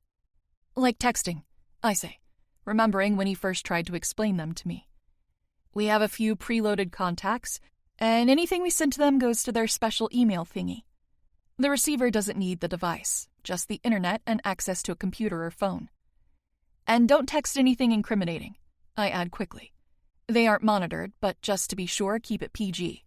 Right. Remo nods in approval, his light brown curls bouncing. You've got Dad, Uncle Caesar, and Apollo in there, Matteo adds, leaning over to press down on the small power button. He points to each of their contact names. Better email Dad first so he can take a breath and stop worrying about you. My lips turn down. You think he's worrying still? He snorts. Is that a real question? I smile because he's probably right. I don't like the idea of Dad worrying too much, but I love knowing there's someone who cares about me as much as he does. I'm going for a run, Remo announces, casually dismissing himself before popping out of the room and into the hall. Running on your day off is certifiable, Matteo gripes, scrunching his face up at the idea. Disgusting.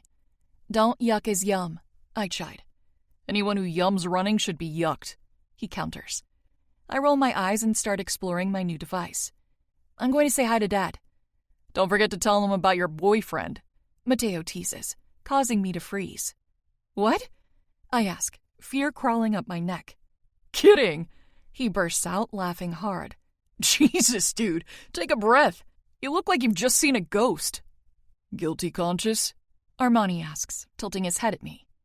No, he just took me off guard, I reply through a release of air. I thought he might know something I don't. It's the exact right thing to say because Armani finds it hilarious.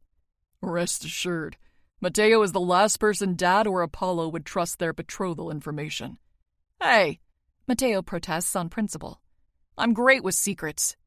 Yeah, and I'm the boogeyman, Armani drawls, not missing a beat. Sarcasm is like the Moretti family's favorite love language. Ignoring their impending argument, I start to type a message to Dad. Me. Hi, Dad. I miss you. Just got my emailer now and wanted to check in.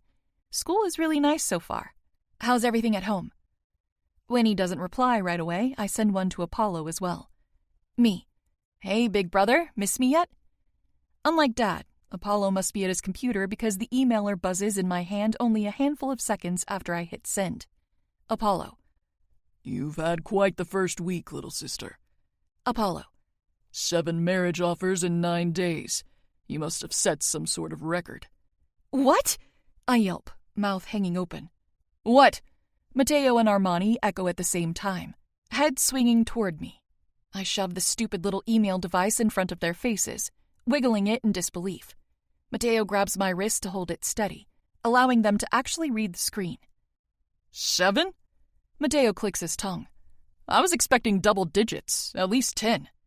Armani is less amused. How many of them are here? I didn't ask for names, I exclaim, panicking a little. No? Then I'll do it myself. He types so fast that I can only read what he's asked after it's already been sent. Me. It's Armani. Who sent in offers? You could email him with your own device. I mumble, but watch to see what Apollo will say. I'm crossing my fingers that Dimitri didn't do something crazy like send in an offer for my hand. The last thing we need is my brothers up his ass while we're trying to sneak around. Apollo. Most notably, Javier Cabrera, Aries Gabris, and Killian Knight. The other 4 I wouldn't consider even if we were looking. Anything less than an heir won't do. I hold back a sigh of relief. There's no way he wouldn't mention the Morozov name if an offer came from them. They're too significant, and Dimitri is an heir. And holy shit, why is Aries on the list? I could have sworn he was already engaged. Arranged to be married to someone his father picked for strategic purposes, yes, but engaged nonetheless. Cole's brother? Matteo's expression twists up. He's way too old for you. How old is he? I ask, defensive for no reason. He's like Apollo's age, Matteo says, waving a hand that has me thinking he's exaggerating. You act like Apollo is Dad's age, I tell him, rolling my eyes. Armani huffs at Matteo's dramatics. He's 28, not 31. Giving me a concerned look, he crosses his arms. And he's still too old for you. The way he said it made me think he must be 40, I refute. I haven't even met the guy. I don't care about how eligible for me you think he is. We're getting off topic. We're right, we are off topic. Matteo agrees quickly. More pressingly, isn't Javier your weapons instructor for this semester? One class with you and he's putting in an offer for marriage? That's pretty crazy, even for someone as bold as Javi. Hey, I chastised, pinching his arm. Why is that crazy? You don't think you should want to marry me? What's wrong with me, huh? Ouch, he hisses, rubbing the affected area. Jesus, Jade. If anything, you're too good for him. You're too good for anyone. That's not what I meant. Javier teaches your knives class? Armani asks, and I don't like the new scary edge to his voice. It has a dangerous, haunting rasp. Okay, everyone needs to sit down with Remo and go over my class schedule if we're going to continue to be surprised by who I'm interacting with on a daily basis, I declare, so close to whining. I should have kept my marriage offers between Apollo and myself, though I'm sure my father is aware. I was just honestly shocked as hell to read it, and didn't think twice before showing my brothers. Sometimes their protective nature is easy to put in the back of my mind. They're my friends, even if we're related, and a girl wants to share things with her friends. I have to keep reminding myself that not everything I see, think, or hear should be repeated to them. They try to set the air on fire if I choked while breathing. Their extremes know no end when it comes to keeping me safe. He's your instructor? Armani repeats, ignoring what I've just told him. My emailer buzzes in his hand, and I snatch it back before he can see. Apollo. Congratulations, you're up to 10 now. Thiago Oliveira and Abramo Giuliani have been thrown into the ring, though I suspect that's their father's doing. Me. I don't think I want updates about marriage offers anymore. Apollo. Did Armani explode yet? Me.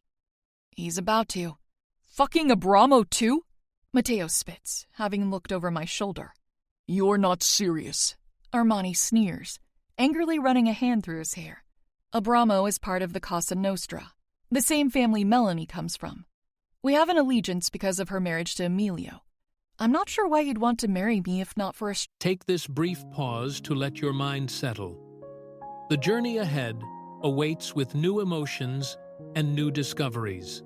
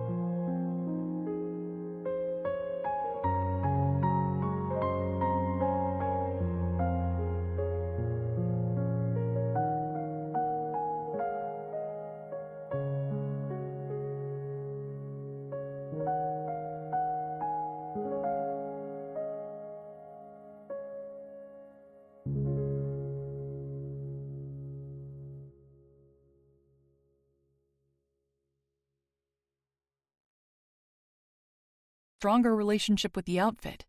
He's never met me, and since he doesn't attend Empire, it's unlikely that he saw me. "What's wrong with Abramo?" I ask, feeling nervous, and the two of them exchange a dark look. "Is he really dangerous or something?" "We're all really dangerous," Armani says cryptically as if I need a reminder. "But Abramo is fucked up," Mateo tacks on, shaking his head. "He's half of the reason Dad and Uncle Caesar wanted to kill the bad blood between them and us.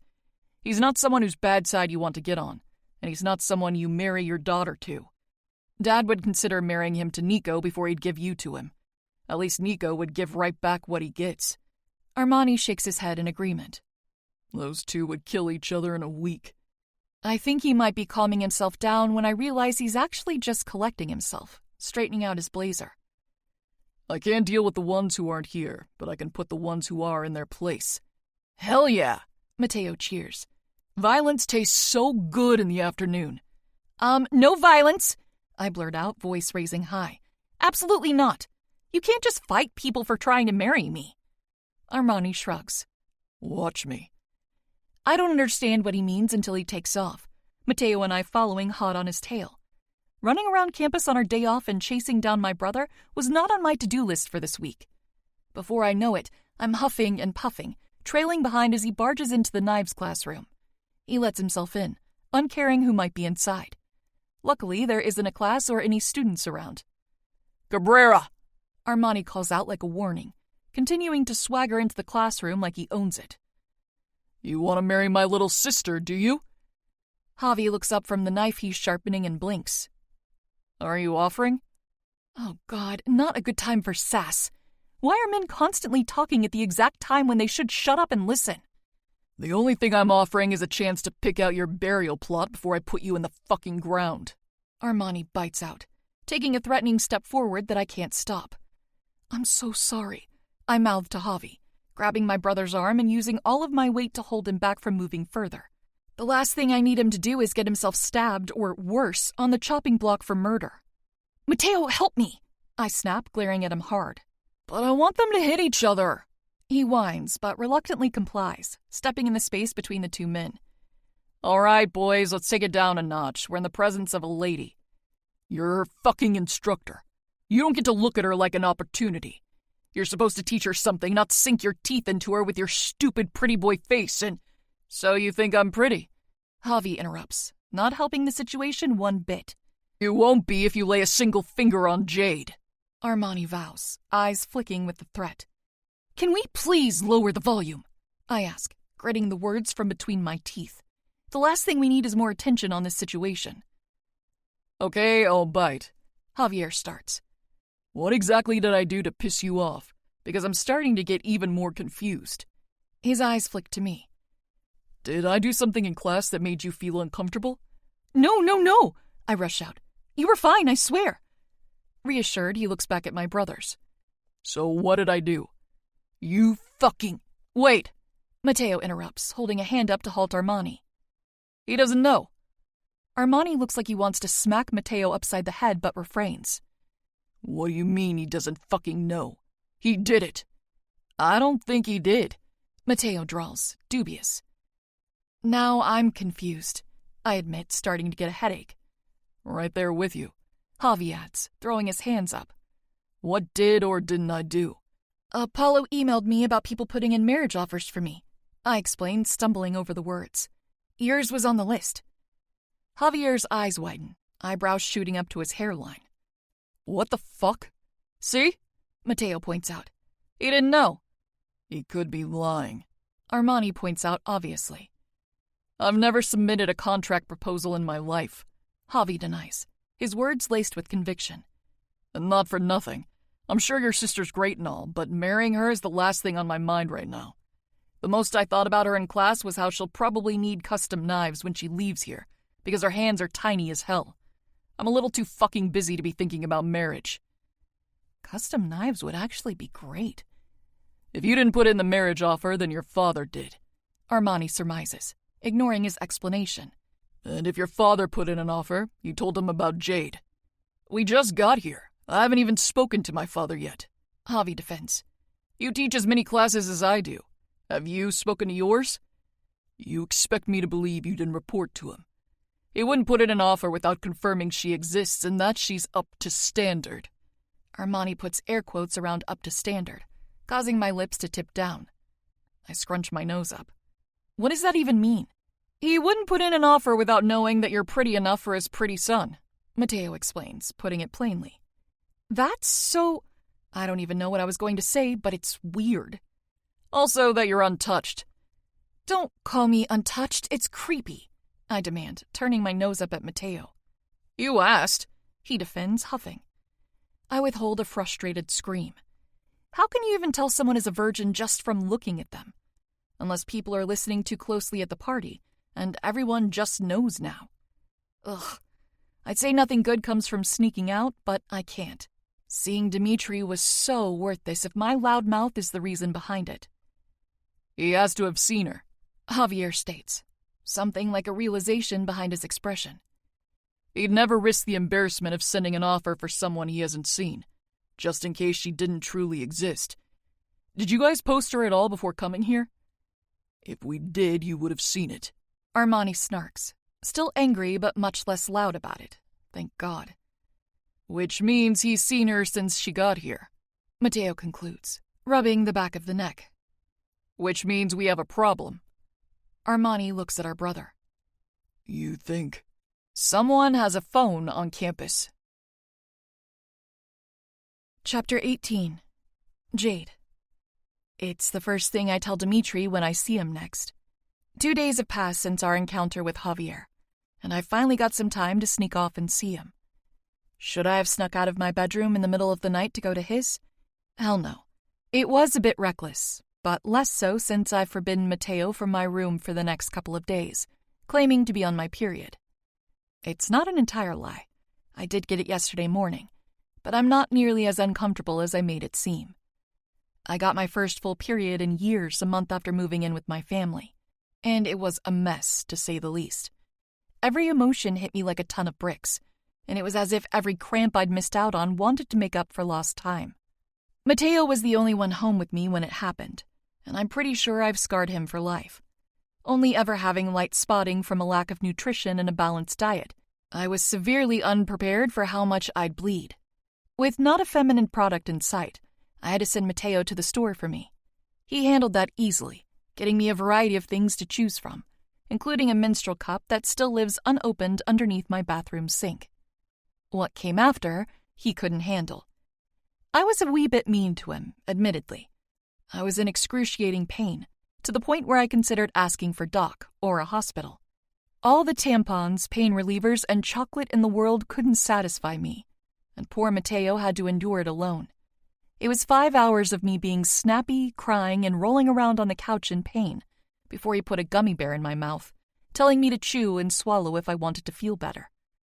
I was tempted to spit it out at him, but he looked so stressed that I obeyed. The little thing tasted funky, but I realized in about 40 minutes why. He'd given me drugs.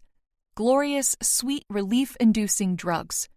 I must have thanked him 500 times before I fell asleep. My mouth was dry as hell when I woke up, but I felt 10 million times better in the morning. Dad yelled at him for it, of course, but I defended him. It was a little weed gummy, barely enough for someone my size, apparently. Mateo did the right thing, and I stand by that. Sometimes he still offers me one when it's my time of the month, which he now tracks in order to be prepared. But I don't always need it. The first one was the worst by far, and I feel proud for learning about my body and how to soothe what it needs. But since I was tortured by her once, I feel justified using her as an excuse for space this one time. A girl on her period have got to team up once in a while. Luckily for me, the fact that I hadn't known Dimitri's room number before running over here wasn't an issue. There was a girl with a Morozov tattoo on her wrist in the hall as I came in, and she immediately helped me. There was no introduction involved, just, "Are you here for Dimitri?" And my enthusiastic, "Yes," was enough for her. Now I'm sitting on a boy's bed that isn't related to me for the first time, chewing on my lip while I wait for Dimitri to come back with Ivan. As soon as I word vomited everything I knew, he said Ivan would need to be aware as well. I'm not upset about it, but a few kisses first would have been nice. I mean, I ran like 8 minutes to get here while my uterus tears itself apart inside of me. I think that's worthy of a little greeting makeout. Maybe after Ivan leaves. Though maybe not, because Dmitri is definitely a bit upset at me for coming here all alone at night. The look on his face when he opened his door was somehow filled with relief and also murderous. He checked on me 5 whole times, making sure no one talked to me or touched me in any way while I was running here before I was able to tell him why I had to come. The door clicks open, the sound of the latch making me straighten my spine. Ivan comes in first, with Dmitri following behind and shutting it promptly. Hey, Jade? Ivan greets, pulling a chair up to the side of the bed while Dmitri sits right next to me. You doing okay? I'm okay, I answer, smiling at the question. Ivan is such a sweetheart. His energy is just as nice to be around. Dmitri filled you in? I get the gist, he says, sitting down. Secret marriage offers, Javier. Suspicion about someone here having a phone? Yeah, that's about it, I reply. I feel pretty bad for Javi. Armani went a little crazy on him before we figured out that he didn't know. He's your brother, Ivan says, shrugging. I'm sure Javier understands. He has a little sister, too. I didn't know that. I'm glad you have that class with me, I admit, biting the side of my cheek. I felt like I was losing my head trying to assure them that Javier hadn't done anything shady towards me at all. He just teaches. You've seen it, right? Definitely. Ivan agrees, not even hesitating. Javier isn't looking for a hookup, let alone a wife. He's very focused on just getting through this semester of classes. I breathe out a sigh of relief. At least I have Ivan, who's seen it too. There's absolutely no way Javi is secretly trying to marry me. I just wish I knew why this was happening, I admit sadly. It feels like this is bigger than just some marriage offers, you know? The brothers share a look. There's something we should tell you, Ivan prefaces, giving Dmitri a tight smile, lightly telling him to speak up. Yeah? I ask, wondering if I should start worrying or not. Dmitri clears his throat. Our family has a bit of a tradition that we practice when we attend Empire. A dangerous tradition, Ivan adds in, clearly unwilling to sugarcoat this. Oh? How dangerous? It's complicated, Dmitri answers. Morozovs make most of our money through casinos, some money laundering, and trade. Okay, nothing too scary yet. Like drug trade? I ask, curious. Occasionally, Dmitri states vaguely. But mostly we focus on getting people things in different areas. We provide things they wouldn't be able to get without us. Difficult areas, like here? I ask, wishing they just speak plainly. I know I'm new to this world, but I can handle it, really. Exactly like here, Ivan answers. Dmitri, with the help of me and our members here, leave campus to meet with our suppliers a few miles out in the sea. A few times each month of the 5-month semester, he brings in contraband, and we sell it for money or contracted favors. My mouth drops open, betraying my shock. You leave? How is that even possible? You don't get caught? Our family has been doing this since the academy opened, Jade, Ivan says lightly. We have our ways, but that's beside the point. Nervously, my eyes dart between the two men. Which is? No one else goes in and out, Dmitri says. No one who isn't with me, and we don't bring in phones. Ever. No phones, no cameras, no recording devices. Anything that could be turned around and used against us, we don't touch. Okay, this is a lot of information at once. I guess I understand the reluctance to blurt everything out all at once. You're really trusting me with a secret like this? I ask, hardly able to hold back my surprised smile. Dmitri must seriously want to be with me if he's telling me something so monumentally damning to him and his family. I could tell this information to anyone and get him in serious trouble. But I would never, and it seems like he already knows that. Talk about flattery. I know you'll keep it, he says, dropping a warm kiss on my shoulder. I will, I promise, even if it's not necessary. We share a sizzling look before Ivan clears his throat, and I shake myself out of the momentary trance. No time for kissing yet. Dmitri leaves campus on a random schedule a few times every month to sneak in contraband that you all sell? I ask, making sure I've heard them right. But not phones because they jeopardize your operation. Because phones take pictures, Ivan adds, nodding along with my conclusion. So if someone has a phone here, then they have someone else who snuck it in. They couldn't have got it on the ship? No. Dmitri dismisses softly. The ship has technological sensors all over the place. No one even attempts to sneak in phones or computers on the ship over. It's one of the reasons they prefer that jets don't land here unless there's an emergency. Anyone who comes in and out of here outside of their own transportation, the boat, is a risk. Right. I mumble, understanding. So if you didn't bring it in, and you don't know who else would be able to sneak off to get one, we're lost. But Dmitri might be able to find out something when he meets our next contact, Ivan points out, reminding me why the topic was brought up. He has to use a phone at the access point, and maybe he can figure out if anyone has heard about a leak. It's unlikely, Dmitri warns, preparing me for potential disappointment. Did you bring your emailer here? I did, I confirm, excited to be prepared for something. I pull it out of my hoodie pockets and wave it at him. May I? He asks, and I swoon. Manners are so hot. Of course.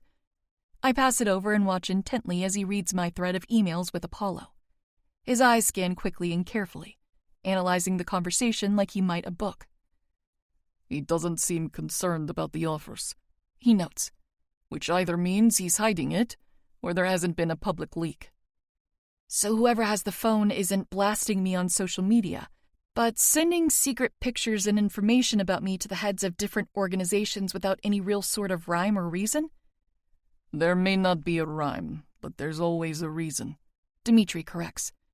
Someone has a phone on Empire grounds, and someone is using it to make sure you get engaged.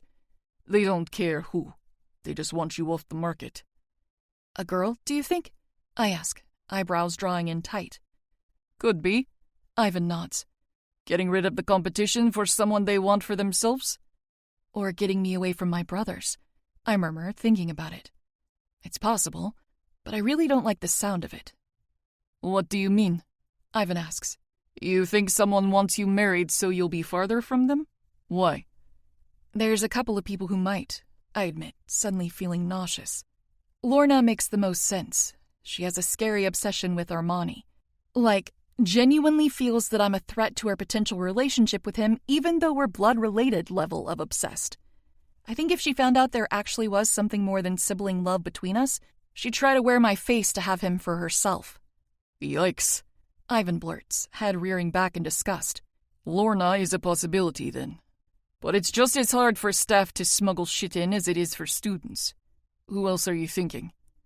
It's going to sound crazy, I admit, folding my arms around myself. Trust me, it won't, Ivan tells me, so sure of his words. What is it? Dmitri asks, gently rubbing my arm with the back of his hand. You can tell us, Krasotka. Krasotka. I make a mental note to ask what that means later. It sounds nuts, I reiterate, just to make sure they're prepared. But maybe it's not a student. Maybe it was someone taking pictures before I got on the boat to make it look like it is. Someone who works for your family? Ivan asks. No, I doubt that, I say quickly. Everyone there treats me like family. I swallow the words, trying to find the right ones. I think maybe my mom could have something to do with this. Dmitri tilts his head. Your mom? Kim, I correct him, hating the maternal word attached to her title. There's nothing motherly about her. I held on to the hope she'd be a mother to me for far too long, but after seeing what a parent's love is supposed to look like, there's not a single ounce of me that yearns for her. I'm not sure how the rumors spun for you guys, but I didn't meet my dad until 6 months ago, I admit, feeling a bit shy to deluge any of my past. If they can trust me with a secret so big, I can trust them with some of mine. Up until then, I lived with Kim and her boyfriend, Bruce. They were awful. The air becomes tense like it does any time my past is brought up around my family. It's not a fun topic, and for anyone with any semblance of morality, it's a tough conversation to have. I don't really want to get into it for now, if that's okay, I ask vulnerably, but don't leave room for an answer.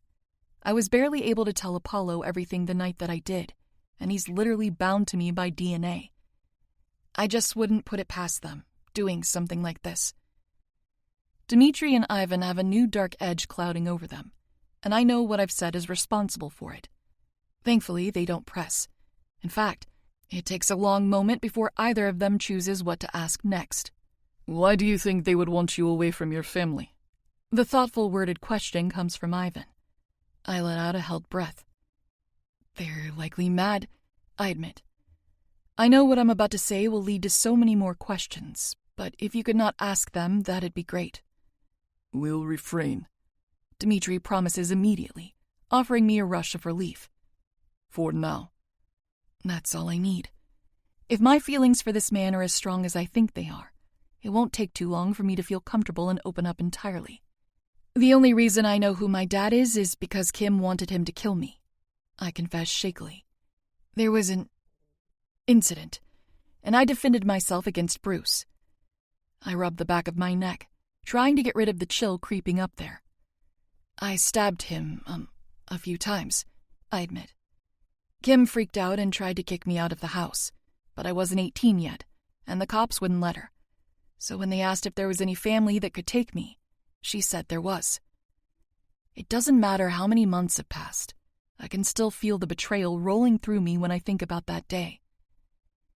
I'd always thought my dad didn't want anything to do with me, but Kim told the policeman that my dad was Dante Moretti.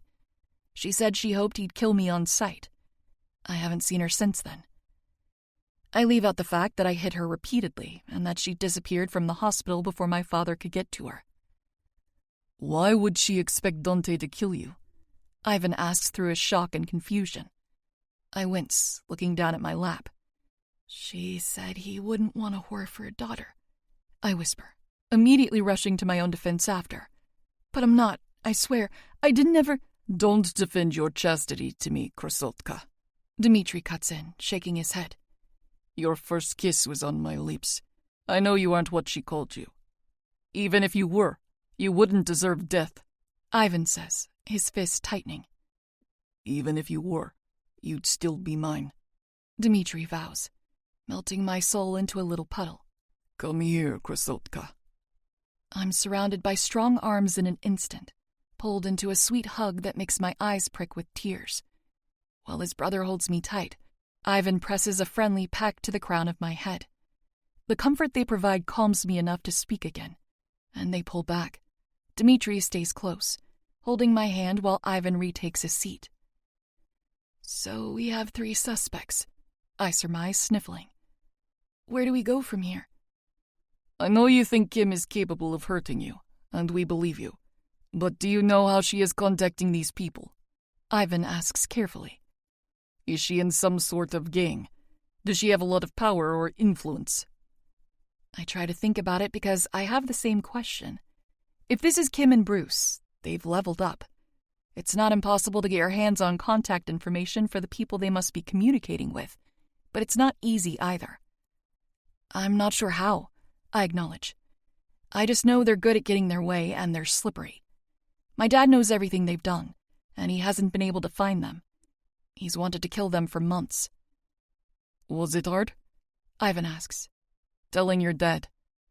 It's a good question, though I'm not sure why he asked it. Rationally, it makes sense. This way, he can try to gauge how badly I was treated without asking for specifics. But something tells me he has another reason for wanting to know. Either way, I'm willing to answer. If anything, to give Apollo credit for how amazing he was to me during that time. I think it's important for more people to know that he's not just the grumpy and rude exterior he shows everyone else. He's an incredible brother and man. Apollo told him for me, I disclose, squeezing Dimitri's hand for comfort. I told him everything, though, and it wasn't easy. Mostly because it came out so fast. I'd hardly been there, and something came out. I couldn't hide it, but I couldn't just tell a dozen people at once. Dad suggested I tell one person, and I picked Apollo. Are you closest with him? Dmitri asks. I can tell he's gently trying to shift the topic at hand for my sake. Fuck, he's so great. I like this man so much. Him and Matteo, I answered, genuinely smiling now. I love all my brothers, but 2 of them have kids and wives, so I don't see them as often. Matteo had made it his mission to be my brother right away, though. He broke up so much of the tension that comes with meeting new people. He made jokes and lightened the mood. Now we're very close, like having slumber parties in my bedroom close. And Apollo? It's hard to explain without sounding a little insane, but Apollo is like an actual god. He makes me feel like a whole other level of safe. Not just physically, but mentally. He calms me down and cheers me up just being there. That's nice, Ivan comments, and I nod rapidly. It is, I agree. Have either of you met Apollo, or seen him? No, they both say. Well, a lot of people think we look alike. He's Dad's mini-me, and I'm his, according to, our whole family. I like that about him, too. It makes me feel closer to them, looking so much like Apollo and my dad. Our noses are the same, and our eyes and hair. Matteo thinks we smile the same, but Apollo doesn't show his off much. Someone looking like you feels impossible, Dmitri comments sweetly. I know it's a compliment because of the soft way he looks at my face. We all look a bit alike, I tell him, cheeks tinted pink. Dad has strong genes. Leon is the only one who looks more like their mom. He's blonde like she was. And Ilio and Emilio are the only 2 who have her deep brown eyes.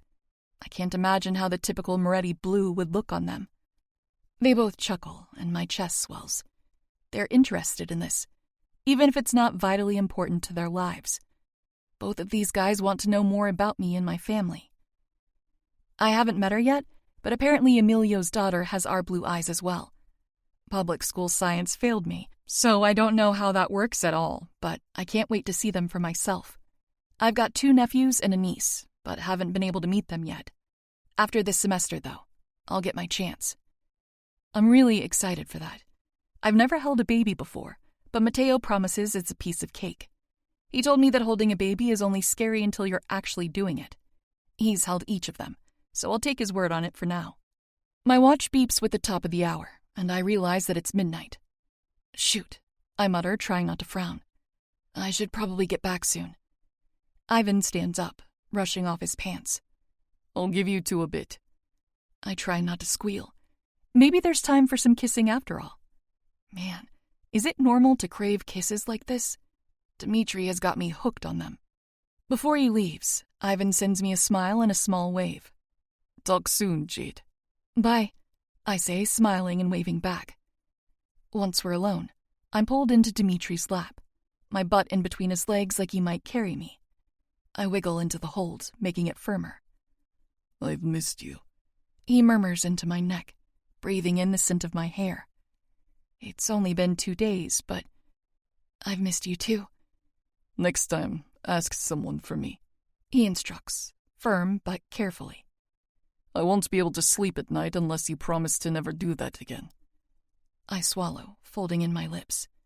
I'm sorry. I didn't mean to scare you. I won't do it again if it worries you so much, I promise. But, he asks, sensing my hesitance. I just want to be able to see you more, I admit, not caring if it sounds clingy. It's the truth. He nods, understanding. Ivan and I will get you from now on. My heart gives a thrilled beat. You will? Of course. Softly, I brush my thumb over his lips. Can you kiss me now? Dimitri's mouth slips into a sultry grin. Have you been waiting for that, Kritsoka? All night, I confess breathlessly. Well, we can't have that, he tisks. Dmitri crushes his lips to mine in a powerful press of his mouth, kissing me like our lives depend on the touch. His taste makes me gasp, and he uses the part in my lips to flood me with more of it, tongue pushing through the gap. I haven't quite got the hang of that part, but follow his lead, chasing the way it makes me feel when our tongues tangle together. I fumble around in his lap, positioning myself to get closer while we kiss. My thighs end up on either side of his hips, squeezing tight to hold me up. I have to spread my legs to encompass his thick frame, but it's more than worth it. My fingers latch around his muscular neck, digging in hard enough to leave white spots behind when I eventually pull back. Maybe even bruises if I hold him here long enough. I'd hold him here forever if he'd let me. One of his hands steadies me, holding me up by the front of my thigh. He's able to grab so much more of it that I feel anchored, less like I might slip because of how wide my legs are, and more like I'm firmly in place. His fingers are tucked underneath my skirt, but not rising. Still, the hold gives me a hot rush of arousal that has me thinking we should move way faster than we are. Everything about Dmitry Morozov lights me up. His other hand holds the side of my face, 2 fingers below my ear, the others above. It feels so good, like he's owning me with the simple touch. The way he controls the weight of my head, using the touch to ignite me further. "You're my boyfriend, right?" I ask, pulling out of our kiss and blushing beet red. "I can call you that in my head?" "I'm yours," he answers immediately, giving me a flood of serotonin straight to my brain. His lips press against my jaw. "You can call me anything you want." "What do you call me inside of your head?" I ask, biting my lip. "Mine," he says simply. "Is that what Kretsoka means?" I ask, trying not to butcher the word. "No." He smiles, rubbing his thumb in a circle on the soft skin of my inner thigh. "Kretsoka means gorgeous." My face flames. "Wow," I breathe. "That's so sweet." "It's accurate," he simply states. His hand lays against the side of my face, thumb softly stroking my cheekbone. "You are the most gorgeous thing I have ever seen." There's no way that's factually accurate, but I don't even care. I can tell he feels that way. Even if he's physically seen more beautiful people, he doesn't see them that way. He sees me that way. "You've had sex before, right?" I blurt out, slapping a hand over my mouth as soon as the words come out. "You don't have to answer that," I immediately add. "I have," he answers, unaffected by the personal prying. I'm not even sure why I ask, since it's basically a guarantee for his age and position. Mafia men view sexual promiscuity as extremely normal. "Does that bother you, Kretsoka?" Well, I don't love it. "No," I say ultimately. "You can't control your past any more than I can control mine. I'm a bit relieved that at least one of us will know what they're doing. And I just implied that we're going to have sex. I really have to learn to filter what I'm thinking before I just blurt it out around him. He makes all of my practiced thoughts just poof out of my head as soon as his eyes find mine. He flashes a charming grin. "We don't need to worry about that for a while, baby." Oh, God. Him calling me baby makes me wish I was having his. How the hell does one simple word hit me right in the vagina? Seriously, am I throbbing? Wait, what did he say before that? "We don't?" I ask, frowning. Does he actually not want to have sex with me? He just said I was his. "Kretsoka, when I fuck you, you will be madly and irrevocably in love with me. It'll be shortly after I put a ring on this little finger," he says boldly, holding up my left hand to emphasize my ring finger. "And until you're ready for that, our clothes stay on." Holy shit. I gulp, suddenly thirsty. "You know you can't say things like that while telling me we can't fool around," I complain, tugging the front of his shirt into my fists. "It's not fair." "That's not what I said, Kretsoka," he tells me, clicking his tongue. "I said I wouldn't fuck you. I never said I wouldn't take care of you." Oh? "Mm-hmm," he agrees, the sound rumbling in his chest. I gulp. Something to look forward to? His grin sends a burning heat directly between my thighs. "You have no idea, Kretsoka." Chapter 19. Jade. Dmitry walked me back to my building himself, doing the same thing Ivan had done before, waiting for me to wave from above before disappearing into the night. My lips still felt puffy from all of the kissing, and there was a swell of need between my legs. I'd never touched myself before a few months ago, but that newly familiar urge was growing in a way that couldn't be helped. So I got into the shower, purely to use the detachable head for some relief. I had to be quiet, but it didn't take long. Just thinking about Dmitri had me biting my hand and shaking through an orgasm in under 2 minutes. When I got into bed, I fell asleep at the thought of how much better that would feel with Dmitri doing it to me. Over breakfast the next morning, an administrator I don't know brings me a slip with my new cooking class details, reminding me that I still haven't told my brothers about the challenge. Honestly, I sort of forgot about it too. The transition period of being moved around in the schedule had the subject of cooking entirely off of my mind, not to mention all of the other chaos taking up space in my head. Of course, when I reluctantly revealed how I got out of Intro to Cooking, they immediately demanded to know who helped me. Even Nico shakes off his usual disinterest in favor of pestering me. "It's not a big deal, guys," I insist, telling them to quiet down with my wide eyes. The entire cafeteria's attention at 8 in the morning sounds less than appealing. Yeah, it is," Matteo declares, still managing to stuff his omelet into his mouth while worrying about me. "You made history, and you did it behind our backs." "Okay, that's a little dramatic," I protest. "It's not," Remo argues. "You consorted with someone who isn't our ally, and you're purposely refusing to tell us who. That's suspicious and worrisome, Jade." "It wouldn't be so worrisome if you had an ounce of trust in my abilities," I murmur sadly. "Can't it just be enough that I'm obviously safe and my plan worked? Why does everything have to be such a big deal?" "You don't get how dangerous our world is yet, little sister," Matteo tells me softly, patting my hand. "You think you've seen a taste of it, but you don't understand it, not entirely. There's a million working parts, and you're prepared for a couple hundred of them," Nico adds. "We aren't asking so that we can jump the person," Remo assures me. "We want to know so we can keep an eye out for them." Which is exactly what I don't want. I fold my arms over my chest, my blueberry muffin long forgotten. Great. So someone does something nice for me, and in return they get 4 stalkers? "Call it a reward," Nico says with a shrug. I grit my teeth. "I'll call it nothing because I'm not telling any of you." "Oh, that's how you want to play it?" Armani asks, dropping his fork. "I'm not trying to play anything," I defend, pinching the bridge of my nose. "Can we please drop this? The last few days have been stressful enough as it is." "No," my brother responds. I can't get the words out because he's already moving. Armani stands up in his chair, cupping his hands around his mouth to yell. His inky black tattoos only emphasize the action, being laid against his lightly tanned skin. Before I can stop him, he's got the attention of the whole room. "I'll give 50 grand to the first person who can tell me who ate my sister's food for the first year challenge." Bursts of whispers break out all around us, and I pinch his leg, tugging on his pants. "Get down!"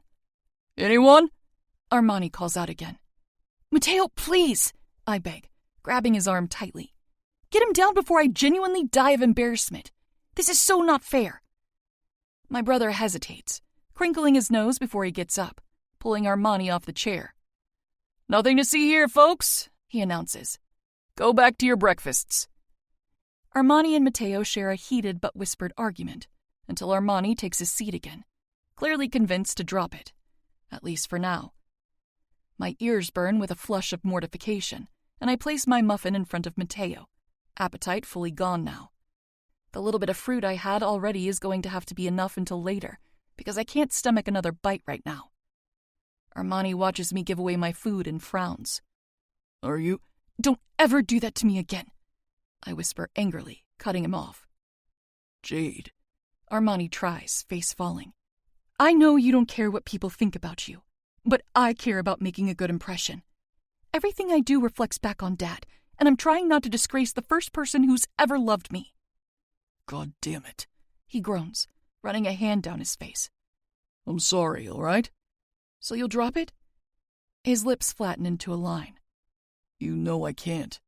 "Then you aren't very sorry, are you?" Gripping my empty orange juice bottle and my half-eaten fruit cup, I stand up and stomp off to throw them away. I know I shouldn't be upset at their questioning. I am actively hiding things from them, but some semblance of privacy isn't too much to ask for. I can love how overprotective they are, and experience frustration from it at the same time. As I toss away my garbage, I catch familiar eyes watching me. Ivan's lips tip up, and he sends me a wink. I release a breath. understanding that small action's larger meaning. No one is going to take Armani up on his offer. Everyone who is in the ruins courtyard that day must be with them or easily bought by them. My Morozov boys have already handled any possible rumors about the challenge day, taking one less thing off of my metaphorical plate. Straight after breakfast ends, Remo shows me where to go for my first day in my new cooking class. Thankfully, this one isn't run by a psycho. The teacher is a 30-something-year-old lovely woman who is super excited to have me. Not to mention, the course outline already assumes the student's ability to cook eggs, so it's not so rudimentary that I'll be bored every day. And when I see Ivan in our knives class, he confirms my suspicion from earlier. Nobody who saw Dmitri eat my food will say a word. Even the admin who needed to verify my winning won't say a thing. Although, Ivan says that's mostly because they love depriving the students of gossip that they can keep between themselves. Since I officially know my way around campus, at least most of it, Remo doesn't come to pick me up after knives. Though, Ivan isn't keen on letting me walk alone. He hangs back behind me a few paces, but I roll my eyes and insist he walks by my side. If anyone sees us together and decides to report to my brothers about it, I'll simply pretend I got a little lost and stuck by Ivan since we go the same way. We're almost back to the little snack pantry building when I see two people going inside. Without thinking, I pick up the pace and head straight for it. "Are you hungry?" Ivan asks, confused by my change of direction.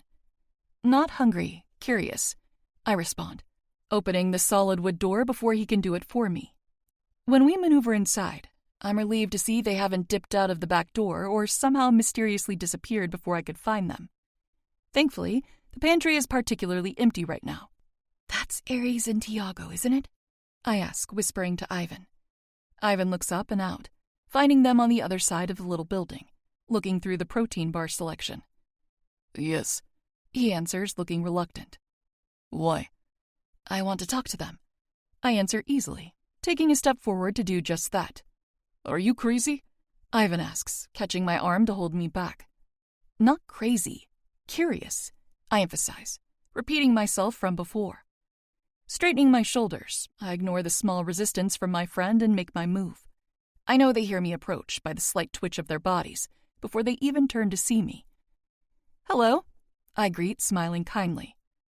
"Hello?" Aries responds first, a confused edge to his greeting. "Hi," Tiago adds, looking behind me, likely assessing Ivan. "Sorry, I won't waste too much of your time.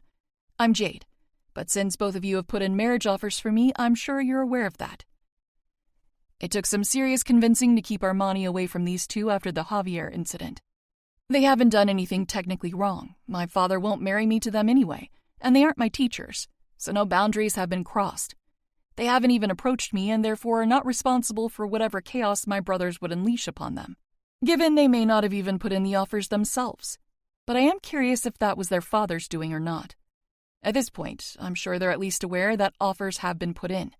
Their fathers would have contacted them since they've now had time to. Or, on the off chance they did it themselves, of course, they would be aware of it. The two men share a look, likely unsure how to respond. "I just wanted to let you both know that you shouldn't pursue me." Tiago arches a sculpted black eyebrow. "Oh?" "Yes," I confirm firmly. "You see, my father isn't looking for a match for me, and even if he was, I've already chosen who I want." I'm not sure whether having Ivan here is giving me the confidence to do this, or if becoming a Moretti has done that already, but either way it's sort of exhilarating. I'd never been able to speak so directly to people before, let alone strange men. I had the default belief that everyone saw me like Bruce saw me. Now I don't care how they see me. It's like I've built up an immunity for intimidating tasks. There may still be fear lingering in my gut, but I'm stronger than it. Feel free to relay that to your fathers, or simply tell them the part about how my dad isn't looking. You can even lie and say you tried, but please, don't try.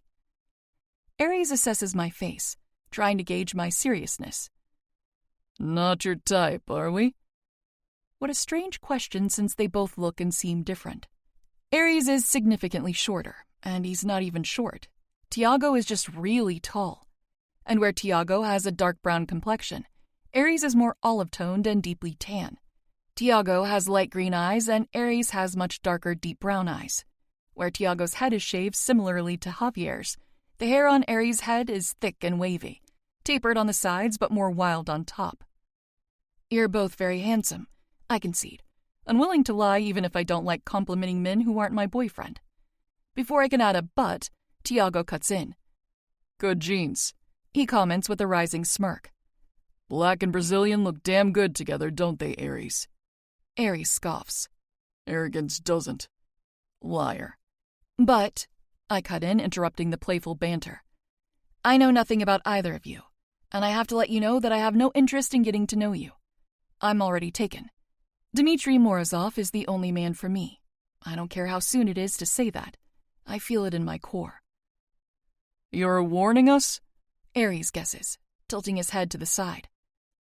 Because of the boyfriend or the brothers, I wonder? Tiago muses, humming. Both, I reply bluntly. Are we supposed to be scared? Tiago asks, scratching his stubble. Why would you be scared? I counter. You haven't done anything with consequences to be scared of. Yet. I have to say I'm surprised. Tiago begins, unfazed by the thinly veiled warning sort of threat. How exactly did you manage getting him to let you approach us? Surely this will be a point of contention for your relationship. Oh, Ivan isn't my boyfriend. I sing-song sweetly. Turning over my shoulder to look back at him, I grin. He'll still protect me like he is, though. Won't you, Ivan? Without hesitation, he declares, not a hint of delay in his reply. Surprised, Aries looks me up and down. You're Dimitri's, then? I'm not sure what you're talking about. I shrug, feigning innocence. Oh, that's great, Tiago drawls, chuckling. Daddy doesn't know, does he? I click my tongue at that. I assure you that's none of your business. Out of pure curiosity, what exactly does the silent Russian brute have that we don't? Aries drawls, watching that Ivan stays put from the corner of his eye. That's easy. Me. Cheeky, Tiago comments. And if we were to combine our offers? Aries asks. Would 2 for 1 tempt you away from him? Aries' question feels more like a test than a last-ditch effort from my hand. Maybe he'd consider sharing a wife with Tiago, but he doesn't seem that desperate for that wife to be me. So while this is a surprising offer, it's not a tempting one. Maybe in another life, if I'd seen either of them first, things could be different. But I don't want to be in another life. I want this one, and I want it with Dmitry. Until proven otherwise, he's the man for me. Leaning just a bit closer, I smirk. Sorry, even the two of you put together aren't my silent Russian brute. Jade, we have to go, Ivan warns, cautiously interrupting. Raising my chin, I give the two men one last glance each. Well, that was a very enlightening conversation. I'm sure we can keep it between us. I hint heavily. Consider it a show of goodwill between our families. I wouldn't want anything to disrupt the balance we've created. Threats disguised as sweet talk, Tiago hums. She's a Moretti after all. My responding smile is gleeful. So I keep hearing. I turn my back on them, happily gliding to the door and snagging a bag of Skittles on the way out. I'm not a huge candy girl, but I definitely just earned a treat. Right as Ivan and I are leaving, I hear one of them muttering under their breath. Wouldn't want to be that poor fucker. When the door shuts behind us, I'm immediately tugging him around the side of the building, keeping us away from too many prying eyes. Why did they say that as we were leaving? I ask urgently. Say what? I know you heard them, I argue, not even humoring his attempt at lying. He sighs, rubbing the back of his neck. It's complicated, Jade. Family stuff that you don't need to worry about. Frowning, I give him an impatient look. I want to worry about it. Ivan blows out a puff of air and checks our surroundings. Deeming them to be too public, he guides me further behind the pantry building, maneuvering around bushes and small trees. When he decides we have sufficient privacy, he runs a hand down his clean-shaven face. They're talking about my position, being under Dmitry. My nose scrunches up. Why would that make them feel bad for you? Just because they're heirs and you're not? It's complicated, he repeats. Second sons aren't the same for Morozovs. I lean in, interested. Mateo didn't say anything about this before. How so? I don't want you to get the wrong idea. he says, voice soft. You're starting to scare me a bit, I admit. Please just tell me. His next sigh is more like a groan. In our family, second sons are guards to the heir. My job is to keep Dmitri alive, even if it means that I die in the process. It's our oldest and most important tradition, and I take it very seriously. They pity me for it. Well, as horrible as Ivan dying for any reason would be, it doesn't seem like that big of a deal. My brothers would protect each other with their lives as well. Granted, the order of birth deciding who should die first is a bit fucked up. That isn't so bad, I reply, trying not to cringe at myself. Why would they pity you? Everyone has traditions. Jade, it's... Ivan cuts himself off, shaking his head. It's hard to explain this to you without saying the wrong thing. Take your time. I won't run away, I swear, drawing an X over my heart. Finished with stalling, Ivan leans against the building wall. It's a very serious guard position. My life is dedicated to Dmitri's survival. I won't marry. I won't ever have kids. And I'll stay by his side until one or both of us are dead. I don't go out. I don't drink or do drugs, and I never will. They see my life as meaningless, like I'm a living shield. That's why they pity me, Jade. I'd really appreciate it if you could refrain from doing the same. Oh, Ivan, I murmur, reaching for his hand to squeeze. I could never pity you. No? He asks, almost in disbelief. No. It's a lot, I can't lie. Hard to imagine being okay with a life without so many things. But who am I to judge their family? I don't know their story, and if Ivan says he's okay with it, I should respect him enough to believe him. You could run away at any time, couldn't you? Give yourself a new identity and never be seen again? I ask, trying to paint a picture of my point. If you truly hated the hand you were dealt, you could throw away the deck. Yes, I could leave, he acknowledges. But I never would. I know you wouldn't, I agree, nodding. That's my whole point. They're wasting their pity on a man who has a choice. Warily, his lips tipped to one side. I'm glad you think so. Yeah? Because I'm your friend and you care about my opinion? Because I'm not really Dmitri's guard anymore, Jade. I'm yours. What? If I had water in my mouth, it would surely be dripping down his face right now. I wouldn't be able to keep myself from spitting out every drop. When the heir marries, the second son becomes his wife's protector. My priority shifts from him to you. But we're not married, I stammer, my heart beginning to pick up its beat. Dmitri isn't taking any risks, Ivan admits with a shrug. My priority changed since he had me switch into knives. I'm in a swimming/water survival course now since it's underneath the gym at the time you're there for fight training. I eat in the cafeteria only to keep an eye on you. Wow, I blurt, lost for all other words. Dmitri will be back on. And that means who he chooses for his wife is the only person more important to keep alive than he is. How can I be more important? I gape at him. He's the leader. And wives carry heirs, Ivan points out. If you're married to Dmitri, it is to be assumed that you could get pregnant at any time with the future Pakon. He could just get someone else pregnant, I protest, despite the disgusting taste the words leave in my mouth. Ivan shakes his head. A grieving Pakon is a dangerous one. Chances are he would fixate on revenge and loss for far too long that creating an heir wouldn't happen. What if we both die?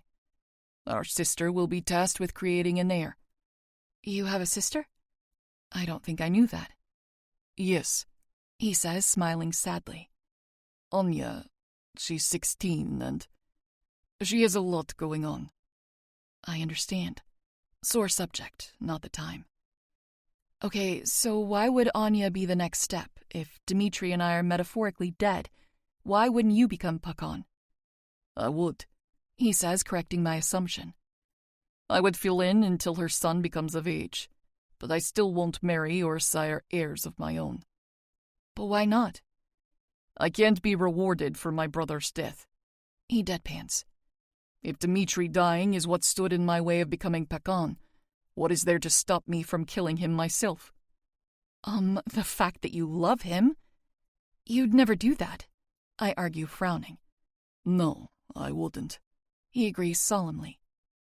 This is all so intense, I mutter, mind racing. It's only going to get more intense, he warns. We're giving you time to adjust, but my life is yours, Jade. I'll protect you just like I'd protect Dimitri. Whatever it takes. I swallow, looking down at my feet. So, you didn't really want to be my friend? You just feel obligated to? No. Ivan refutes, reaching for my hand and taking it into a snug grip. Of course, I wanted to be your friend. I still do. This is why I was hesitant to tell you, Jade. I don't hang out with you for the sole purpose of diving in front of anyone or anything trying to hurt you. I care about you.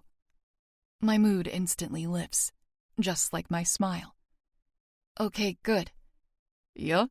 He double-checks, looking into my eyes. You believe me? Of course I do. I promise. What kind of a best friend would I be if I didn't? Chapter 20. Dimitri. She handled that well. Christos, Dimitri.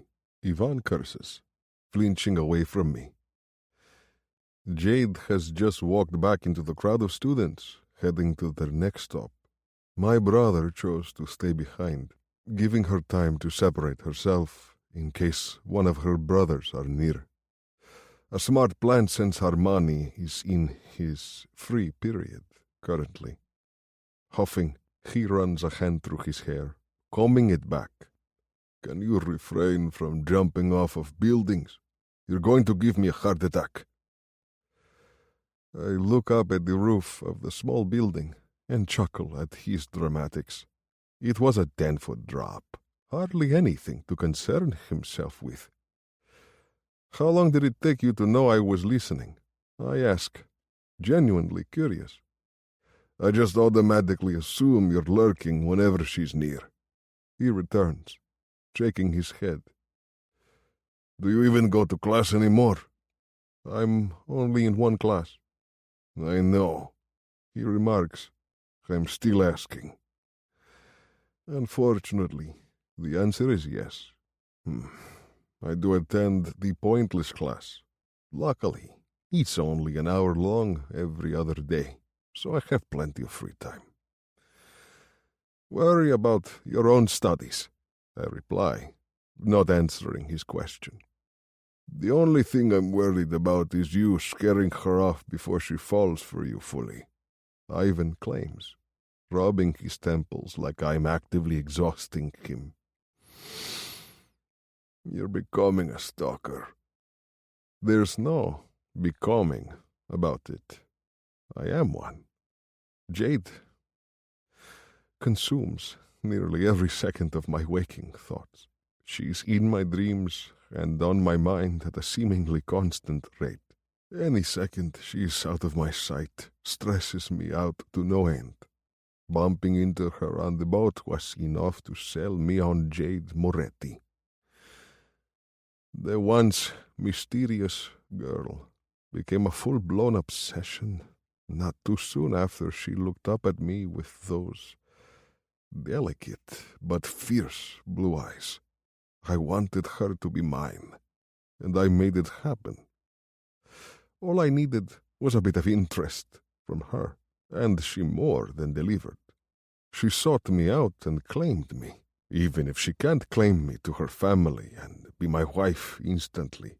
She made her once explicitly known. I'm her man, and nothing is going to change that. Not if I can help it. I'll have a ring on her finger as soon as I can. So you think she's falling for me? I ask, pleased that he sees the same thing I do. Jade may not be following me all around the academy grounds, but my girl is falling just as fast as I have. You just want to hear me say it, he accuses, rolling his eyes. What's wrong with that? I ask. I care about your opinion. Yes, she's falling for you. Ivan relents, but she won't be much longer if she catches you watching her like a creep I don't know. I think she might like it. I see the way she blushes when I look at her. It makes me wonder if she'd blush all the time if she knew I was watching. Besides, I add, throwing an arm around his shoulder, there's a reason to be watching her now. Someone wants her married and away from her family. That kind of goal doesn't come without nefarious implications. Ivan's face tightens. I know. Hey, I say lightly, it'll all work out. She has us now. I'm just as upset with this situation, if not more. But Ivan, he wears his heart on his sleeve. I don't mind being the one who talks him down where he's concerned. We need clear heads to perform our best, and Jade deserves nothing but our best. Yeah, he agrees, shoulders relaxing.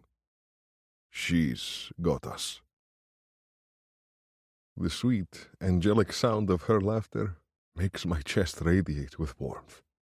Jade tosses her head back, clapping her hands together with the most addictive giggles bursting from her lips. Her family's little setup for the night is bringing her an immense amount of joy, and I can't believe I get to witness it. She and her brothers are all sitting on chairs in a secluded little area on the black sand beach, and a small fire pit lit up with orange flames in the center of their circle. With the firelight reflecting and flickering all around, I get a decent view of her face, even if some of the details are too far away to make out. Her dark waves of hair are being tied into braids on either side by the youngest of her brothers, Matteo. He keeps teasing her, tickling her neck to egg on her laughing. She looks so happy. Ivan comments from my side, mesmerized. She looks incredible, I correct. You know, I don't see her that way. Ivan starts like he even has to remind me. But yes, she looks beautiful. It's nice to see her content, without the weight of a mysterious threat lurking around. She shouldn't have to worry about it. Agreed.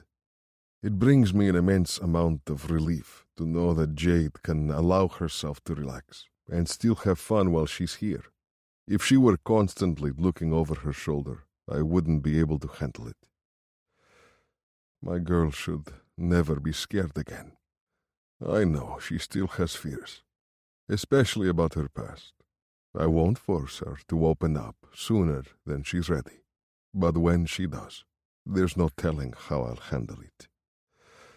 Dark and evil things aren't allowed to plague Jade. When she lets me, I'll show her just how true that is. I'll systematically destroy any semblance of the people who have wronged her.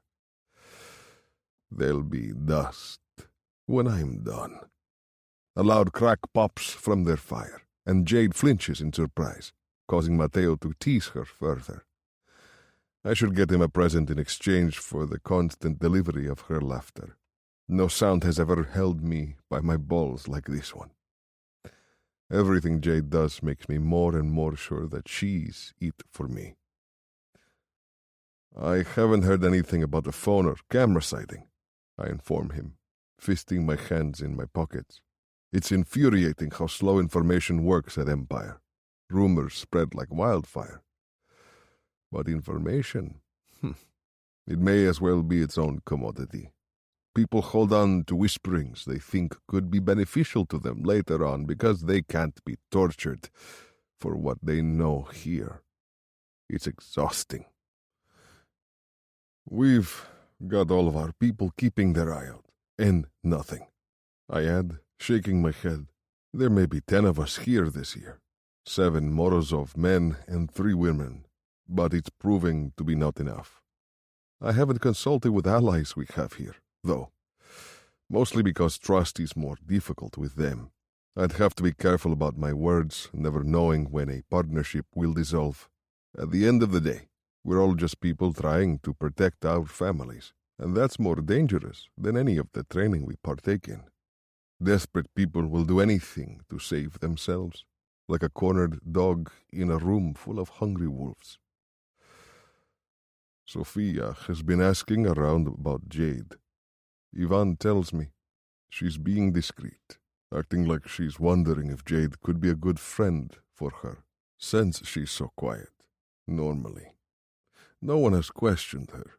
No one had any helpful information either. Sophia is an advisor's daughter. My father selected her father personally for the position over 20 years ago, taking him under his wing. While I have two uncles who are above him in ranks, he's a bit like a third brother to my father now. His only daughter is a shy little thing, a first year like Jade. It's smart to have her help. I'm just surprised she volunteered. But maybe I shouldn't be. She's always happy to help, even if she's anxious about it. Smart, I comment. Unfortunate that it doesn't seem to be going anywhere. Ivan grunts in agreement. Are we going to talk about the elephant in the... He pauses, looking around because we aren't in a room to complete the typical saying. Forrest, you had that thought too? I ask, hoping we're not thinking about the same thing. He nods. It could be her. My brother doesn't need to say her name to clarify. We both know he's talking about one of the most vile humans we know.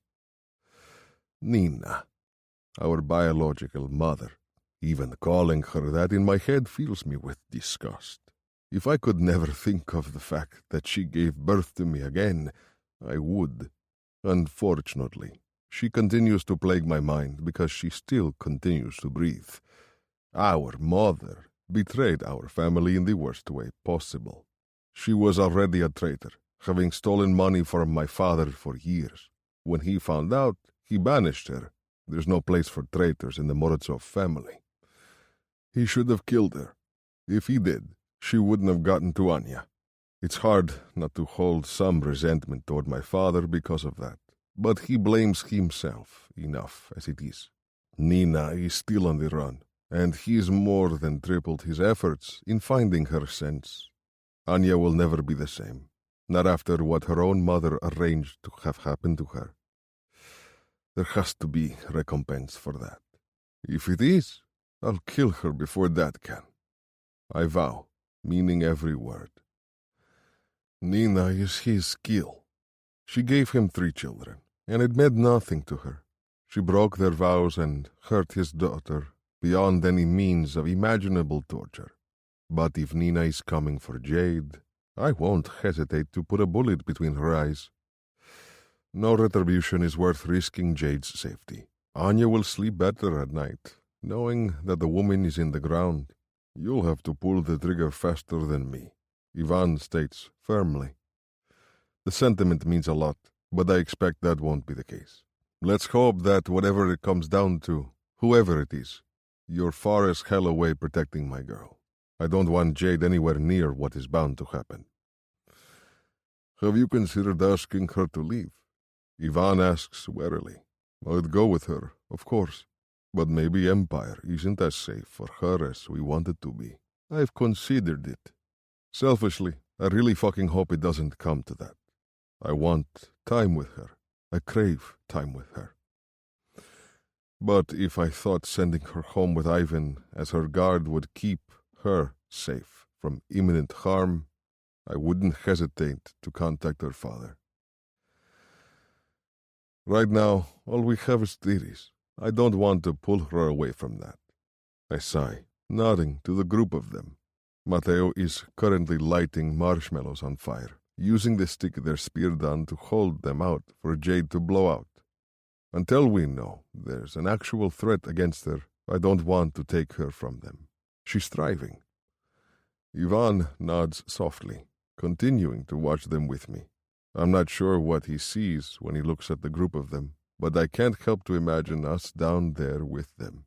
Jade would be in my lap, tucked into my side to suck up the warmth I give her. Ivan would be next to us, probably debating something ridiculous with Mateo.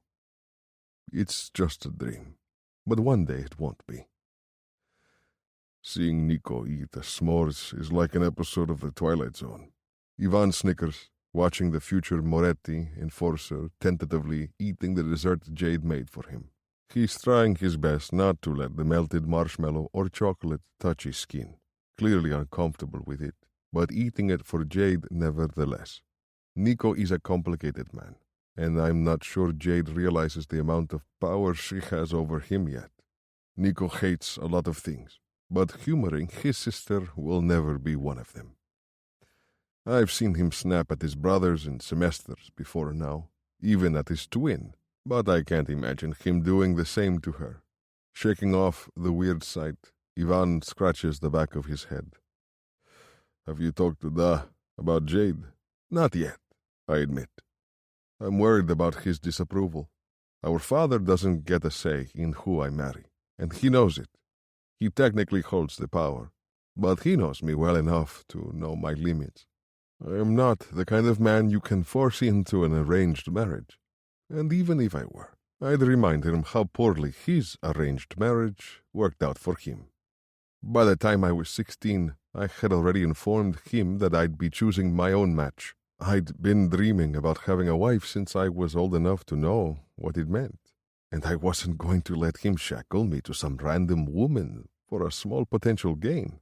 I can rule our organization without any more alliances.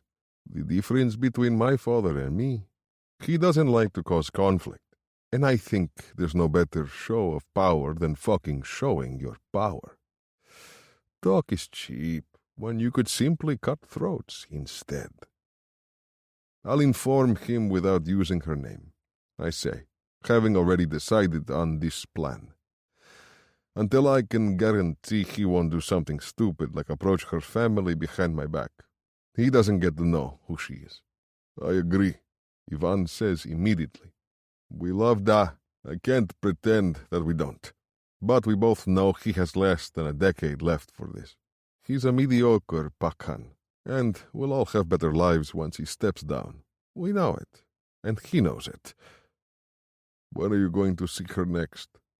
That's the hardest part of keeping this secret. We need to figure out how to spend more time together without arousing too much suspicion from her brothers. I'd tell them all about us right this second if I didn't think it would cause a rift between them. My girl needs to be allowed to have us to herself for a while. If that means sneaking around until she's ready, that's how it's going to be.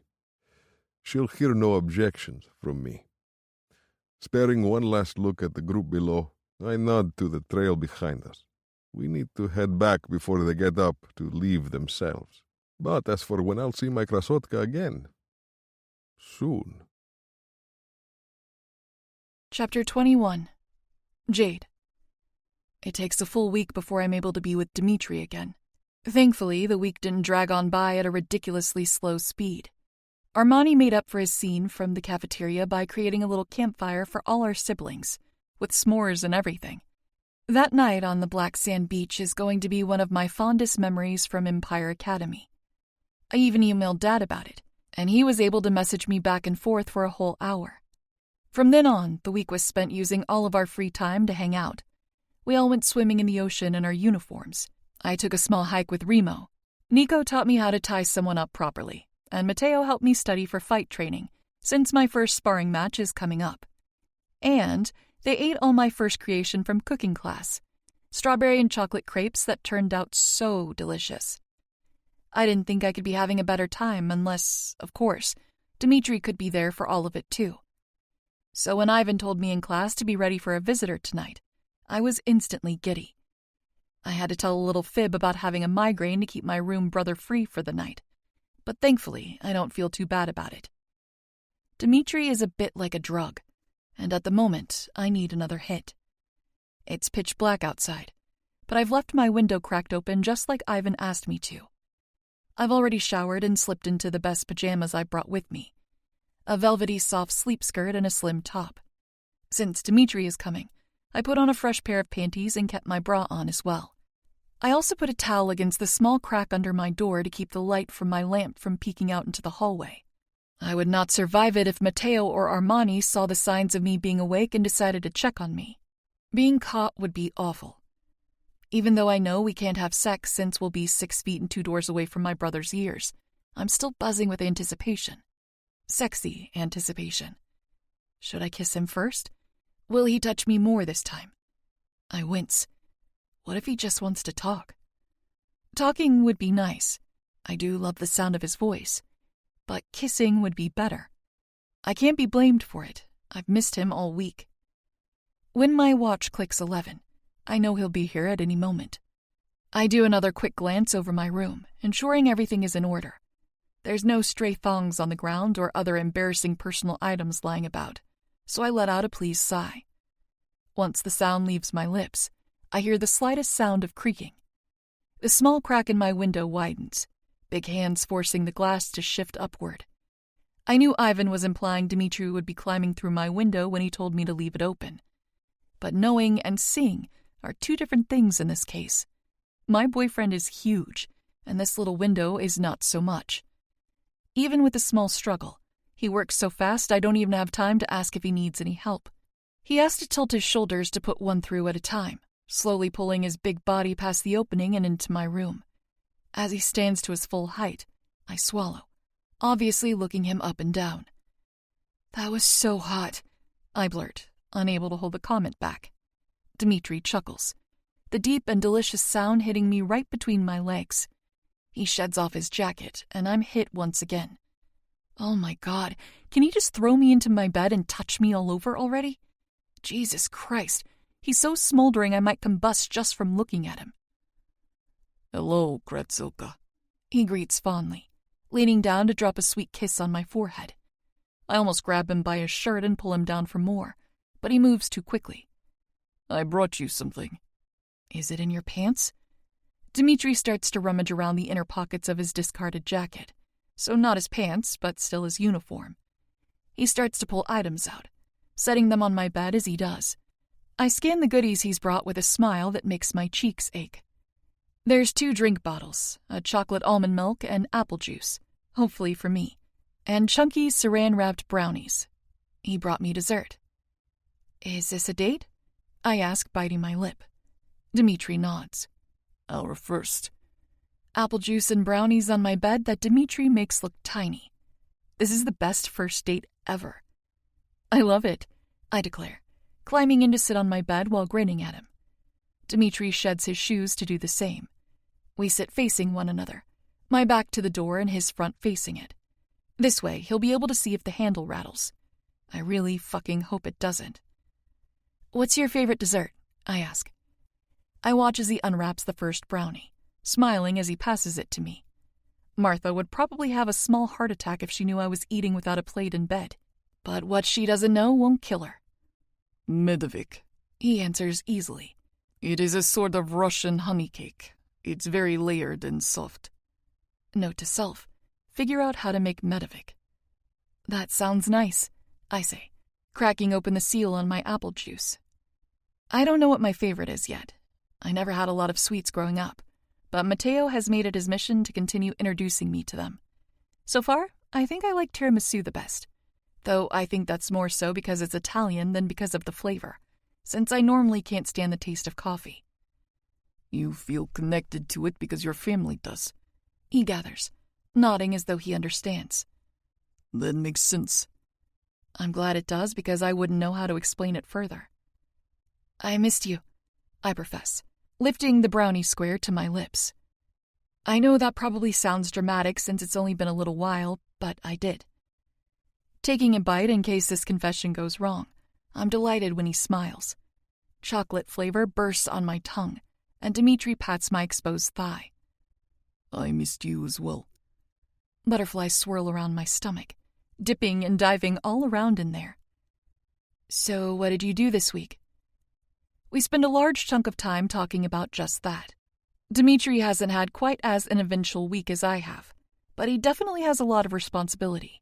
Heirs are like acting capos at Empire Academy. They have a responsibility to keep their people in line as well as keeping them safe and content. When our brownies are consumed and our drinks are empty, I grab him a little trash bag to put them in, so he can take them when he goes. I wouldn't put it past Matteo to find my garbage contents suspicious, Otherwise, I just toss them in the bin in my bathroom. Is this all of you? Dmitri asks, picking up the framed photo from my bedside. It's a landscape picture taken with all of my brothers. Dad managed to get Leon and Emilio to swing by for an hour while they were in the area a few months ago. So now we have an updated family portrait. It has all 10 of us with Dad and Uncle Caesar, so it's my favorite picture ever. Yeah, I answer, looking at it with him. They used to have a family photo over the mantel in one of the main living rooms, but they replaced it with this one so I could be in it too. Slowly, he puts it back into place. It's beautiful. We'll take another one with my nephews, my niece, and their mom soon too. I gush. So excited for when we get to do that. Yeah? Yes, I can't wait, I confirm. I love kids. They're so kind and innocent. I just want to scoop them all up and make sure nothing bad ever happens to them. Dimitri's eyes flash, and he reaches for my hand, lightly leading me back to bed. You're too good for this world, Kretzoka. I think the same about you, I confess, whispering. My too handsome to be true boyfriend puts me on his knee, having me sit on his warm lap. As his eyes flick to my lips, I know what he's thinking, because I'm thinking it too. We each press forward, leaning in for the same thing. Our lips meet in a gentle brush, my pillowy soft skin connecting with his stronger mouth. We don't hurry yet, moving our lips in a teasingly slow manner. Dmitri savors the touch, surrounding my face with big and protective hands. As his lips part, mine do too. He tastes like the sweetest dessert and smells like nothing but man. Cedar or something woodsy with the faintest hint of spice. I could breathe him in for days, never getting enough of it.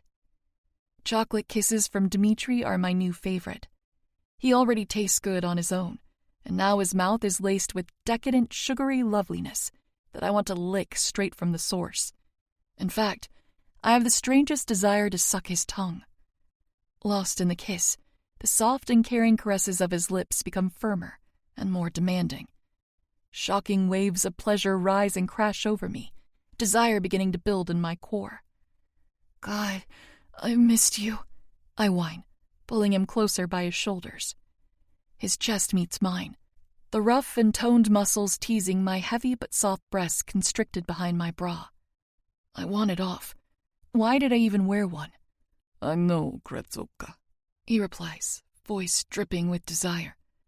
I can't get enough of you. The feeling is so mutual. You can have everything, I offer shamelessly. I'm yours. Yes, you are, he agrees, crushing our lips back together. We're fully making out now, a heated mess of tongues and teeth, each kiss more fevered than the last. It's getting hot just to touch him, my hands blazing against his chest. I feel like we should take all of our clothes off and keep doing exactly this. Jade, he groans, cupping my face. Kretzoka, he rumbles more clearly. Slow down, love. There's no rush. My heart continues to race as I pant against his lips. He called me love. Maybe I want to rush. The ache inside of me has to be dealt with, or I might die. It's so heavy, weighing in the pit of my center. The desire to jump Dimitri's bones cannot be cooled. Thumb dragging down my bottom lip, he slowly shakes his head. I want you slow, he tells me, eyes following the movement of his hand. I'm going to savor every moment I have with you for a long time before we take any steps further. I need some relief, he guesses, stroking a bit of hair from my eyes. I swallow, nodding steadily. His hand glides from the end of my hair to the front of my skirt. Dmitri touches me through the fabric, only using one finger to tap against the area. Do you need me here, baby? I nod adamantly, eagerly hissing, yes! Does this sweet little pussy need some attention? Oh, fuck. New favorite word on Dimitri's lips. Please, I answer, trying not to squirm in his lap. You're doing so good being patient for me, he praises softly. Keep kissing me, and I'll show you how to make that little ache you have feel so much better. Loving that idea, I lean back in, pressing my lips to his. I feel him smile into our connection, eating up the obvious need I have for him. That sultry grin only makes me want him more, but I kiss it off of his face, showing him how badly I want it. Straddle my thigh, Kratzotka, he instructs, helping me to follow the order by lifting me up. My legs part, and he positions his thick thigh right in the middle of mine. It already feels better, feeling the slight friction against my pussy. Keeping his hands on my hips, he squeezes the soft flesh there, and I moan. You have to try to stay quiet, baby, he reminds me, kissing the sound from my lips. Can you do that for me? Or do you need something in your mouth to bite? I can think of something I want in my mouth, definitely not to bite on, though. I can do it, I whisper, trying to sound confident. Dmitri takes my word for it and kisses me sharply. Just when I'm about to beg for more, he moves. It's so slight, but it grows. He's rocking his thigh under me, slowly warming me up. Slowly doesn't last very long. He guides my hips forward, and I gasp against his lips. Fuck, he groans. You're so fucking warm, Kratzoka. When he moves my hips again, I sit down harder against his thigh. Oh, I moan, dropping my head against his shoulder. Wow. The pressure of his thick muscle tucked so tightly against my sensitive core has me seeing stars. He's barely started, and he's already so much better than a showerhead or my fumbling fingers. I can't focus on trying to kiss, only on what is happening to me. I'm subtly burning from the inside out, and Dmitri is stroking the fire. That feel good, baby? He asks, licking his lips. Want to make it feel better? Is that even possible? I gulp, nodding my head in agreement. Yes, please. His eyes darken with my answer, and he kisses the center of my chest. So polite for me. Dmitri scatters kisses all the way up my neck to my jaw, sucking lightly there. Shift your panties to one side under your skirt, and don't let me see. I hesitate. You don't want to look at me? Kratzotka, if I see your soaked little pussy right now, I'll devour her. Your legs will be in the air and my mouth will be on you until you're crying. Oh, please, Lord, let this man see a peek of me under my clothes. You're not ready for that yet, baby, he says thoughtfully, pressing a kiss to my cheek. Be a good girl and be patient. I can make you feel fucking incredible just like this. Trust me, Jade. The way my name rolls off of his tongue has me swooning. Hands slightly shaking, I discreetly slip them underneath my skirt. I move my panties to the left, shivering as a bit of cool air touches my bare skin. I hardly graze myself with my fingers, and they come back shining when I pull them out. I move to wipe them off on my skirt when he stops me. Dmitri pulls my hands up, looking at them with a heated gaze. He carefully separates my wet digits and sucks them between his lips. His eyes close, and his head drops back, hitting the wall with a soft thud. Start humping, Kratzoka, before I can't resist getting another taste. The first movement I make has me sighing with pleasure. It's so much more raw this way. Only the thinnest layer of fabric keeping my skin from his. There you go, he encourages huskily. You want some help going faster, baby? Yes, I moan. The answer is always yes. He guides me by my thighs this time, keeping a firm hold on my legs underneath my skirt. If he shifted up just a little, he could touch me directly. The idea is tantalizing, but I kind of really like how he wants to do this one step at a time. Learning how to interact with him without sex has already been strange. I can't imagine how awkward I might be if we hooked up too fast. Expectations are different when we're on an even playing field, and that feels like what Dmitri is trying to create for us. A place where he doesn't have such an upper hand on me in the experience department. Nothing is going too fast or confusing me, and he's still giving me pleasure. I knew I had wonderful taste when I saw him. You're drenching me like such a perfect girl, aren't you, Kratzoka? He asks, the praise sending even more shocks of pleasure through me. I feel like... I suck in a breath, trying to communicate what I want. Show me, love. What do you need, Hurriedly, I gather his wrists into my grip and pull his hands up. Over my shirt and bra, I press them over my breasts, squeezing the top of them so that he's cupping me. My hips move faster, chasing down the building sensation in my center. You want me to give these some attention? He asks, teasingly moving down the neckline of my blouse. He exposes my bra, then tugs that down too, baring my naked tits before his eyes. You're so fucking lovely, he grunts, voice deep and raspy. Every damn inch of you. My hips rock of their own accord, loving the way he's looking at me. The rising level of intensity against my clit has my toes curling, and my muscles start to stiffen. I'm getting closer and closer to the edge of something bigger than I've ever felt before. Dimitri teases my peaked nipples, gliding over them with his thumb, while I continue to buck against him. I have to bite my lip hard enough to give me a pinch of pain, and it's still not enough to hide every bit of sound crawling out of my mouth. I watch as he sucks my nipple into his mouth, and I fucking combust. My throat catches on a loud moan, cracking the sound into a cry that I muffle into his shoulder. My pussy contracts around nothing, beating like a heart pumping blood. Ears ringing, I ride out the wave, appreciating the attention Dimitri continues to lavish my breasts with.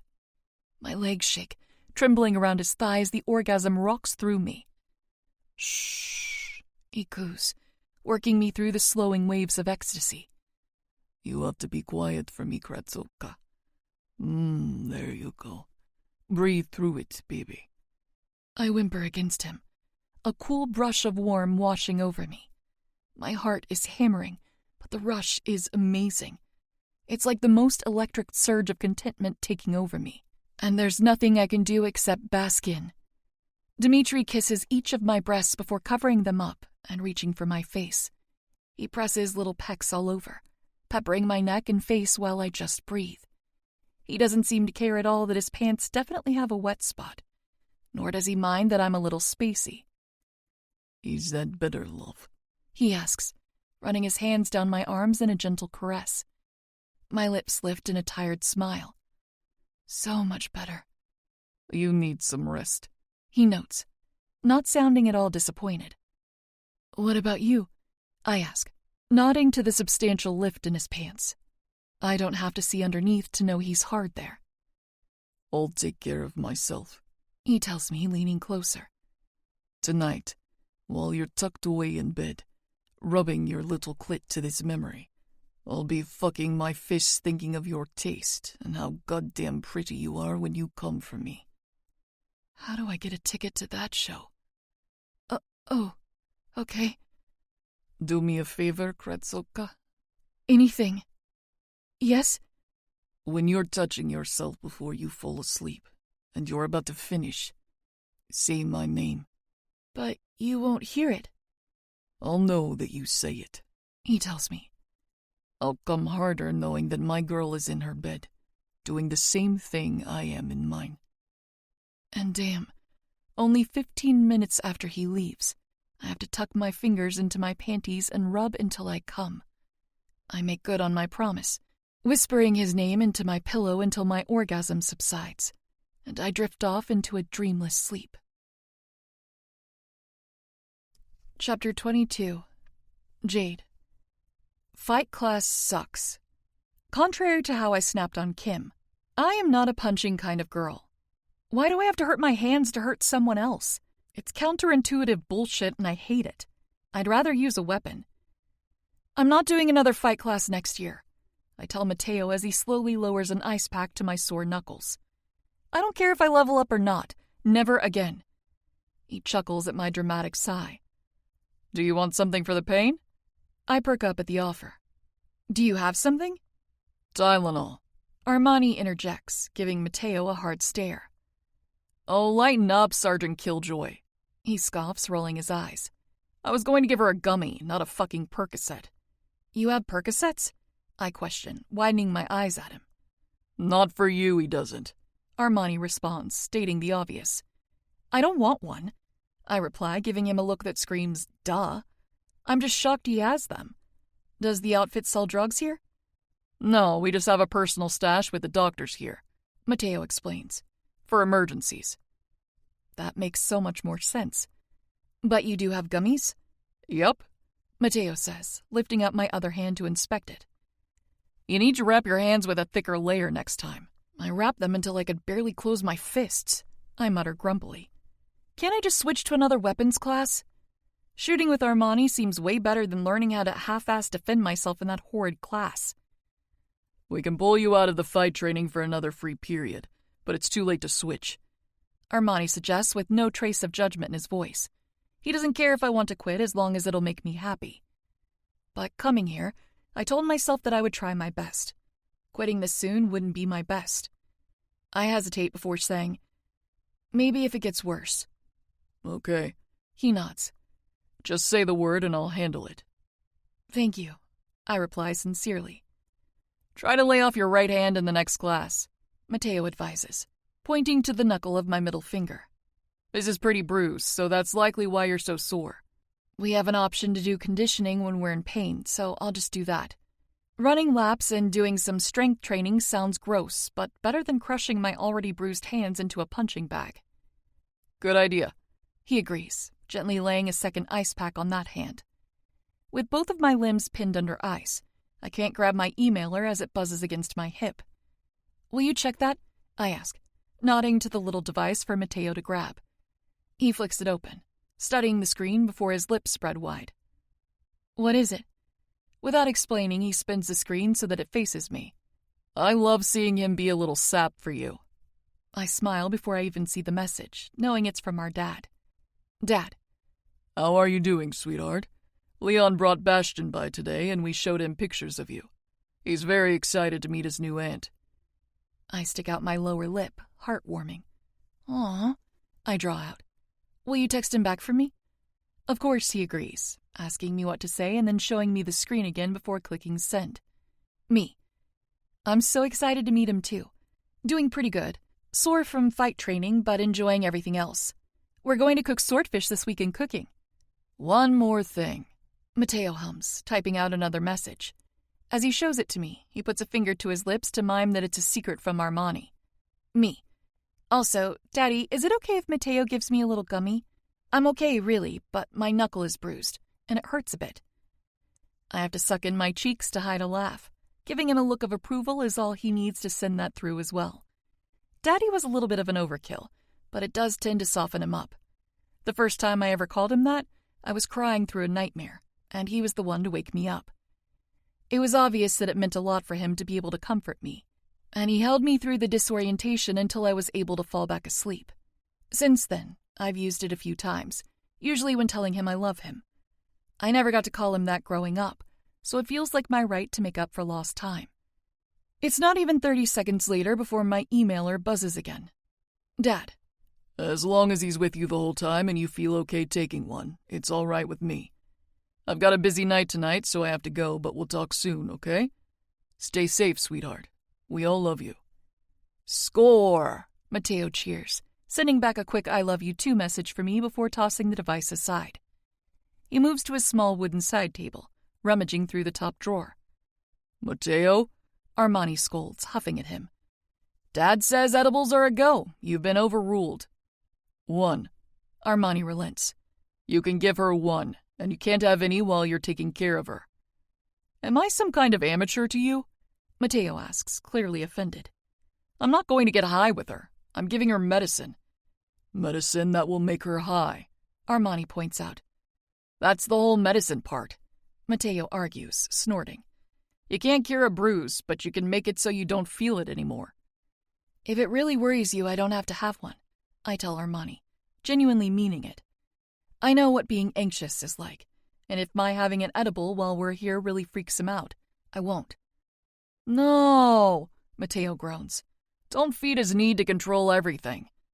It's fine, Armani grunts, surprising the shit out of Mateo. He looks straight up gobsmacked at our brother. Jade, quick, open your mouth and take this before he changes his mind, he urges, putting a blue gelatin bear to my lips. I'll check that he hasn't been replaced with an alien impersonation after. How? The taste of blue raspberry invades my mouth before I can get my question out. I roll my eyes at both of my brothers before chewing and swallowing the little treat. I was going to ask, how do you check if someone is an alien exactly? Easily. Matteo shrugs, approaching Armani. Come here and let me try and rip off your face. Touch my face and I'll punch you in yours. Well, that's fucking rude. And trying to rip my face off wouldn't be? I'm trying to save your life. Can you both shut the fuck up? Nico complains, slamming his pillow over his head. Have you been trying to sleep this whole time? I ask, wincing. I'm sorry, I thought you were reading. Nico's bed is in the furthest corner of the room because he needs more alone time than Matteo or Remo. He likes his space, and I try to give it to him as much as I can. Not your fault, he mumbles. You're not one of the loud ones. It's 4 p.m., you shouldn't be sleeping anyway. Matteo gripes. Quit being fucking boring and do something with us. Dinner is in an hour. Nico returns, ignoring Matteo's request. Did you think about that before you gave her weed? Oops. It's okay, I chime before anyone can panic. It just means I'll be able to eat more. Matteo cackles, tossing his head back. Oh, this is going to be great. Dinner is not great. Not because of a bad high or anything, but because I didn't think about the fact that Ivan would see me high. My poor best friend has been watching me with worried eyes ever since we got here. I understand his concern. I'm openly giggly, squinty, and eating without as much control as I typically do. While I feel great, I also feel like a bad friend. That is, until I see an opportunity to right my mistake. I'm getting chocolate cake, I announce to our table, standing up.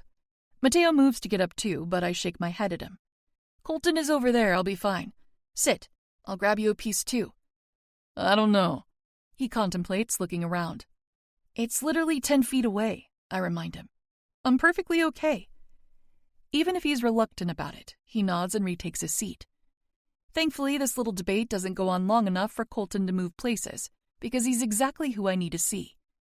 I glide right up to him, walking confidently so that I don't wobble. Hi, I greet, grabbing an empty plate. The sound of my voice grabs his attention, and he half turns to greet me. Hi, Jay. Whoa, you're stoned. I am, I agree, smiling like a goon. I need your help. Immediately, he straightens up. Did somebody drug you? Oh, Lord, no, I rush out. Sorry, no. Matteo gave it to me. It was just a gummy. I've had them before, and my hands are sore from training. He immediately relaxes. So what do you need help with? Getting cake? Well, actually, yes, I answer quickly. 2 chocolate, please, 1 regular piece, and 1 big-ass one for Matteo, if you don't mind. Colton takes my plate and starts to slice into the double chocolate dessert. But also, I say, keeping my voice low, would you mind telling Ivan that I'm okay and explain the gummy? I think he can tell that I took something, and he doesn't know what, so he's worried.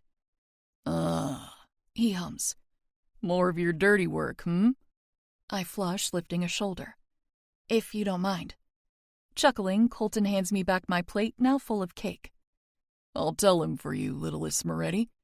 Thank you, I cheer, smiling big. Don't mention it, he replies, nodding back to my table. Go on back now before Armani gets the wrong idea. A great piece of advice, because when I turn around, he's looking right at us. He doesn't exactly look mad, but he certainly doesn't look pleased. Seems rude not to trust someone who's obviously your friend with your sister, but what do I know? I don't exactly have the most experience with friends. What did Colton want? Armani asks before I can even sit back down. I'm so tempted to say something sarcastic, like pretending he was asking for my hand in marriage or something. But even high, I know that's a horrible idea. I blink at him. He helped me cut my cake. He arches a doubtful brow. You spoke more than that. He could tell I was high, I mentioned, lifting a shoulder. He wanted to make sure I didn't get drugged or need help. Armani's posture relaxes and he nods. Colton is good like that. He seems like a good friend, I comment, watching as Matteo starts digging into the plate of cake. How come you guys don't hang out more? Matteo chuckles around a mouthful of cake. Daddy Levi hates Armani. Colton's dad? I ask, my head swaying back with surprise. What did you do to make him hate you? It's... The words die on his lips, Whatever explanation he's going to offer is gone as something crashes on the other side of the cafeteria. There's a huge breakout of sounds, gasps, curses, chairs loudly scuffing against the ground, and, oh shit, fighting. With tipped-over chairs, a mess of silverware and plates around the two bodies, and a crowd beginning to form, this doesn't look good. My stomach drops as I realize who is brawling. I blink rapidly, not believing my eyes. Ivan is kicking the shit out of some guy, like fully beating this man into the ground, and no one is stopping him. He's smaller than him, more lean, and obviously the shorter of the two, but it's not an even disadvantage from what I can see. Ivan seems to know exactly how to use his size and capabilities. It doesn't even look like he's been hit in return. And Colton isn't anywhere near him anymore. In fact, he's heading toward our table, looking at the fight over his shoulder but still moving forward. My brothers all stand, their guards going up like impenetrable shields. I stand up too, nervously reaching for and gripping Mateo's hand for support. My mind is racing, and I have no idea how to act. The need to check on Ivan is strong, but Colton looks me sternly in the eye, and I know he's reminding me that I can't. We slowly migrate closer to the scene, the sound of punches snapping through the air with a sickening crunch.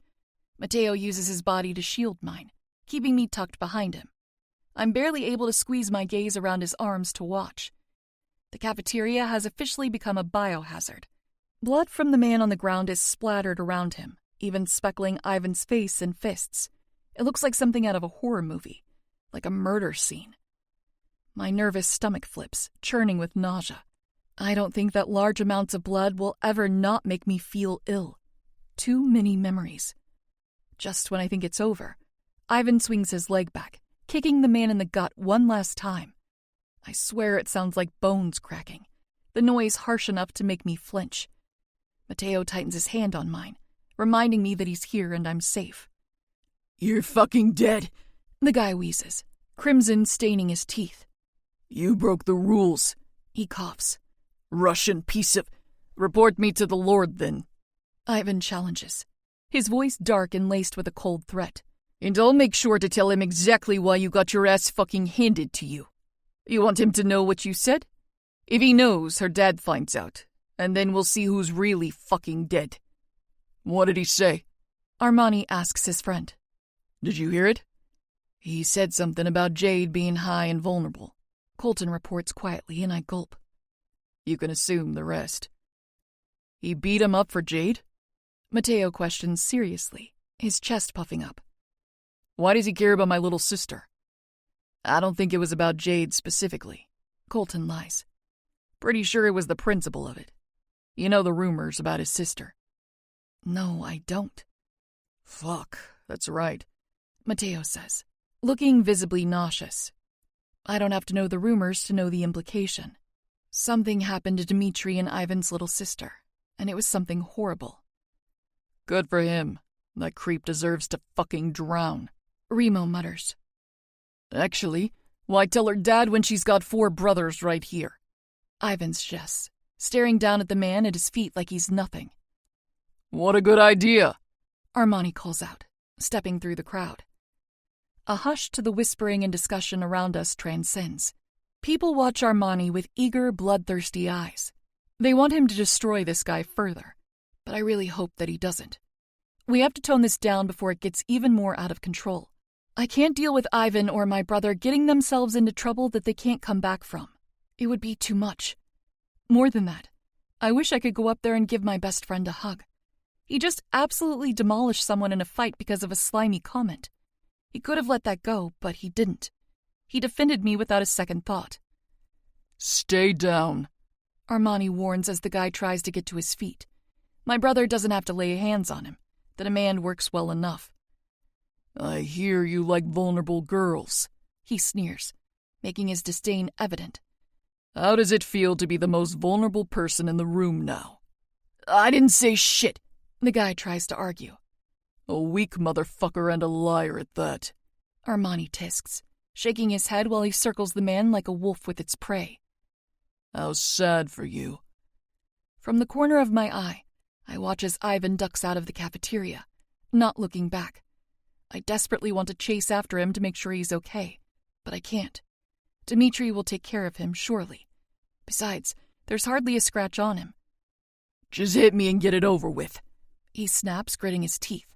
Armani laughs. Oh, I'm not going to hit you.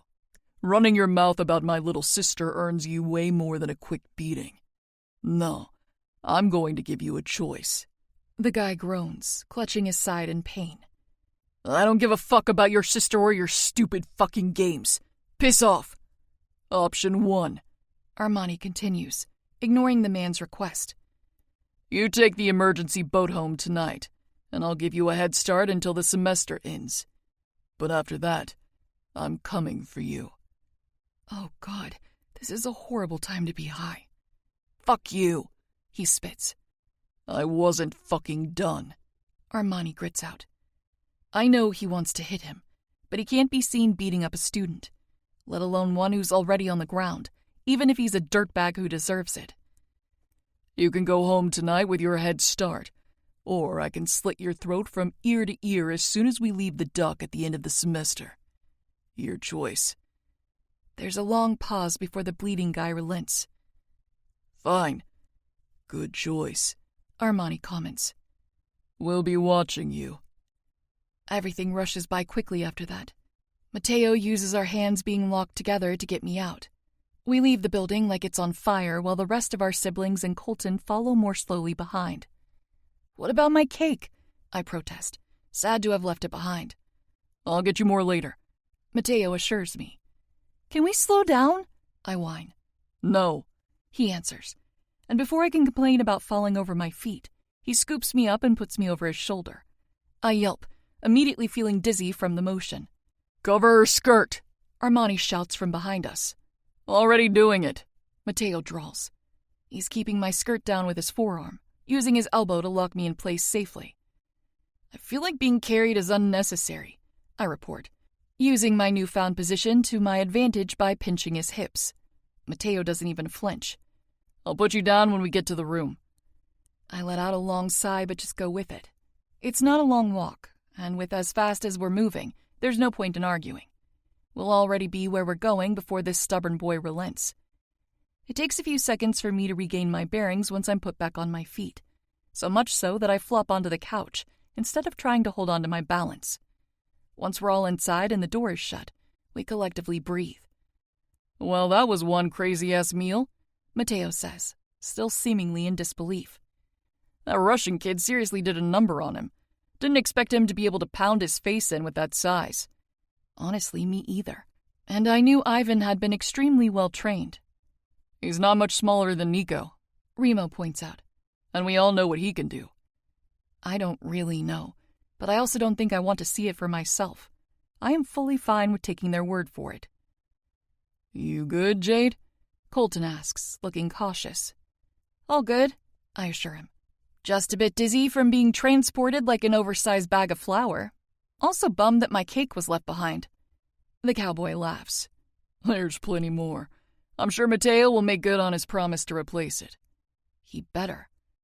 My buzz is dwindling because of all the stress, and a good bit of chocolate will help make up for it, I think.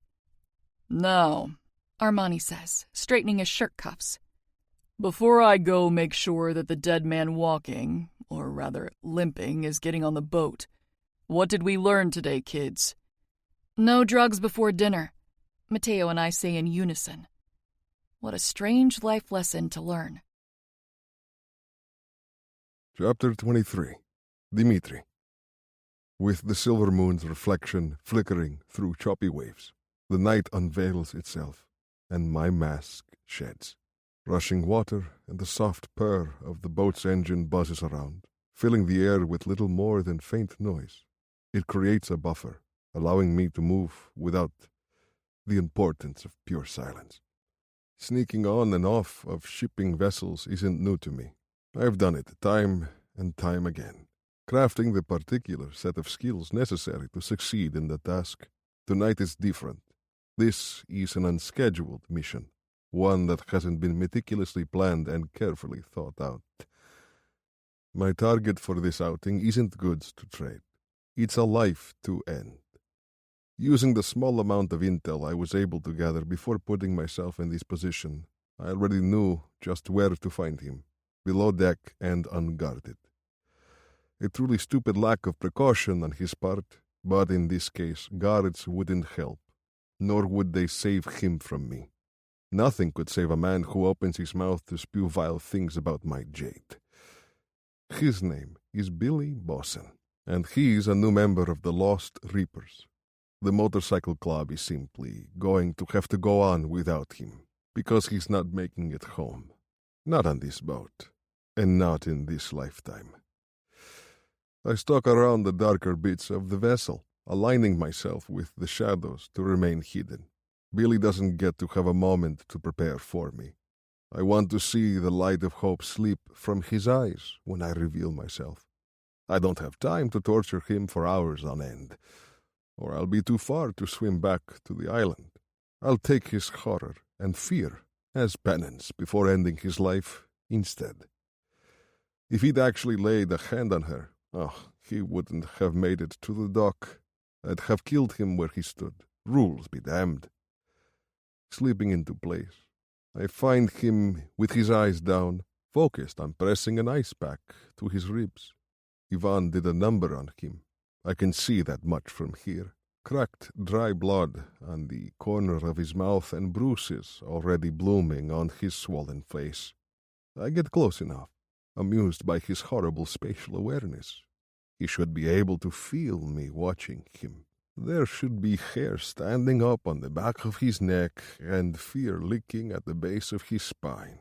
And yet his ears don't even twitch at the slight sound of my steps. I'm doing the Lost Reapers a favor by removing him from this earth. He's a fucking liability. Did he crack them, or haven't you been able to check yet? He looks up, flinching at the sound of my voice. I was hoping he punctured a lung, but then he'd get the pleasure of saying he finished you off himself. I'm pleased. There's still a piece left for me. Oh, fuck! He curses, face draining of color. Smart enough to be scared of me, and yet dumb enough to put yourself in this position. I remark, curling my lip. What a waste. He makes a move to run, but he's not nearly quick enough. I have him slammed to the ground, groaning in pain in a flat second. I stand above him, hovering my boot over his forearm until I find, just the right place. Crunch. His blood-curdling scream is music to my ears. Fuck! He grunts as I let up, keeping plenty of weight there as a threat. It's not broken yet, I tell him, even though it's definitely fractured. Don't cry about it. You've earned this for yourself, Billy. The Morettis gave me a head start. He spits like that's supposed to mean something to me. We made a deal. Do I look like a Moretti to you? I question, pressing harder against his pinned arm. A few more pounds of pressure, and I'll start seriously cracking bones. Fucking Christ! He cries, groaning and trying to squirm away. Why do you give a shit? She's just some fucking girl.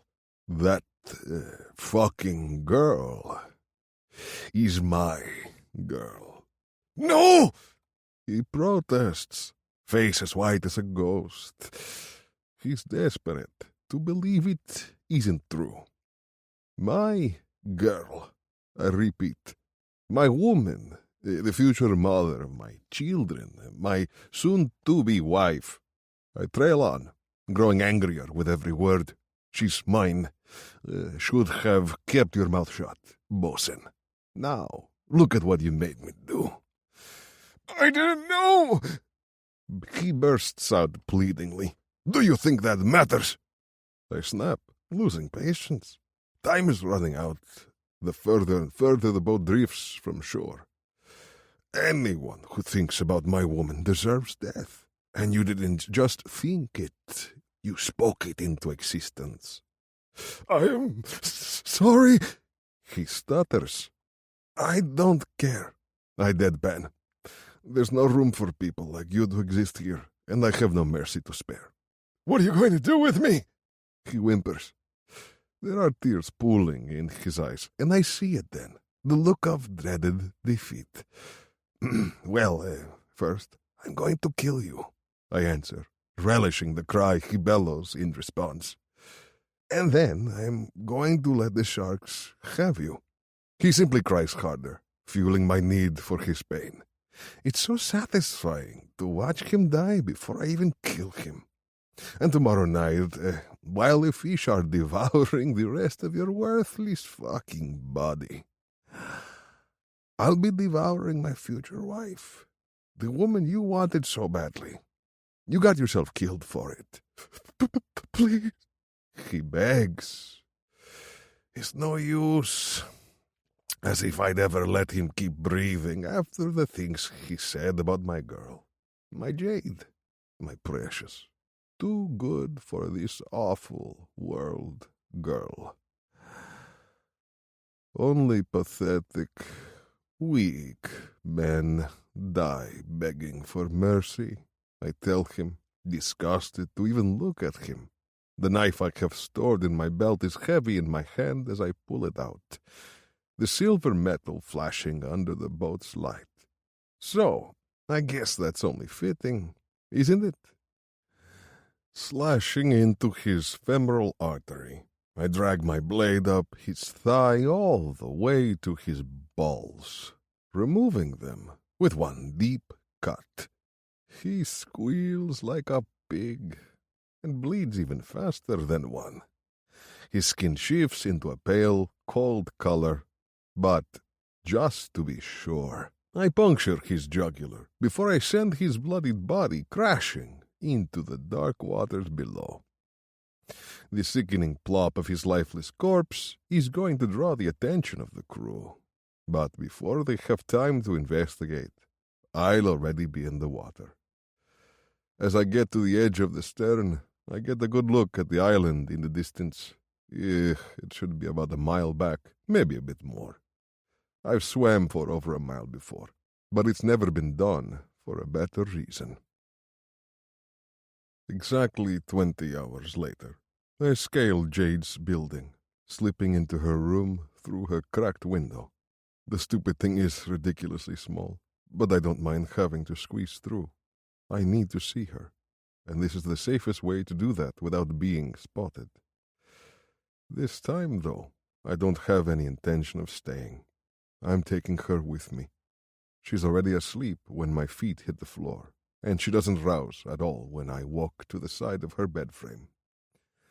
It's a good thing Jade has so many brothers for protection, because it appears she's a very heavy sleeper. She has me now, too, I remind myself, pleased by the fact. Leaning down, I get a good look at her fresh face, her skin still glistening from her post-shower skincare. She hasn't been asleep long then, not if she hasn't rubbed off her moisturizer from rolling around. Jade, I whisper, touching her bare arm with a gentle caution. Wake up for me. She cuts off my words with a frustrated and groggy groan. Mateo, I already told you I don't want to watch a zombie movie. She mumbles, burying her face deeper into her pillow. I'm sleepy. I have to smile at that. Too sleepy for me, Ashotka. She freezes, muscles tightening up all over before she slowly picks up her head. Her tired eyes widen as she sees me. She looks so fucking adorable, all shocked and confused until she shakes out of her sleepy state. Dimitri? She whispers sweetly, the apples of her cheeks turning pink. Hi. Hi, baby. I greet, leaning down to brush her forehead with a kiss. How do you feel about going on a date? Are you still too sleepy? Sleepy? Who's sleepy? I'm wide awake, she answers, rubbing her eyes to shake off any residual tiredness. Jade fumbles around, tossing off her blanket and swaying to her feet. Oops, got up too fast. 1 second, please. I chuckle, holding her arm to help balance her. You can slow down, Krasotka. We have time. No time needed, she sings, smiling wide and putting her hands on her hips. I'm all ready to go. Baby, you're in your pajamas. I remind her, looking down at her skimpy little nightie, and although I'd like to lift up the ends of it and show her just how much I like it on her, it's not practical for what I have planned. She looks down at herself, noting her exposed thighs and the low neckline showing off her cleavage. Oh, right. I chuckle, lifting her chin back up. Do you have something warm to wear? Jade swallows, and for a second I think she might jump into my arms and attack me with kisses, asking me to have her right here. I'm really fucking glad she doesn't, since I don't trust my ability to turn her down tonight. Warm? She asks, turning to find her closet. I bite my knuckle as she walks away, dress swaying around her thighs and emphasizing her backside. So much naked skin that I could just reach out and touch it. Surprising the hell out of me, Jade sheds her sleeping gown, dropping it at her feet in the small closet. My cock jumps in my pants, swelling tightly against the seam of the zipper, and I turn halfway, shielding most of her from my eyes. Her breasts are bare, heavy handfuls with peachy pink nipples I can still taste. Thankfully, she's wearing panties, or my girl might have just broken me. From the corner of my eye, I watch as she slowly drags a pair of black leggings up her legs, tightening my fist as I get a look at her pink lace thong. I'm going to take that off her with my teeth. Now I just have to be able to do that without putting my cock in her. When I take my next glance, her tits are covered with a pink bra, and she's pulling an oversized crewneck sweater on. If I'm honest, her being covered isn't helping the rise in my pants, nor the fire burning inside of me, begging for a taste of her. Something wrong? She asks, feigning innocence as she slips into a pair of socks. You are a temptation beyond belief, Krasotka. I reply honestly, openly checking her out. I'm the luckiest bastard on this whole damn island just for the simple fact that you want me as much as I want you. Her eyes darken as she pulls on her boots, lips parting with a silent gasp. Ready to go? I ask, playing coy just like she did. She nods eagerly, taking a step toward her door, only halting when I shake my head. We're not going that way, love. Jade gulps, wide eyes shooting toward the window. You don't mean... I grin, taking her hand and leading her over to it. It's only 3 floors, and besides, nodding at the ground below, I prompt her to do the same. Look who's there to catch you. My brother emerges from the shadow of the building, looking up so that Jade can see his face under the moonlight. Ivan, she says, a smile blooming from her lips, teeth flashing and all. Trust us? I ask, lowering my mouth to the shell of her ear. Her head dips in a nod. Always. Seeing Ivan flash the signal that he's ready, I help Jade move through her window. I have her hold tightly onto my arms and anchor myself against the wall before leaning down, lowering her to a more comfortable drop point. A whistle pierces through the air, and I know Ivan is angled to catch her. Let go for me, baby, I instruct quietly. Without a glint of fear in her eyes, Jade's hands release me, and she falls. She strikes me with a mesmerizing action, dropping right into Ivan's waiting arms with a whoosh. Fuck yeah! I can hear Ivan cheer. Good job, brave girl. Jade laughs with him, and my heart warms. I get myself down easily, closing her window on my way down, using the exposed brick and window siding. I descend quickly before dropping to the ground. I'm sorry you had to beat someone up for me, Jade says softly as I find her. She's on her feet now, hugging Ivan around his middle. My brother chuckles, but hugs her in return. Don't be sorry. I enjoyed it. You're not just saying that? She asks, pulling back to watch him answer. He shakes his head. No, I very much liked seeing him bleed. Releasing him entirely. She giggles and nods to say that she relieves him. I'm sure Armani enjoyed it too. I could tell he wanted to hit him so bad. Hopefully, beating him up after the semester is over will be incentive enough to tide him over. Oh, she's still so innocent. Armani wouldn't have settled for a few broken bones and some light internal bleeding. He'd have hunted him down like a dog, tortured him, and put him into a permanent sleep. There isn't anything to tide him over with, though that dirtbag was mine to dispose of, and I don't have any restraint when it comes to my woman, at least in regards to her protection and honoring her name. Ivan walks with us back to our building, but he doesn't stray once we get to my room. He'll go to his own and keep an eye on things while we're occupied. This is where I leave you, he tells Jade, lips lifting into a lopsided grin. Enjoy your date, and I'll see you soon, brave girl. Bye, she says, offering a small wave as he disappears. Unlocking my door, I open it for her and wordlessly follow her inside. She's seen my space before, but not quite like this. This time I've prepared for her presence. Candlelight flickers, filling the room with a warm orange hue. My bed is made, and every available surface is littered with tall white candles that perfume the room with the light scent of vanilla. I don't have sweets to offer this time, mostly because I doubt she'll be feeling snacky when she was just trying to sleep a few minutes ago.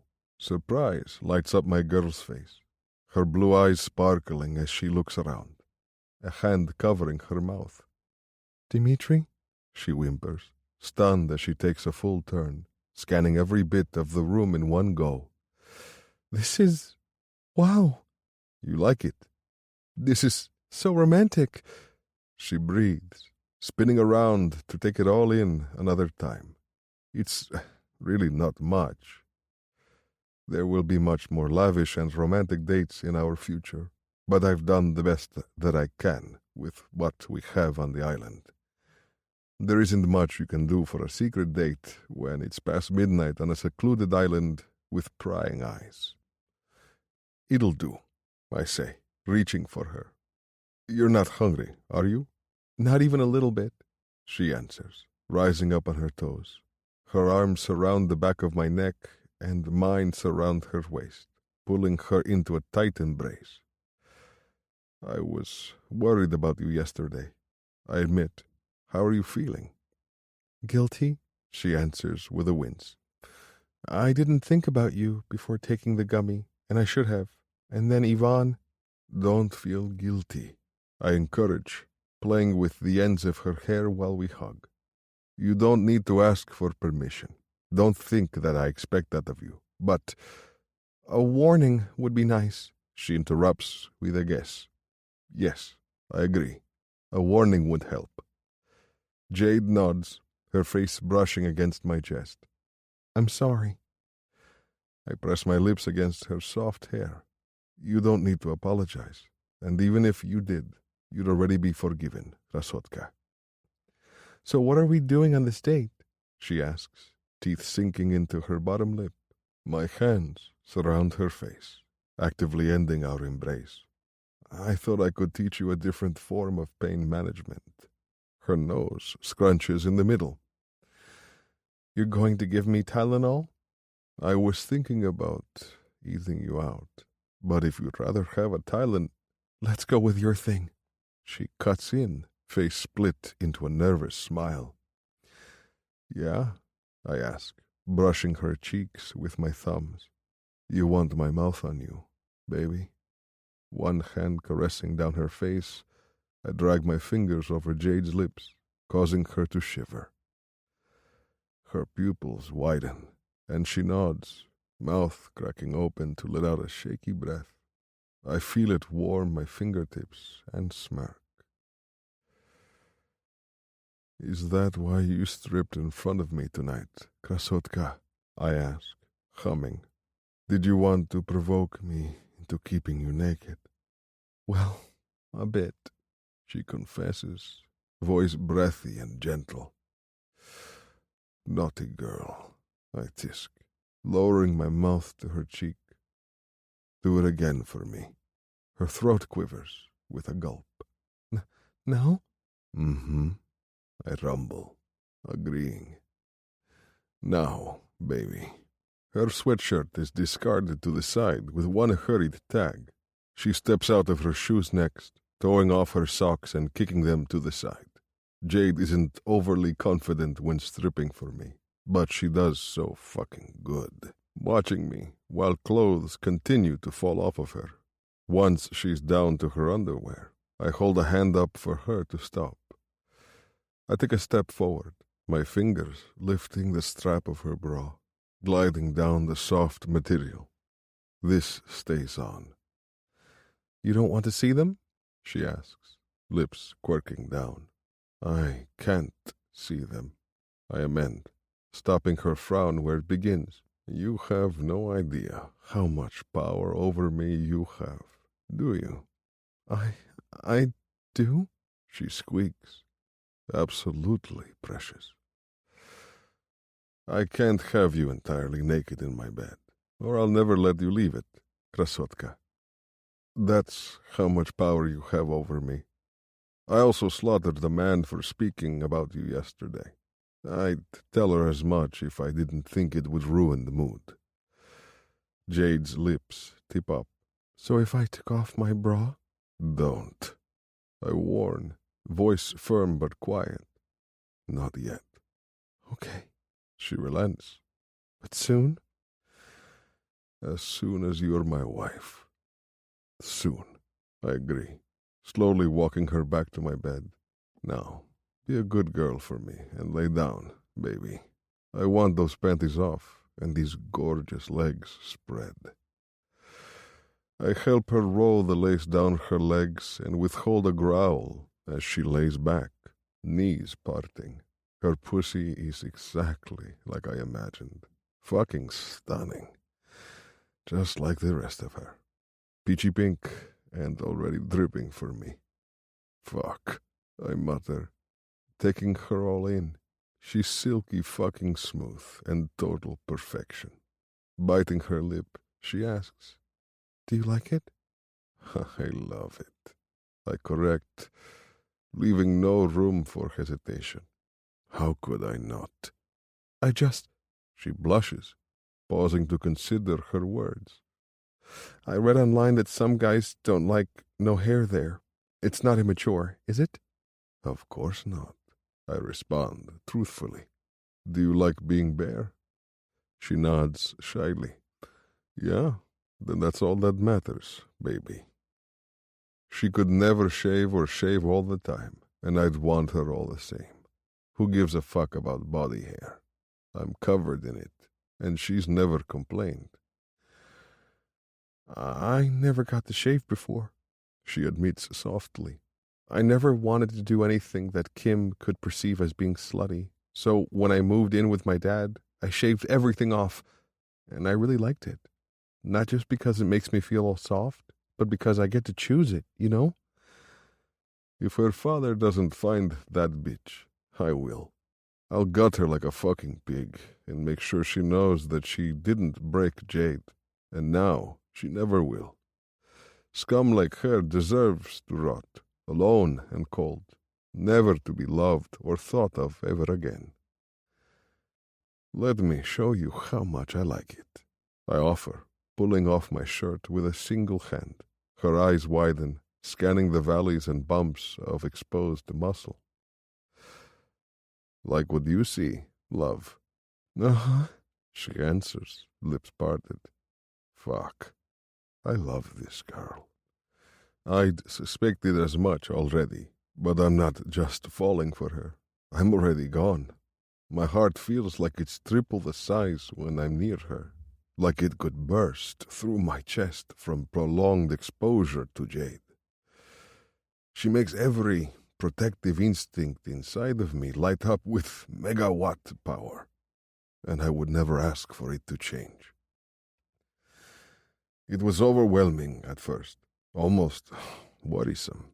A Pakan is meant to remain in total control, to keep the people who depend on him safe.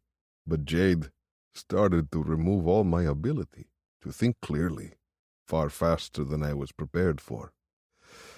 She knocked the wind out of me, and now she's all of the air that fills my lungs. And I'm so fucking glad I can breathe her in every day for the rest of my life, if she'll have me. My knees hit the floor with a soft thud, dropping down before her. My nose drags from the inside of her knee, teasing all the way up her thigh. I breathe her in, sucking in a mouthful of her addictive scent. Jade covers her face, her fingertips leaving little white impressions on her pink cheeks, while she seals her eyes shut. I haven't even put my mouth on her yet, and she's panting. Don't hide. You look so perfect from down here, baby. I caress her legs, planting kisses on the soft insides of her thighs. Let me see those pretty blue eyes before I lick you, love. She mewls, snapping her eyes open and parting her lips to suck in more air, likely to calm herself down.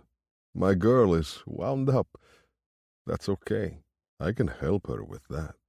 Looking in her eyes, I drag my tongue up the length of her cunt. The sound of her broken, high-pitched whimper is enough to make my balls tighten up. Coming twice before going to get her was definitely not enough. She tastes fucking phenomenal, and the sounds she's making are even better. Not needing to be encouraged further, I continue to lick, switching from pointing and flattening my tongue to playing with the pressure. My girl lets out an appreciative moan, gasping as her hips move of their own accord, chasing every touch I offer, wordlessly begging for more. Her chest rises and falls, eyes going hazy and heavy with desire as they flutter. She grows more and more wet as I go, and I can't get enough of it. Ooh, she whimpers, breathing hard. I groan, feeling her arousal flooding my tongue. Shyly, she asks, "Does it taste okay?" I should have told her already. But that would mean taking my mouth off of her for even a moment. It tastes fucking immaculate, Krasotka, I vow, nipping at her clit with my folded-over lips. It's too soon to introduce teeth, I think. This pretty cunt is my new favorite flavor, like sweet fucking honey on my tongue. "That's what it tastes like?" Jade asks, seeming in disbelief. She tastes like you, baby. I'll crave her until I'm dead. Don't ever forget that. To prove it, I seal my lips around her clit and devour her like a 4-course meal. My tongue twirls, circling the juicy skin and lapping up her arousal. Carnal desire swirls around in my gut, and I push the feeling down, tucking it away to focus on Jade. Her pussy is my #1 priority, and making her feel good will be immensely more satisfying than my own pleasure. "Oh, wow!" "Whose pussy is this, Krasotka?" She shudders, gasping as I tease her entrance with the tip of my tongue. "Yours!" she cries sharply. "Mine?" I ask, moving my tongue slightly deeper. "Who am I, baby?" "Fuck!" she whimpers. "My pussy is yours, Dimitri!" My balls ache at her answer. "That's right, baby. Look at you being such a smart girl." Her cunt clenches, tightening at the sound of my praise. She's so fucking perfect. I seal my lips around her soaked little clit, sucking hard before it slips out again. Repeating the action causes a sudden broken scream to burst from her lips, like a crack of lightning. She's right on the edge, so close to coming for me that I can literally taste it. I tug her closer, and her legs squeeze around my head before they begin to wobble. Sparks light up behind her eyes, and the look on her flushed face is irresistible. Fucking hell. Do not put your cock in her. My tongue stills, slowing while she shakes. As she breathes out, moaning loudly, I start gliding it along her clit again. I temper the pressure, making it lighter to continue to build her up hard and fast without overwhelming the sensitive little bud. Even though her thighs are trembling, her stomach stiffens, the muscles there flexing as her whole body becomes tense. Toes curling and hands bunching into fists. She has to let go, or it'll take over all by itself. Almost there, baby, I coax, pulling back to teasingly blow air on her center. Let it happen, gorgeous. You're so close. She whines, thrashing and driving her fingers into my hair for control. I take the hint, pressing my lips back against her flesh. Jade cries out, back arching and hips lifting. Yes! She wails, voice cracking on a moan. She doesn't know how to breathe through it, but she does well either way. She holds me close and tight while her body shudders through the hot wave of pleasure. I caress her as the orgasm rises and subsides, lavishing her pussy with slow strokes of my tongue and massaging her thighs with relaxing rubs. Once it's over, I sit up, licking the remainder of her taste from my mouth and drinking it down.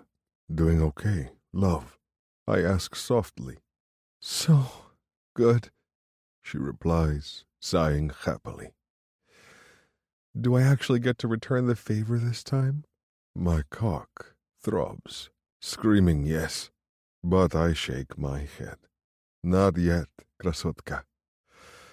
If she put those pretty lips around my dick in any capacity, her virginity would be a thing of the past in mere seconds.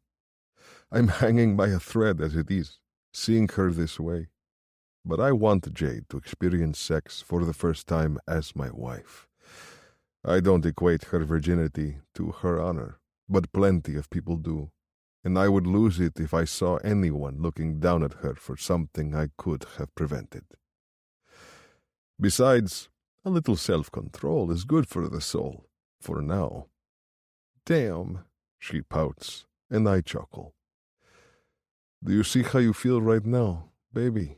Floaty and happy. Yep, feels so awesome, she gushes.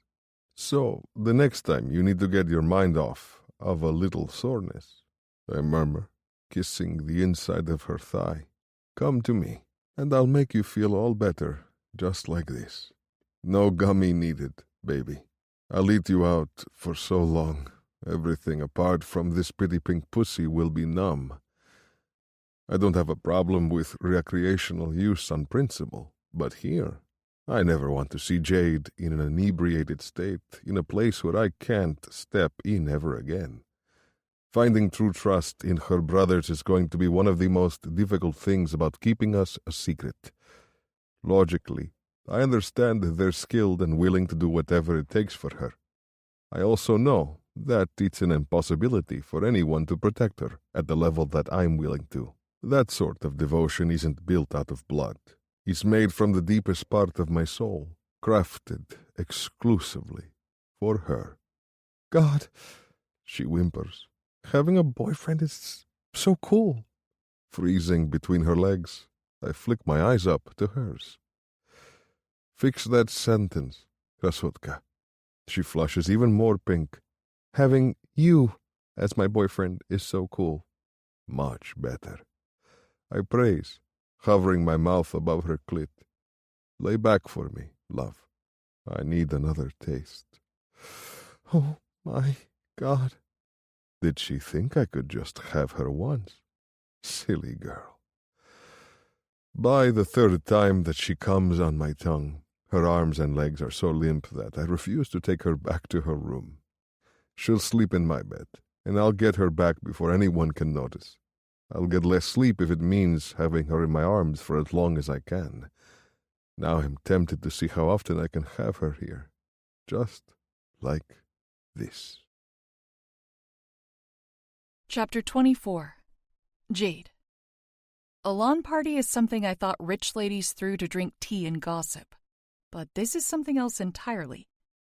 The courtyard isn't as cool as the one by the ruins, but I kind of like that the party isn't there.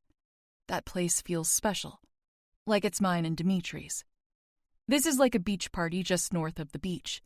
Definitely not fitting for the old, ethereal feel of the ruins. This place is closer to the beach, giving the whole party an ocean and black sand beach backdrop. It's way too chilly today to get into the water, but thankfully it doesn't look like anyone is drunk enough to jump in anytime soon. It seems like half of the student body is here, and half of them have some kind of alcohol in their hands. Tobacco, wine, and beer are all permitted on the academy grounds, but I'm not sure how much of this was brought here over on the ship. I bet Dimitri would know.